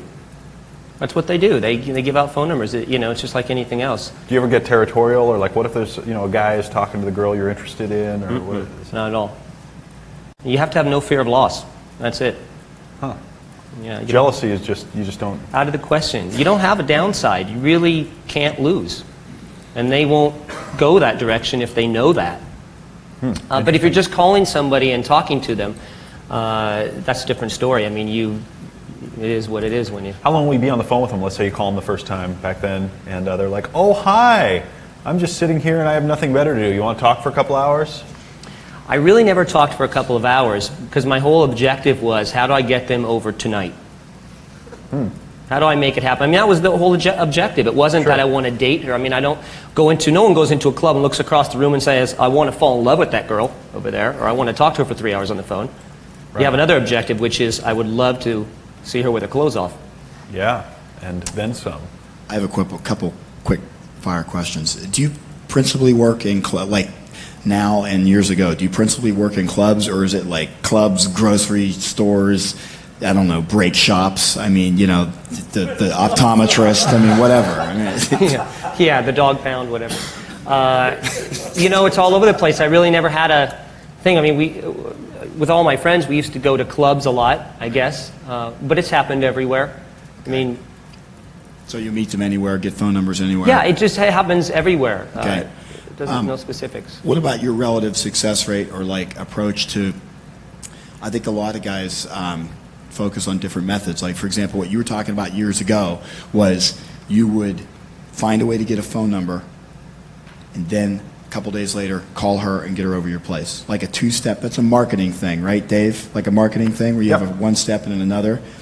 A lot of guys focus on the other extreme, like dating, or maybe they focus on like meeting her in a club and getting her home that night. Have you encountered any like big difference between meeting them in the club and getting them home that night versus allowing for the two-step approach where you meet them in a club and get the number and then meet them sometime later with a number? You see what I'm saying? Like, do it all one night versus 2 nights. I mean, if you like that kind of delay in getting laid, then do the second one. Wait, what's that? I said if you want to get laid faster, you focus on taking them home that night. Okay. I mean, it just depends on what kind of person you are. Really? I mean, I don't see any reason to draw it out if that is your objective. It depends on what it is. Right. If your objective is to have sex or to do whatever, you need to go to the shortest path to make that happen. And you've not noticed it to be much harder or different to take them home that night as opposed to maybe doing the two-step thing where you get No, they want to go home that night. They just need you to help them figure that out. This is great. Well, yeah. I mean... and not feel bad about it.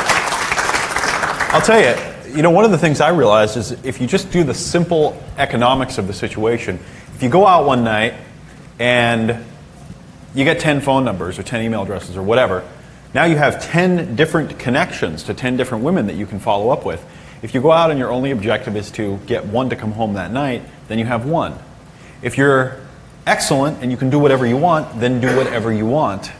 Okay? But if you want to have something to work on over the next couple of weeks, let's say you can't go out that often or whatever, then go out and get a bunch of phone numbers. It's a little lower risk, it's easier, you're more likely to have it work for you and have it happen. How long did it How long did it get you to get to this point where you're at right now? A long time.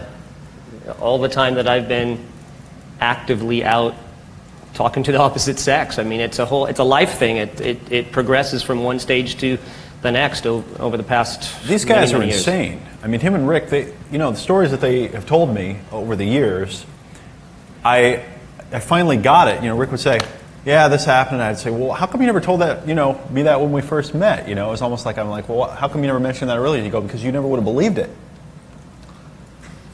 And I say, that's It wasn't interesting. in your universe at that point. It just point. wasn't possible. And I have on several occasions been, at parties or whatever, hanging out with these guys, and they'll be talking about something, and someone will be like, bullshit. Like, that's not real. And I just go, yeah, okay. I see what you mean right now, because it's just not inside their model of reality. They just can't conceive that this kind of lifestyle could exist or could happen. Okay? And I'm going to tell you something. It took me a while to find these people and make friends with them and get to know them, because when they're out hanging out in South Beach, okay, and they got 3 dates each, what they're not thinking is, how can I find 10 guys that have no idea what this lifestyle is even about and teach them to become my competition? here, tonight, instead of getting laid. Okay? That's not what they're sorting for. That's not what they're trying to do. Okay? So it takes some energy to make this kind of thing happen. So there's a little opportunity to kind of like dip into that world and hear what's going on. I've seen all this stuff happen with my own eyes, with these guys, with all the people that you see talk here. Okay? They're all my friends. I've seen it happen with all of them. It's real. A question for Brett. When you go into the lesbian bar, do you have the same approach as in the regular bar? You're laying back and allow them to come to you? And then once you do make the contact, how do you approach what your program is, what you want this lesbian to do for you, and what your program is? Very carefully. I think that the first thing going through their mind is you're there to do some kind of sick watching thing as a guy. That's the stereotypical guy that gets all excited and fumbles around and doesn't know what they're doing. I think you have to make them feel at ease, just like any other situation where you walk up to someone that you don't know. You say something funny, especially in that situation, something a little more funny, and put them at ease so that they know you're not a threat. And I don't know what that is. It just depends on, I try to pick up on something that they're doing, or I just start standing closer and closer to them so I can get in on the conversation and enter somehow that doesn't seem invasive. And then we just start talking, and inevitably the first question that comes up is, why are you here? And so you have to have a good answer for that. But why are you here? I usually made up something. My ex-girlfriend and I used to come here a lot when we were together, and I enjoyed it. The music is great. I love the people, because they also want to know that you accept them, because they're taking a risk by being in a certain place like that.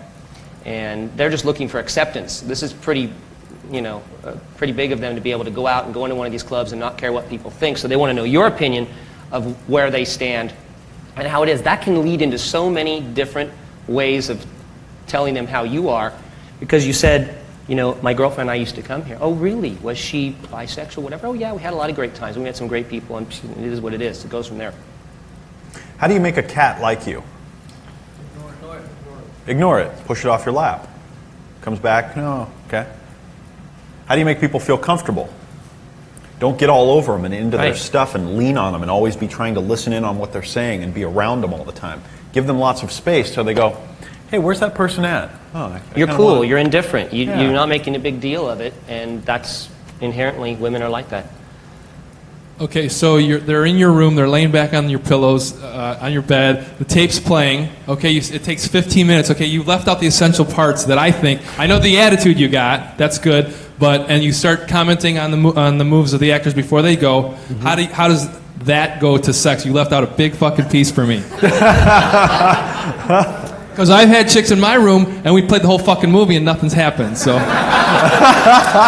Well, do I detect a little bit of idealistic, frustrated, a little frustration over there? I think we over here on the left side. For $199.95, you can have my personal instructional tape. I have to leave out something.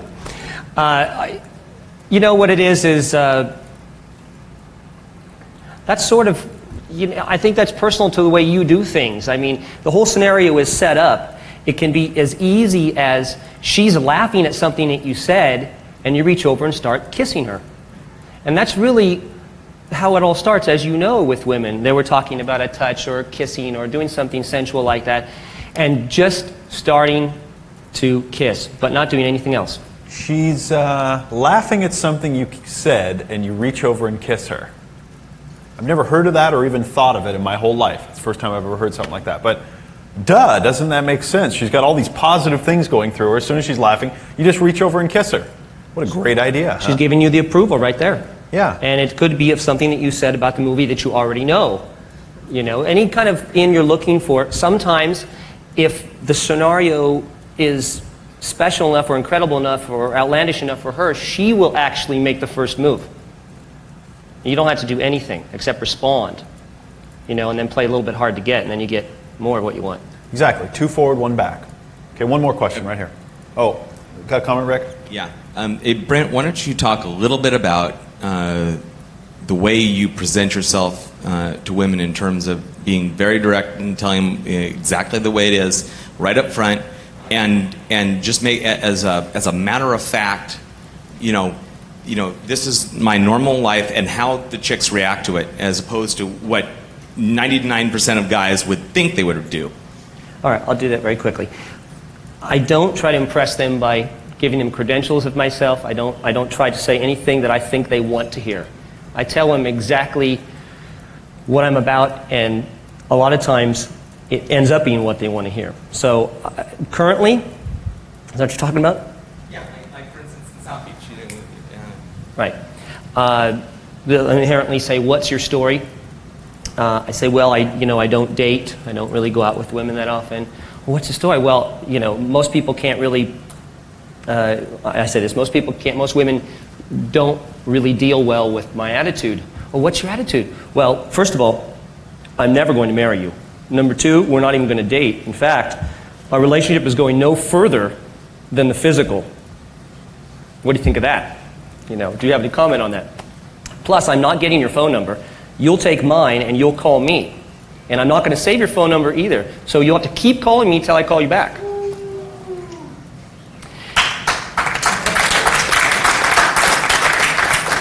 And I had a woman say to me the other day, after all that, you would have think, hey, they'll run the other direction. She said, finally, a guy who's honest. I've never heard that before in my life. And it's just refreshing to hear. The girl would not leave me alone. She left the bar. 5 minutes later, she's calling my cell phone. I'm on my way to dinner with my boyfriend, and I just had to call you and say, I've never met anyone like you, and I love the fact that you tell it like it is. And it's indifference. It's not being afraid to just go there and know that inherently, that's right. It's interesting. The first thing he basically says when, she says, what's your story, is, you're not going to like it.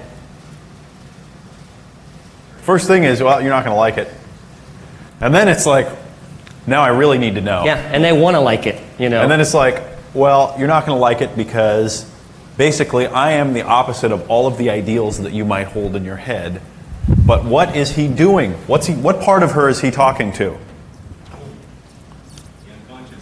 It's that part inside of her that was born looking for that guy. Okay? There's part of every woman that wants to find someone that just turns her on like crazy, that makes no excuses for what he wants at all. There's no apology, there's no excuse, there's no rationalizing it, coming up with something to say. You remember Eric talking about his friend up there going, future ex-girlfriend right there. We used to say, I'm the one your mother warned you about. And they always want to know more when you say that. What does that mean? I'm the one your mother warned you about. What's your story? I'm bad. Whatever you want to say. Sure. Oh, I've seen him say this stuff, and much worse, okay? I've seen him say things, and I don't mean worse like as in it's bad. I mean worse like more extreme, more intense, more amazing, more where people go. And it turns on a part of a woman's mind. They're like, oh my God, he's honest. That's really what's going on here. One more. I just wanted to hear more of an expansion on what Brett was just talking about, how in his story, that was just amazing. Is that fair? About, how you were saying, you're not going to like this, I don't date, and so forth. You said that you even get more so into that. I'd love to hear more of that. Well, the other night I had a situation where I was dancing with this girl, and at the end of the dance she said, boy, it would be great if we got together sometime. Why don't you take my phone number? And I said, I don't call girls. And she said, what do you mean? I said, I just simply don't call girls. If you want to... Now, she's used to saying that to men. I don't want to give out my phone number maybe because I don't call men. You have to make the first call. I said, well... She said that back to me. Well, I don't call guys. I said, well, then we're at an impasse. It was a pleasure meeting you, and I hope everything goes well for you. And I just walked off. You got to be willing to do that no matter how beautiful or how hot or how sexy or what vibe she's given you. You've got to be willing to just walk away. And sometimes they will chase you down. Sometimes they won't. But I think you just truly have to believe it. If they know that you aren't bullshitting them and that you truly believe that, they have just met the biggest challenge in their whole life. This is what everybody tells them about. Their mom tells them about, all their friends. You're going to meet a guy who is so bad, and when he meets you, you're going to change him. So you are her biggest challenge. And, that pathetic attitude from a woman can be counted on for 85% of your free sex. Okay, and with that, how about a standing ovation for that man?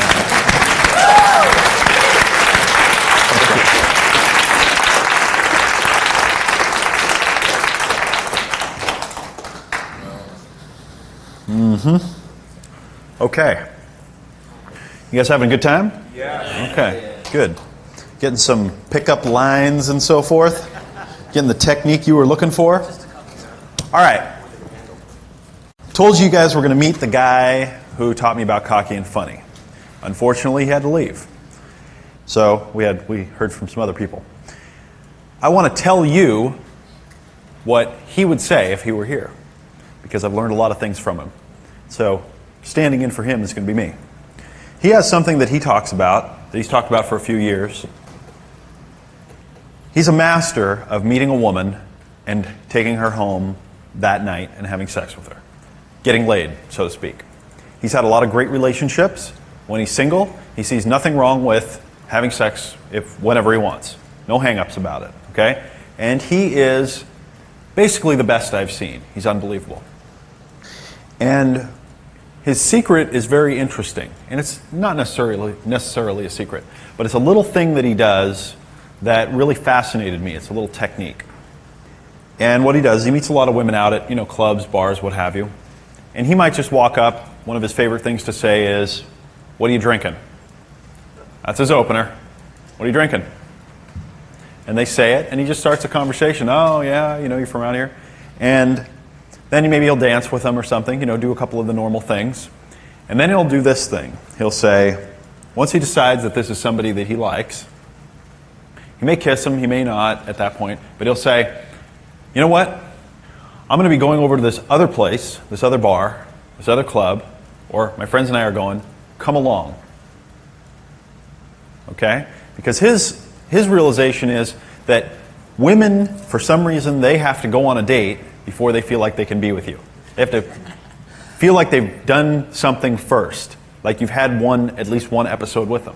So what he does is he takes them on a little mini date. And it's not even a date, it's just, we were standing in this bar and we didn't know each other, and we met and we had a couple of drinks and then we danced. But when I said, okay, now we're going to go over to this other place, these two people that didn't know each other are now together. Now we're together. She's with me here. And that sets up a complete psychological frame. She is here with me. We are together. Okay? And that thing right there leads to just that whole process becoming a lot easier. Anybody do this or know what I'm talking about, seen this work? Okay, yeah? Both Rick and Brent raising their hands over there. You guys have never done this, huh? Okay. And he also talks about leading them, taking them by the hand and walking with them, like leading them places and going places. He talks about taking them to a different place in the bar. You're talking somewhere, and he'll go, "You know what, let's go over to the other part of the bar now," and just take them and walk over there and take them to a new territory where the two of you are going there together. It's a very territorial thing, okay? Deep, evolved over a long period of time. You and I are now together going here and doing this thing, okay? And then, of course, you can lead into all these other techniques. Hey, give me a ride home, take me home. Another one that's a really good one is take a cab to the club or the bar where you're going, and then the woman that you're meeting probably drove, or you got to get a cab back together, right? So that right there, that little mini date within a date, if that's what you're trying to accomplish, it's a great thing to do. Hey, we're going over to this other place. We're having fun talking. Come along. All right? So I think that you guys have probably gotten about as much stuff in 3 days as you can, new things you can fit in your brain, and operate, okay? You guys agree that you've gotten a lot of stuff there? A lot of new ideas? Yeah?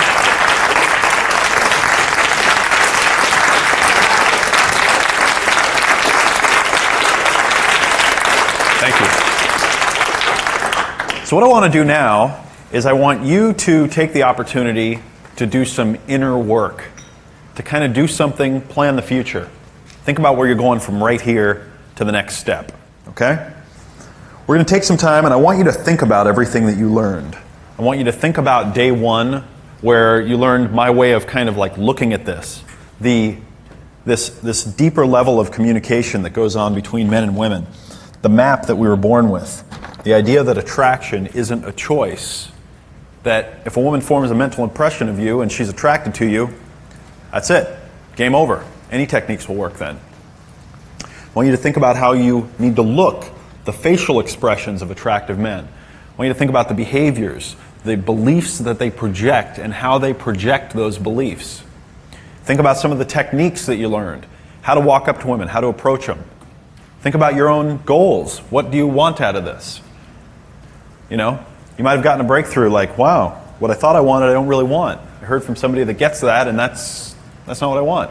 Maybe you heard something else you didn't know you wanted, and now you're like, yeah, I'd like to have that. Okay? Hopefully you've heard a lot of different perspectives. You've heard from people that will never date. You know, that's it, don't date, sorry. Our relationship meets women and goes, our relationship will never get past the physical. That's it. All the way up to, I'm engaged. You know, and everything in between. Whatever you choose is right for you. That's okay, I respect whatever that is. I don't want to promote one way or hold up getting laid is better than having a relationship or whatever. It's all your life. I want you to go inside and don't feel like you have to impress anyone. So what we need to do now is sit down and go, what is the next step I'm going to do when I leave here? What's the very next thing I'm going to do? What skill do I need to have? Where am I now? Where do I want to be? Where do I want to go? If you are afraid of talking to women, if you just can't do it, I know I've gone to seminars before and walked out and been like, I'm all pumped up and so forth, and I get out and I walk outside and I'm like, 2 days later I go, there's a woman, and I feel like I should be able to because I was there. I should be able to do it now that I was there, and I still can't do it, and then I feel like a loser and I beat myself up. Well, maybe if you're still at that point, get yourself an America Online account. Get online and start chatting. Get on ICQ. Get on one of these sites where you can just chat with people and just start having conversations and use the material. All right? Maybe you feel comfortable talking to women, but you're not used to asking them out or asking for their phone number. Maybe for you, it's about, I have to get this piece called, I have to be able to get the number. I have to be able to get that all wired up. And just like we talked about, I have to write it all out and figure out exactly what I'm going to do. I have to know what I'm going to say, know exactly how I'm going to look when I say it, and then have that piece together. Maybe you're good, you get women to go out on dates with you, but it just doesn't go anywhere. And maybe what you learned is, wow, I've got to stop taking women out on dates and spending money on them. I've got to stop that being the spirit of what's happening. I've got to start doing something other than that. Maybe, like one or two of the people that I've talked to in here, you've dated a lot of women and you've had a lot of sex with a lot of really attractive women, but now it's about finding someone that's of quality. Okay? Because that's where a lot of people go to. I want to find somebody quality. And you've got internal issues that you have to struggle with. Maybe you have to weigh things out and figure out what you really want. You got to make a choice. Great question I heard asked of me recently by somebody I hired to do some coaching for me. And I was saying, here's what I want. And they said, if you're going to say yes to that, what are you going to have to say no to? What are you going to have to say no to in order to say yes to the thing that you want? Okay? Because you can't be here while you're out eating dinner. Okay? You get like one of each of the minutes that goes by in your life. And you have to make a choice. Okay? You can't become a plastic surgeon while at the same time becoming a skydiver, while at the same time becoming a race car driver, while at the same time becoming a motorcycle stunt artist. You know what I'm saying? There's a limit where you have to I'm going to do this and I'm going to do it well. So I'd like you to take some time and reflect. Think about what it is, what you come here with, what ideas, what did you think you wanted, what do you want now, what are you going to do when you leave here, what are you going to do over the next 90 days. Maybe make a friend or two here and say, let's keep each other on track. Let's talk about where we're coming from. Let's share where we're really at. Let's share, let's say, you know what, I'm willing to share with you what I'm doing. Will you do that with me? Let's just do it for 90 days. Get some accountability around it. So let's take about maybe 20 20 minutes maybe. And maybe when you're done, maybe write up a little scenario, just like we started with. Write a scenario about a little vignette, a little piece of how a day would go in that life of where you're going. Okay, so in events like this, I think that some of us experience a feeling of transformation. I know that I did. This has been a really amazing 3 days for me, and I really appreciate you guys coming. Now, what I'd like you to do right now is reflect for a second and reflect on any transformation that you had. And if you could put it like the thing that you heard that triggered that, like that went, wow, I really heard something when I heard that piece, and it really triggered a whole series of things for me. It was a real transformation. What would that one thing be? And figure out how to say it in about 60 or 90 seconds. Just that thing, just the piece, that chunk that really made sense to you. How did it make sense? Why? What was it? What was that thing that triggered your transformation? Yeah. Welcome to my reality. Welcome to my reality. And all of the things entailed within that, as far as knowing yourself and everything that you need to be about before you can allow anybody else to come into that reality, assuming you invite them. Excellent. Thank you. Anybody else get a breakthrough with that piece right there?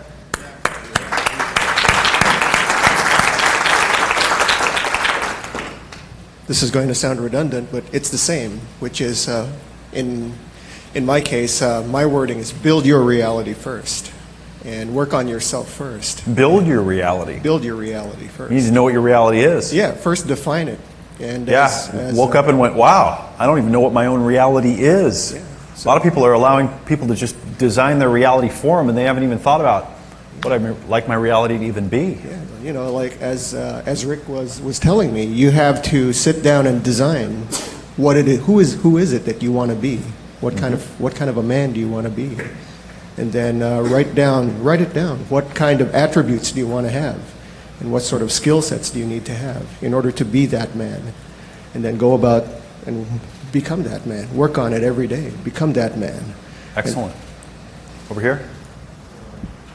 To kind of say the same thing David's saying, welcome to my reality, you're a guest in it, was one of the most powerful things. But also, I could, but I won't. It's like giving yourself the power to say, no, I'm not going to do that. I'm not accepting anything less than what I want to accept. I could, but I won't. It's basically saying, I'll take what I want. It's the attitude of I could if I wanted to, but I won't because I choose not to in every situation. You have the power and choice. I got a piece from the cocky and funny where it just kind of, I felt it real last night, and it had a lot to do with Peter's just, shtick. It just goes on and on. I'm not just a piece of meat, I have a brain too, stop looking at me like that. And he just goes on and with it, and it gave me, in the same way that, seeing me do palmistry gave him an ability to go up and talk to people. Having the thing of stop looking at me, you're undressing with my eyes and it's really making me uncomfortable, stand a little further away, that whole thing gave me a way to integrate being cocky and funny and make it work for me. And it's like, excellent. I understood it, but now I've got like a direction, I've got an angle, and I can leverage that angle like hell. And I'm so excited to get out there and just plow through with this shit.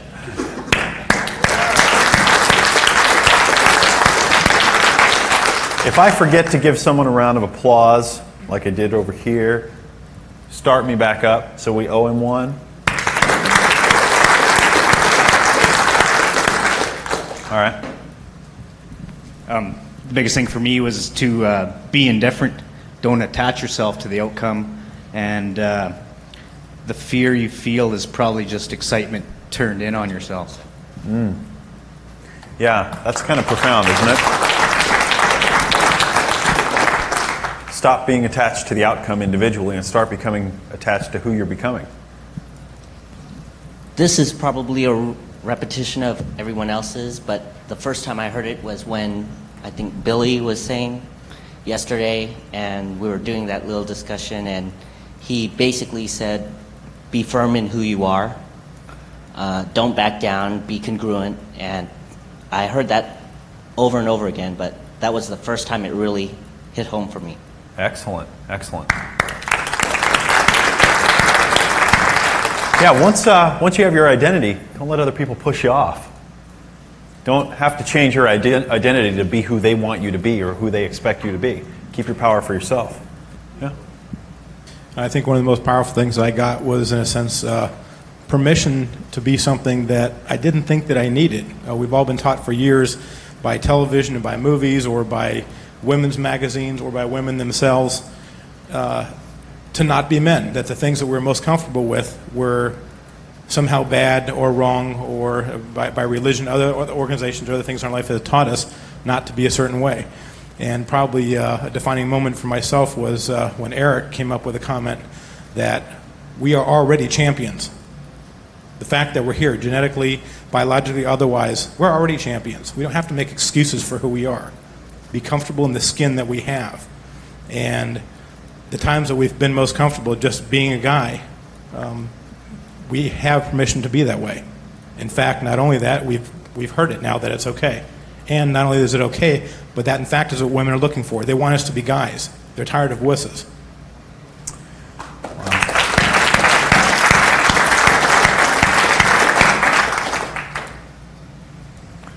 Over here. Anyone? Yeah? Why don't you go ahead and start? The cocky funny is brilliant. The defining your terms as a man is brilliant. All of that. So I don't want to be repetitive, but one thing that really hit home was that chart right there.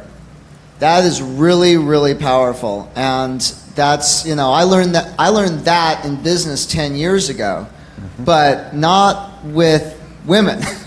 And the picture that kept coming back into my mind was the fish swimming, the diagram of the fish. It's like, this only happens if you know these steps, and to know those steps, you have to understand that. And the single, what's the word I'm looking for? The common denominator of all these men that are as extremely successful as women as they are is that they know that instinctually, and they get to that point in the woman instinctually, and then it all goes from there. And that is a real powerful thing to take away from here. Thank you, David.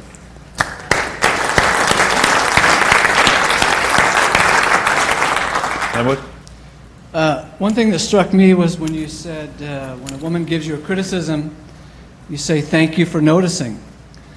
It's come to my attention that when they criticize, they are noticing, and it just is a matter of time before you can flip it back to being a positive, because whether it's a positive or a negative, it's still attention that you've got. So let them load up on the criticisms and say thank you for noticing.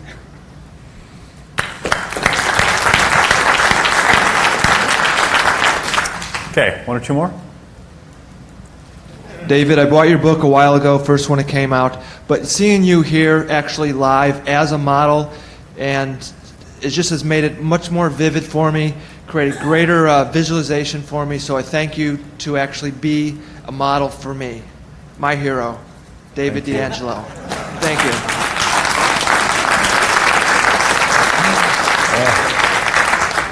Thanks for noticing. Johnny from Vegas. I think there's a few things that I picked up on Johnny Vegas. Nice. Right? And I want to say the biggest thing I picked up when I first read the book was because the only book up there that I read was The Comedy Writing Secrets by Hellitzer, and that's where Johnny Vegas comes from.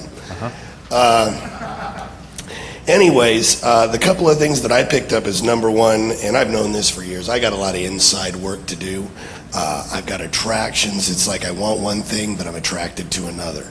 And I see the reason that I'm wired that way after talking about the stuff that we did in Sperm Wars. But then in a second, little more superficial surface level, I got something really good because, I'm from Vegas, and there are a lot of hot chicks coming there on vacation. And it's like the last thing that Dave was talking about, and Dave talked about this with me yesterday at the buffet, it's that mini date. It's pushing all those steps into a short little time frame and being able to just walk out and go on a date.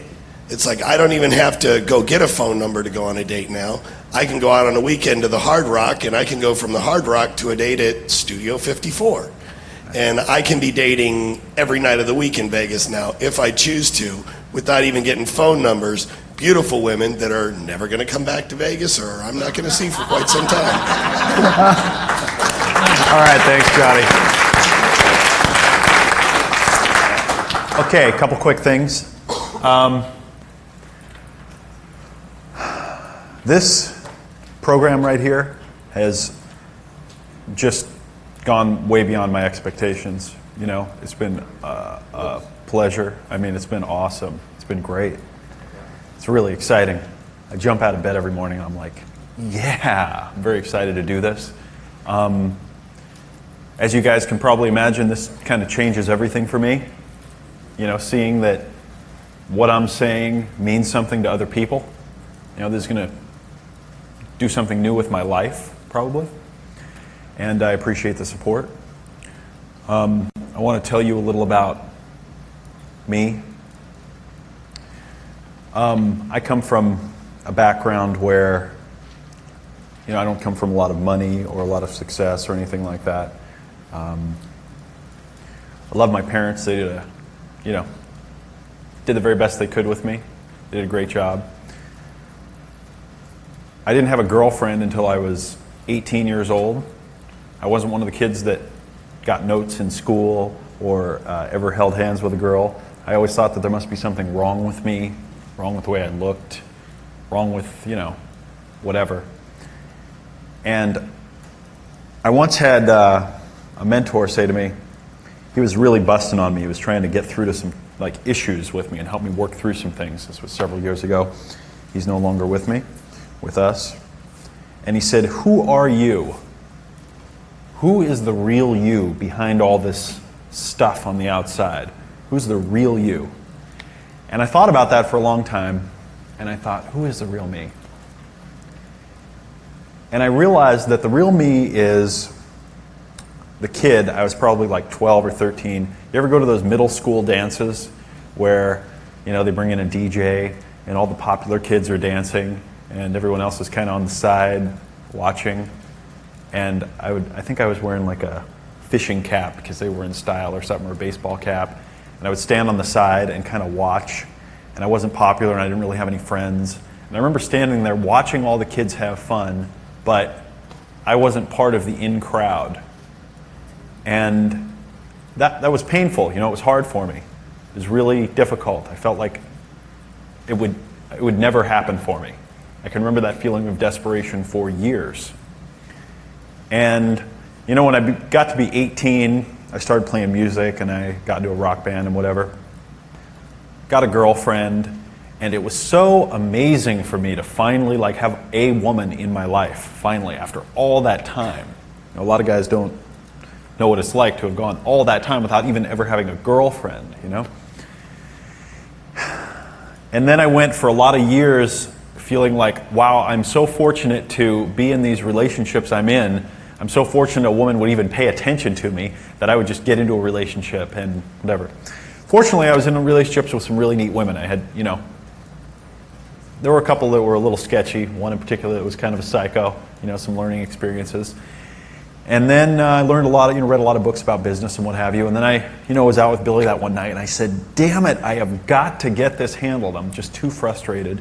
And I went on this journey. And I'll tell you that over that time of trial and error and learning and trying to meet new guys and struggling and whatever, I got rid of that insecure feeling that I had when I was the kid standing on the wall, So I forgot to close the loop there. So when he asked me who I was, my mentor, I said, I'm the kid standing on the wall at the dance. That's who the real me is inside. He's afraid to come out and play. He's afraid to be all he can be. He's afraid to take risks and be in front of people, So we worked on that for a while. Anyway, so I went through all of this stuff, learned all these things, went through a lot of different, trials, tribulations, challenges, and then finally woke up one day and went, wow, that feeling is gone. It's like an end of an epic in my life. The feeling's gone. I don't need to be insecure about that anymore. I don't need to worry about if I break up with a woman, if I'll be able to find another one. That's just not there anymore. So at that moment, I kind of ceased to be the little kid standing on the wall, and I became an adult. I grew up. I went out and I made that happen for me. I took control of my life and my own identity. I got that thing. I went inside of my deepest insecurity, and I went out and I sought help, and I made things happen. I faced a lot of fears. It's weird to talk about with a bunch of people. Then one night, I'd been reading Cliff's List for a long time. I was sick, and Rick and the guys were going out, and they're like, hey, come out with us. And I was like, I'm all sick and I'm messed up. And I said, I'm just going to stay home. But I wasn't tired because I had been sleeping, and I sat down on my computer and I stayed up all night, and I wrote that original, 12 or 15 page thing that I wrote to his list. And I wrote it, and there's a little bit of anger in there towards women. You can hear me talking, saying some kind of, that's kind of where I was then. There's a little bit of, me feeling like I didn't have power there. You can hear it. But most of the basic stuff was there. It was in there. And I watched the response that came back from that. It was really like this flurry of response that happened. It just became a firestorm for a whole bunch of emails where everyone was commenting on it, and it was this person commenting on it and that person commenting on it. And I went, wow, that's amazing. Like my little thing that I've figured out here, people, they have things to say about it. It's attractive to them. They I still read posts on the internet where that thing shows up in different places, and it's reposted, and then there's all these people going, that was wild. Wow, it's the best thing I ever read. And I go, wow, that's great. And then through other things in my life, I said, well, I got a friend that writes ebooks and puts them on the internet. And he said, hey, you should write an ebook, And I thought, what should I write about? And he's like, this. That's something you know how to do. So I wrote it, I put it online, and it started to become more successful, and wham, here I am. The night before this thing, when Farm and I were driving over here, thinking, boy, I hope that this works. I hope I get up there and they approve of me, and I hope that this works. And when I woke up in the morning, coming down here, it's the beginning of I don't know what's going to happen. So this is amazing. This is great that this happened. I am really excited about this. I feel like something amazing's happened. Thank you. I really appreciate it. Do you guys feel the different energy that's going on in this room, right? Do you feel that? Do you feel the buzz that's happening right now? Yeah. I heard this from somebody that I used to work with, that energy is us. We created that together. We made something here that is unique. Might happen again with a different group in a different place, but it'll be a little different. That we made this power that's in this room. We brought it. Like Eric said, you're the sperm, man. You're the one in the 500 million that got it.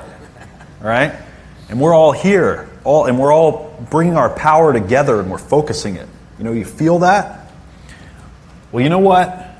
Tomorrow, some people will be at this hotel, and one or two of you will come down here and want to look in the room and go, what's in there? Maybe it's still in there. Maybe it's still going on. It's that feeling.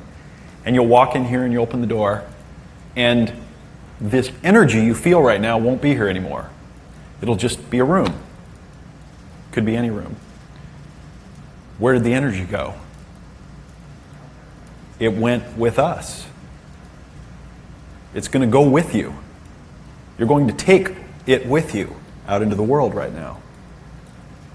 And I encourage you to take that and to spread it to other people. Help other people feel that kind of energy. Get other groups of people together. Improve their lives. Help them get where they need to go.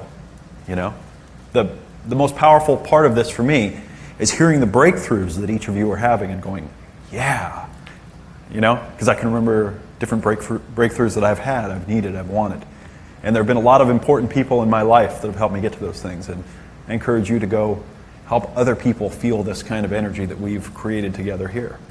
So, thank you guys for being here. Stand up and give yourselves a round of applause.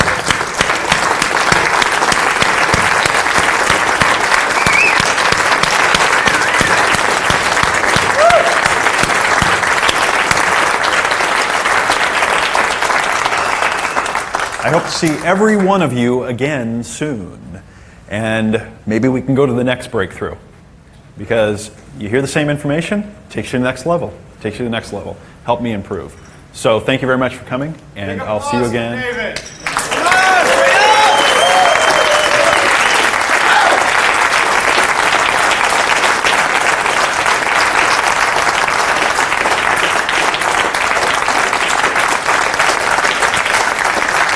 Thanks, guys.